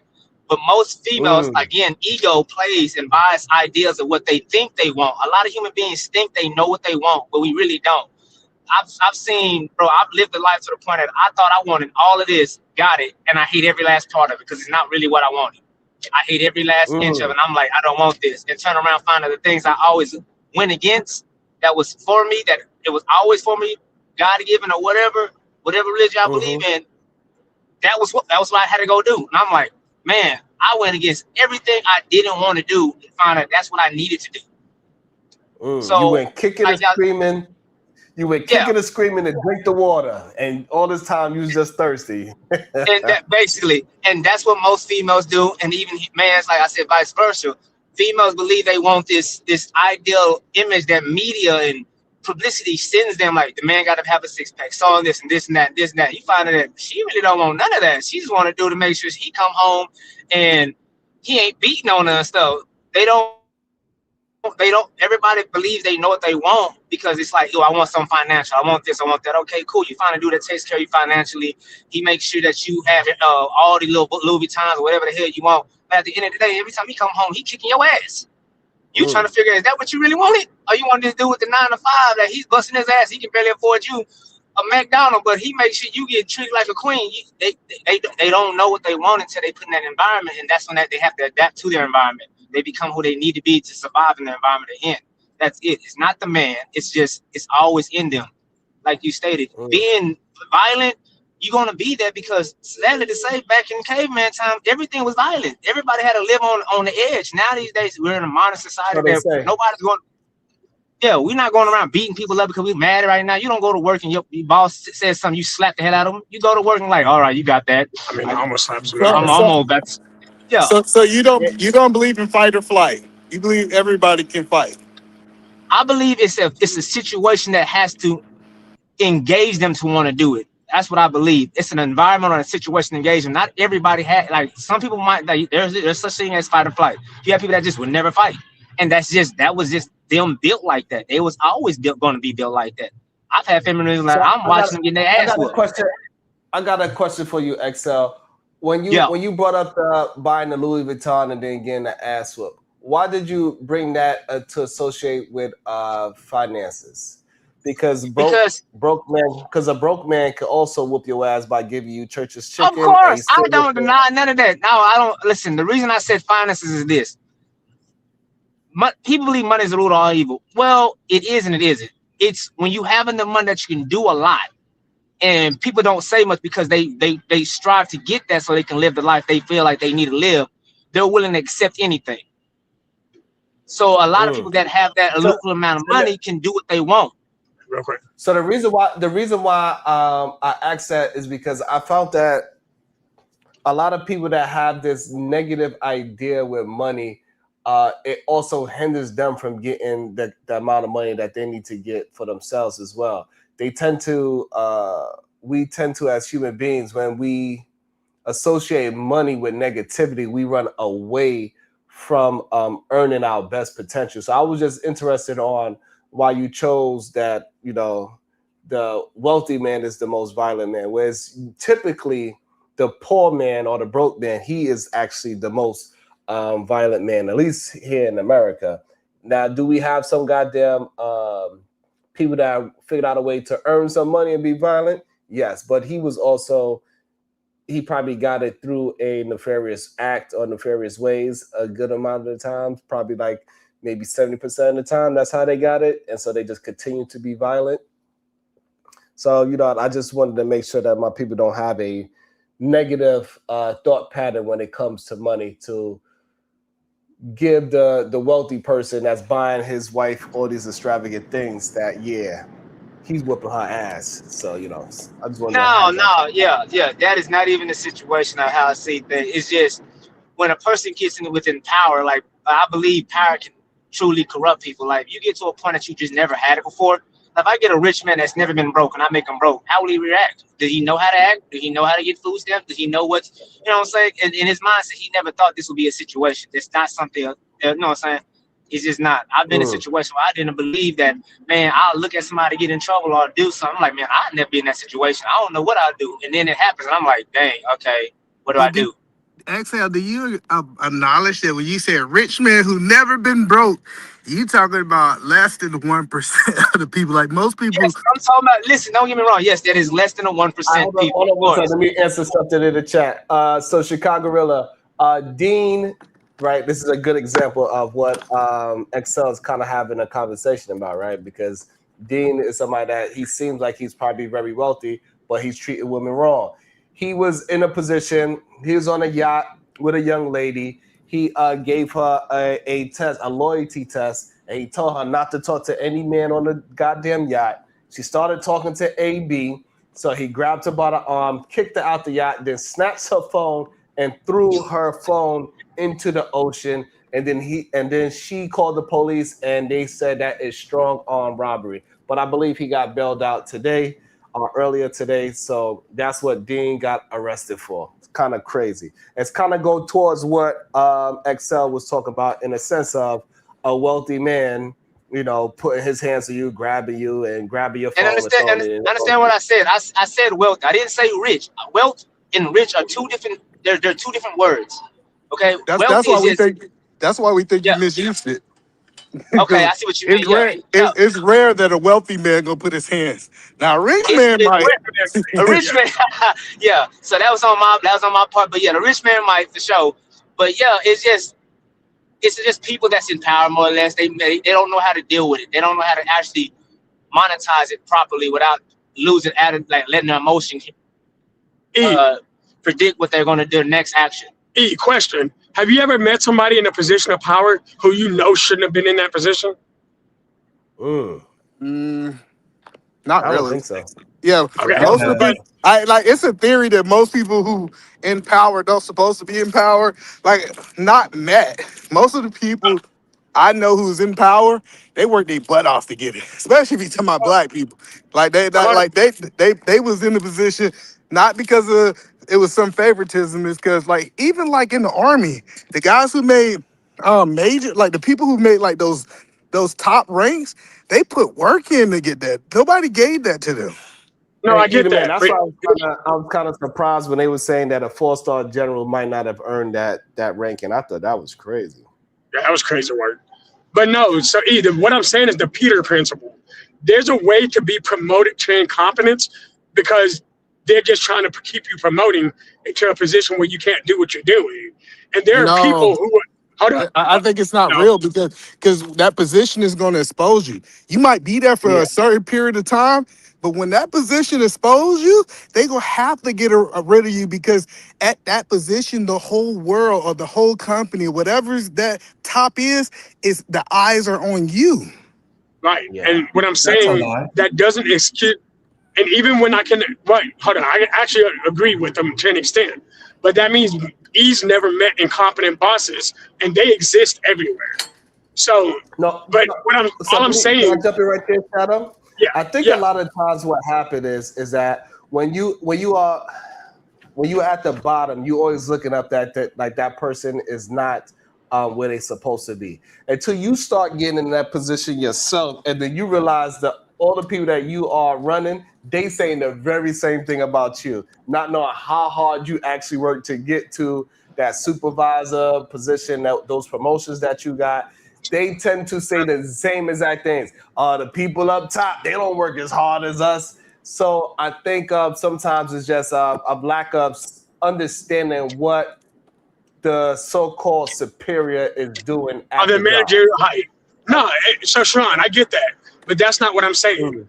Like I, I have personal experience in a few scenarios where I've met people who were promoted through not without merits. So what ends up happening is they're put in a position that they're not qualified for, and then have people under them who can make up for that lack of qualification.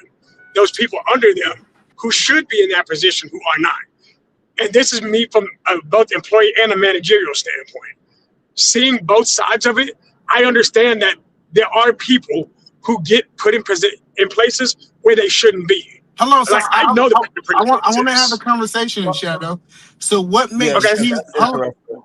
So I'm trying to understand what you're saying. What makes you believe that they're not qualified for that position? Right. Well, To lead the other people to make their job better.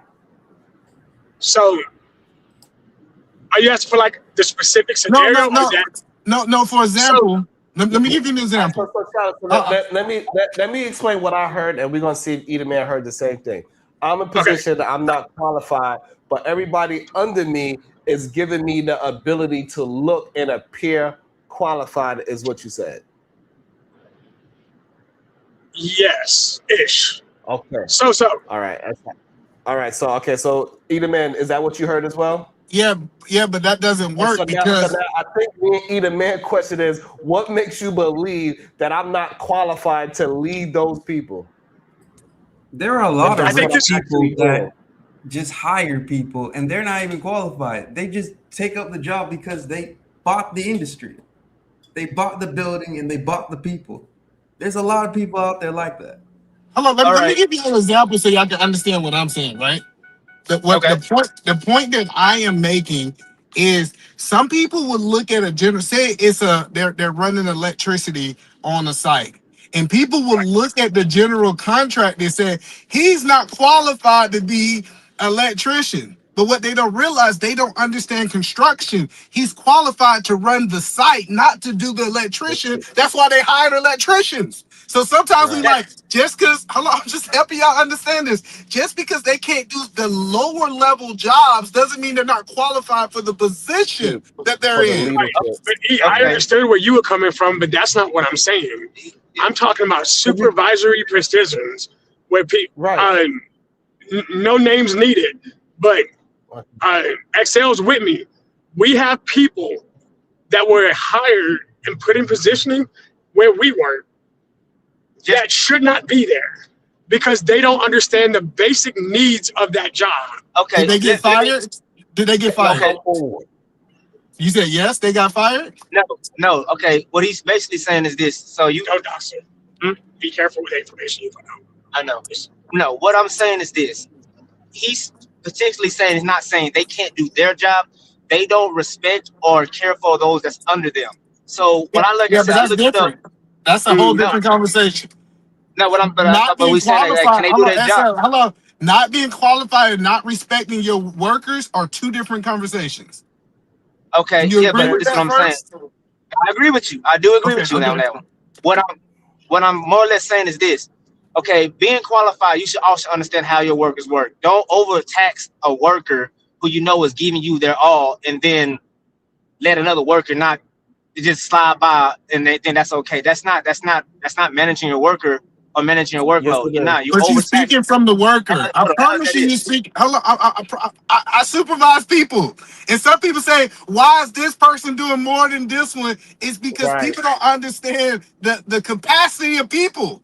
I still need that other person. You can't do all the job by yourself because I would have fired that person. So even though you're doing 70% of the job and they're doing 30% of the job, I still need that 30% of the job done.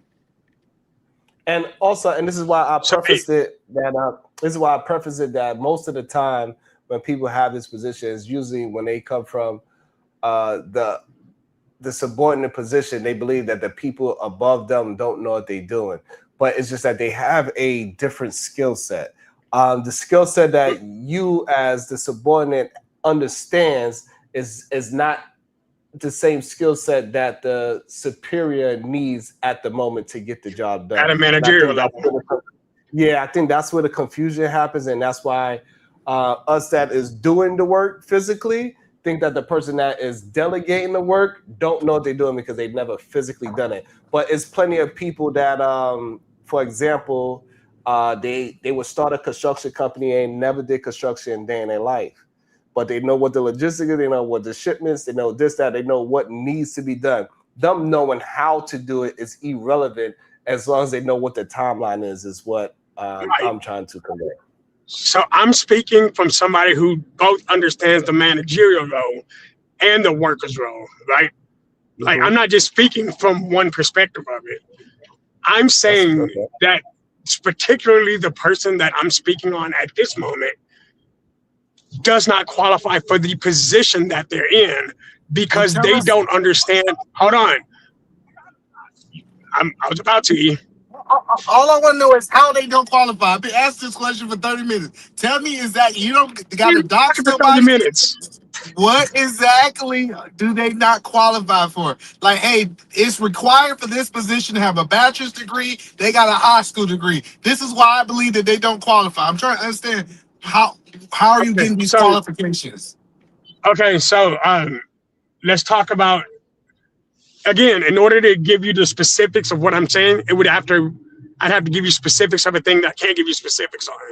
But what I'm saying is in the positioning that I'm talking about right now, there's a requirement to be able to do a certain task, right? And in order to do that certain task, you're supposed to be either A, qualified in it or certified in it, or B, getting that certification, right? And so how do you know? I got you, Josh. How do you know they don't have that qualification? Because I know what it takes. I know what a COT looks like, and I know that's not there. Hold on, wait. See, hey, you're asking me a question and then stopping me mid-answer to say, well, no, you can't be right. But I'm telling you, I know what the certification is and why that certification is necessary. And because that certification is not there and they're not doing what would be equatable to that certification, it's why that job isn't being done. It's why it's not being done properly. So what do their supervisors say? What do their supervisors say? Their supervisor is related, which is why they say though. That's why we have people. That's why we have people under them to handle it. Okay, so hold up. That's But what I'm saying. again, That means it's not a that's a requirement at they hold up. level Okay, to do it. okay. The requirement of the job that most management have to do, if you look at any management, because like I said, I'm speaking for one point. I have never actually done the management, is managing time or managing tasks. Those are most requirements for almost any job. That's a requirement. Period. This All right, person perfect. can't do Stop right none. there. Hold on. They said on y'all saying that the stuff that's going on at y'all job is not it's not happening in a timely manner for the effectiveness of the business.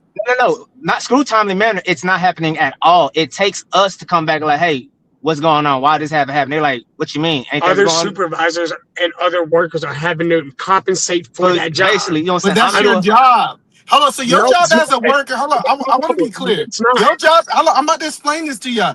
Your job as a worker is to make your supervisor look good. That's your job. That's number one. That's number one. Right. That's So, understandable. But so you if you telling okay, me I gotta come back and make you look good? That's why I hired you. I didn't hold hire on, you to hold make on, me look bad. hold on. Okay, so Okay, so for let me your let me try workers, to let me oh no, let me try to translate it into different. We everybody here watch sports. So, for example, you got Kobe and you got Derek Fisher on your team. Kobe No, yeah, I'm scored getting gas. huh? I'm getting gas. Oh, okay. Kobe scored 40 points and he's doing all of the extra things that needs to be done. He's getting rebounds, he's playing defense, and he's shooting threes. Who are you going to call on when you need more work done? Are you going to say, let me call Derek Fisher since he hasn't been shooting threes and playing defense and getting rebounds? Are you going to call Kobe so you could keep getting rebounds, Switching your phone three-pointers, up right now. I and gotta tap defense? mine. All right, hold on. Hey, he's I'm switching phones up. calling. All right, cool. I'm calling Kobe. I'm calling Kobe, even though Derek Fisher is on the team. And this is the thing that I be hearing people say that don't understand Yeah, supervising people is I'm saying, hey, I get that everybody's not going to have the same equal load, just like sports. Everybody's not going to score 20 points evenly. right. Everybody ain't like this idea of this, everybody going to pull this same level of load. It's not a reality if you're a It's not. supervisor. And Okay, I don't remember saying that though. but See the No, reason why I was being the super reason why specific about what I was saying. the reason why we correlating that Shadow is that so y'all being able to recognize that you need to get some rebounds. That is not your supervisor to be like, yes, good job. You seen that we needed rebounds and you decided to go get those rebounds. He shouldn't be like, hey, why are you not getting rebounds? Hey, Sean, hold on. There's music playing in the background. 1 second. no, that's what I'm saying. We not like I said, but you Extra. said you use it as a sports analogy. Okay, yeah, Kobe, you gonna call him because you know he gonna make the shot. All right, cool. Is Kobe getting paid to make sure he get that shot in? Yeah. Kobe's not getting paid like the other guy. We're saying that you got an even base pay rate. All right, cool. And then you asking another person to do more. What the? Damn it. He dry turned that. No, I'm like, that's all I'm saying is that even I'm glad that you that's brought. not how. Hold on, Go ahead. I'm glad that you brought up the money, right? And so here's the thing: at one point, Rick Fox was making more money than Kobe, even though Kobe was the next future star of the team, and he was putting in more work. The ball was in his hands way more than Rick Fox. all right. So therefore, like what the working mentality got to understand, the money part don't actually matters at the moment. What matters is your work ethic and what you are able to bring to the team, because the money's going to come. If you are that good and then you turn to a supervisor and you move up the ranks, the money is going to be there. The money is not something that you got to actually worry about, because your work ethic will push you there. And then if you get to a point where you understand that your work ethic is deserving of a certain dollar, that's when you can leave and go to the next one. You just go start fishing, right? So the money part is never should be an argument for a worker to say to a supervisor, hey, you got Simon over there, he do only 30%, I'm doing 70%, I should make more than him. That's not how it should actually go. And that's You how should say, hey, listen, I'm doing 70% of the work, I'm doing XYZ, I'm picking up the slack from this, that, and when, you know what I'm saying, I'm doing all the extra things, and you should only talk about the things that you do. When you start focusing on the things that other people are not doing, that's going to hinder your performance in the professional world. And listen, I liked it to be, and when I had a job, I liked it to be the guy who was doing the 70%. Because you know what I learned? through the military, through every job I had, the guy that's doing 70% who asked for the promotion get the promotion. Every time. He get the raise. Like when he go ask for something, since he's dependable, they say, yeah, we can afford to lose that 30% guy. We can't afford to lose the 70% guy. You typically have the company that got to be able to come to your demands, or you're gonna leave, and they can usually can't afford it. So people just don't understand leverage. Wait, Oh E. no, Yeah, I get. Like I said, So I get what wait, you're hold saying. up. with the Whoa, things, I whoa, get hey, that. and also the Ray, things hold that up. y'all recognizing, you got to understand, you got to use your skill set as a negotiating tool to get in better positions so you can get more leadership. If you feel like your current leadership is dropping the ball, you should not pinpoint what your supervisor is doing wrong. You should just go and find out, hey, you go talk to somebody that is high and say, hey, how do I get my in a position where I can start learning how to be a supervisor as well? I think I can excel in it, instead of trying to throw your current supervisor under the bus. Wait, Sharon, Okay, and see, like I said, hold I up. Whoa, whoa, respect that. whoa. You actually Hey, said some. Ray, Like I said, you spit some jewels on that, and I respect that for sure. hold up. So hold up, because I want to be specific, because I realize something happening that I'm realizing is happening. So it's not understood what I'm saying. Okay. So I'm gonna be super specific. In this specific scenario, because that person isn't able to do their job, every other person who's doing that same job or the job under them is having to do that job for them in order to finish doing what they're supposed to be doing anyway. No, I'm no, not just Josh, hold saying, on. God damn I it. just You know want I what? just You want you like, to I'm no, trying Josh. not No, to hold spaz on. the fuck out, but I every time I know. get through this sentence, you stop me. Stop doing Well, that. Because don't I want to try. have a Just back don't and try forth, now, God Josh. damn it. That's all I'm asking, Like, Josh. Can we have a back and like forth, you've done that Josh? Yeah. shit 6 times now, E. So, Josh, I'm just saying, if I was in your position, I would go to this supervisor and I Oh say, God. hey, I see it's too much on your plate. Can I take this off your plate? Can I do Mm. whatever task y'all saying it is? Hey, let me aid that and I take care of that daily. It's going to take me an extra 30 minutes, 15 minutes a day, but I understand that that's what they need help with. I'm going to do it. And this is the difference between having a team mindset and an individual mindset in a job world. See, I feel like you just wanted to say that without actually understanding the fact that that is already You what's going on. Yeah. Like, understand? like, No, like no, I we get his actually, talking point, no, hold but we're not on. even having the same conversation anymore. Shout out. The thing is that we actually understand exactly where y'all coming from, and we understand how it looks being in a look. People always think that, oh, like when I'm on a job site, they're like, oh, you big money anyway, so it don't matter what you da da da. They always try to use me as being the owner of the company as some kind of crutch. And what they don't understand, and then they say, oh, I don't get paid to do that, right? This is something that a lot of employees say. I don't get paid to do that. And I always have to remind you, get paid to do everything. There's nothing that I'm asking you for that you're not getting paid to do. And You get paid to do everything. You get paid to do my job and your job. And so the quicker you learn that, the quicker you can make more money doing what you do. When you try to make it as a, like what E said, an individuality situation, that I'm only going to do this and that's that, and therefore you're not really actually working for my company, you're working for yourself. So go ahead and pay yourself.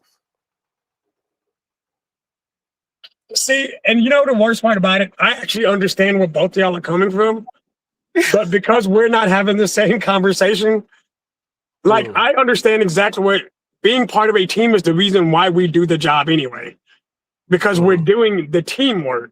The problem is when we're all supposed to be moving as a body and one of the legs has a bullet hole in it, it's kind of hard to work as a team when a fifth of the body's functioning isn't functioning, right? But we just pick up I'm glad the you brought that slack. up. I'm Right. glad that you But brought that up. So Shadow. So the but thing is do you that, remember the point of the conversation I started with? hold on, Shadow. So I'm glad that you brought. I want to talk to the injury analogy. The issue is that, yes, this is why Edelman said you want to have to add in an extra 30 minutes. So yes, things are going to be more difficult for whoever's picking up that slack. Yes, you're going to have to walk with a limp. So instead of it taking you 10 minutes to get to walking distance, what it used to be, now that you're injured, it's going to take you 15 to 20 minutes to get there.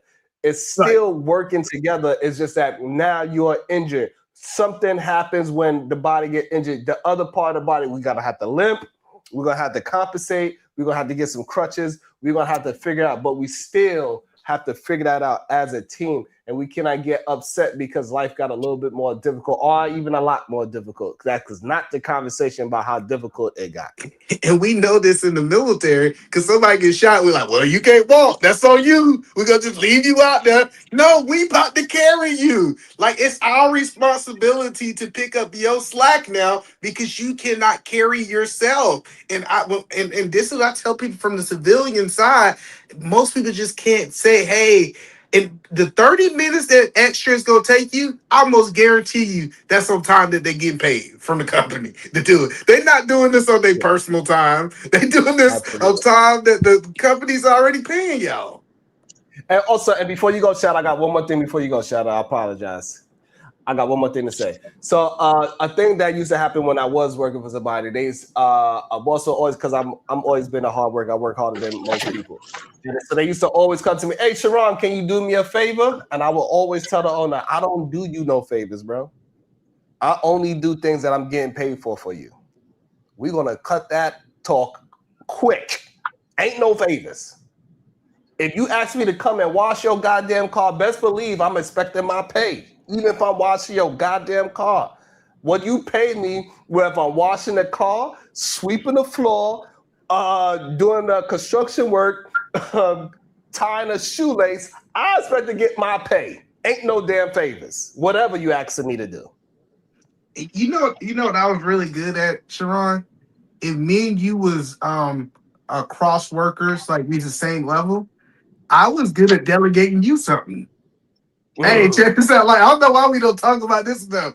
Hey, I'm doing this, by the way. Go pick up that trash right there, too. And I wish you would tell me I ain't your boss. Listen, I wish you'd say some crap like that to me. Hey, by the way, we need to get out of here. We trying to get out of here. You go, and this is when managers and supervisors start looking at people being able to take authority over sites and take like people, like when you start understanding these things, they said, oh, that guy, he's taking authority, he ain't got the power, maybe I should look at promoting him next.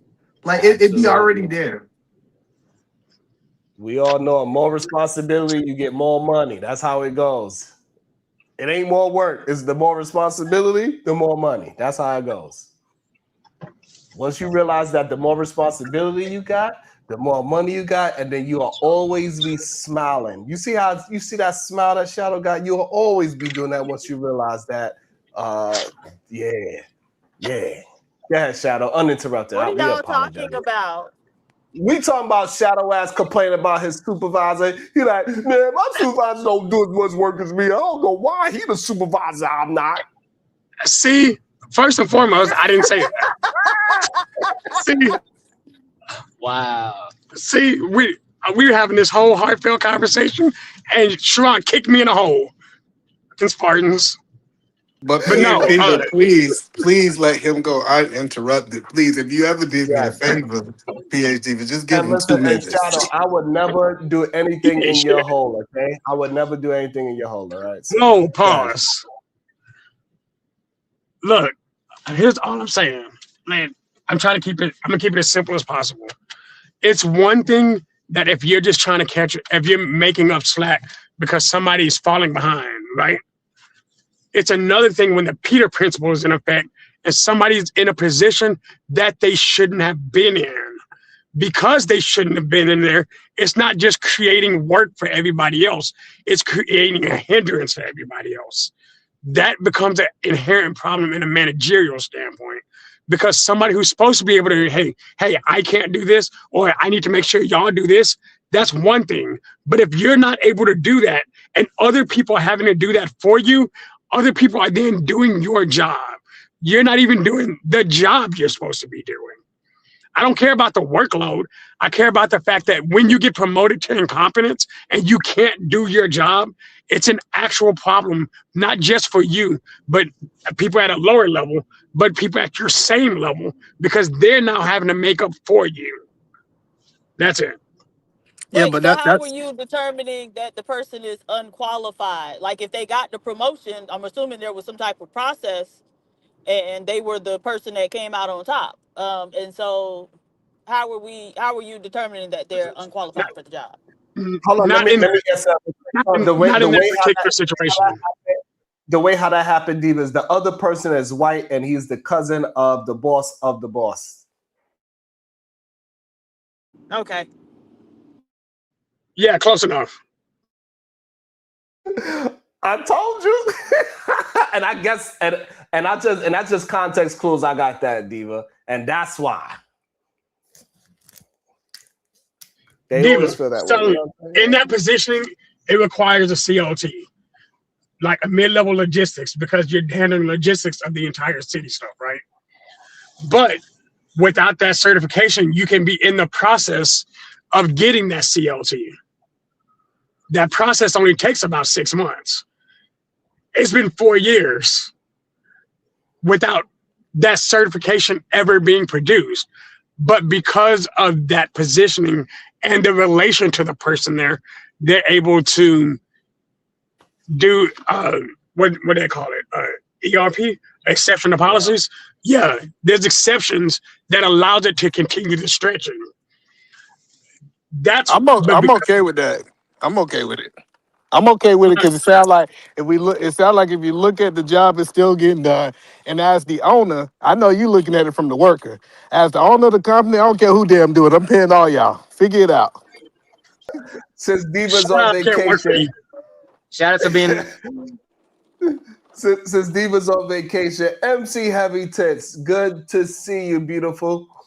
Hey, to panel chat. It's been a while since I watched a live show. I hope that you're enjoying yourself and I hope I made you smile and laugh today. God damn it. I'll be working hard to put a smile on people's faces. But you know, Hey, we got a meeting to go that to. All right. that thing that you're saying, Josh, that's why a lot of people feel like they need to talk over me. They don't feel like I earned my position, just like what you're saying about homeboy for the Stop it. past. You know. Stop it. You know that. That's why I'm telling you, man. But yeah, All right. that's all I'm saying is people get so caught up that everybody doing their workload. Just make sure it get done. Yeah, that's the main thing. Make sure your goddamn work. You go to your damn meeting. Yes, you go to your damn meeting. Make sure your workload get done. How did we know exactly what they was going to talk about, either man? Yeah. But No, then because I it's know I always was that way. once, hey, I was It's once there when I was like, man, that person above me don't know shit. until you got to that And then position. I was like, oh shit, they all telling that I don't know shit. Like, ain't that a Yeah. bitch? Yeah, I had one supervisor. I was like, man, he always going to sleep at work. Like, man, he ain't never doing his job. Man, I realized that every night he was getting up when I got promoted to his position. He was at the Mhm. jailhouse bailing people out of jail every night. I said, I see why he never sleep. I don't wonder why he taking a damn nap. He taking a nap because his job is not from 9 to 5. He got a 24-hour job, and he ain't even really He getting got no a 34 24-hour job. pay. Yeah, so Absolutely. You know what I'm saying? That's the thing that people don't really until you do it, you don't really understand like and that's another thing, right? That's that whole theory versus you doing talk, right? A lot of people got a theory that the supervisor ain't doing that, but they not understand the majority of the time supervisors don't work 9 to 5. they They get getting there around salary. the clock. Yeah. And and a lot of times if you are in a position of supervisor, you start having these hard lines of, hey, you can't call me after a certain time. Your time might get cut short, regardless if it's, on paper, you're supposed to be able to say that. You Yeah. go ahead and say No, it. You know what I'm saying? but that I think that's the point is that it's easy looking up saying they don't really know until you get up there. And that's a fact. Mm-hmm. But this was a good show, man. I don't think nobody got cussed out for 4 hours. It's been a long time since I've been out here. Nobody ain't yelled for 4.5 hours. Almost. So Shadow almost lost it. he almost, but the Lord, he willed him in. He said, "Not, don't ruin it, Shadow. He got one job, make this the greatest show of 2026." Prove I it ain't gonna lie, all. when I Prove it seen all. Diva, I said, "Oh Hey, no." yo, either man, this show proved all the haters wrong. Yes, I did. Every I like last the show. one. What happened? This, What the we got to haters We end the had do? a show. Just end the men show. Diva gonna mess conversation. it up. Time to end the show. How much to end the show? Oh God. I was just playing. I love Diva. Now we were Diva just out there talking getting about. her tan on. I don't think Diva gonna have kids, but I don't think. What side do you think? She think you should whoop the kids? You think she think you shouldn't whoop the kids? I think Diva is on the Beat strong 'em. side of not whooping. Beat 'em. She's on the strong side of not whooping kids, but she is willing to give a hard-headed kid an ass whooping like Too Strong. Like Too Strong, if she was raising Too Strong, she'll probably give Too Strong a beating since he's so hard-headed.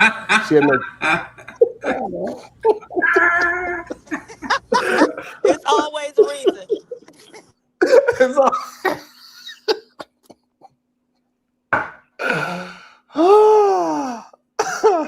I'll be having a good time. I don't know why they be mad at me. But later on tonight, I'm going to be on the Lapeef show, so I'm going to go ahead and take a nap. I'm going to wash my ass and take a nap.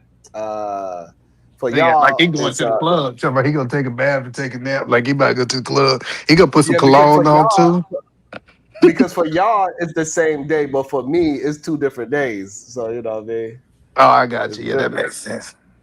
You know what I'm saying? For me, like, yeah. So I'm gonna go take a nap.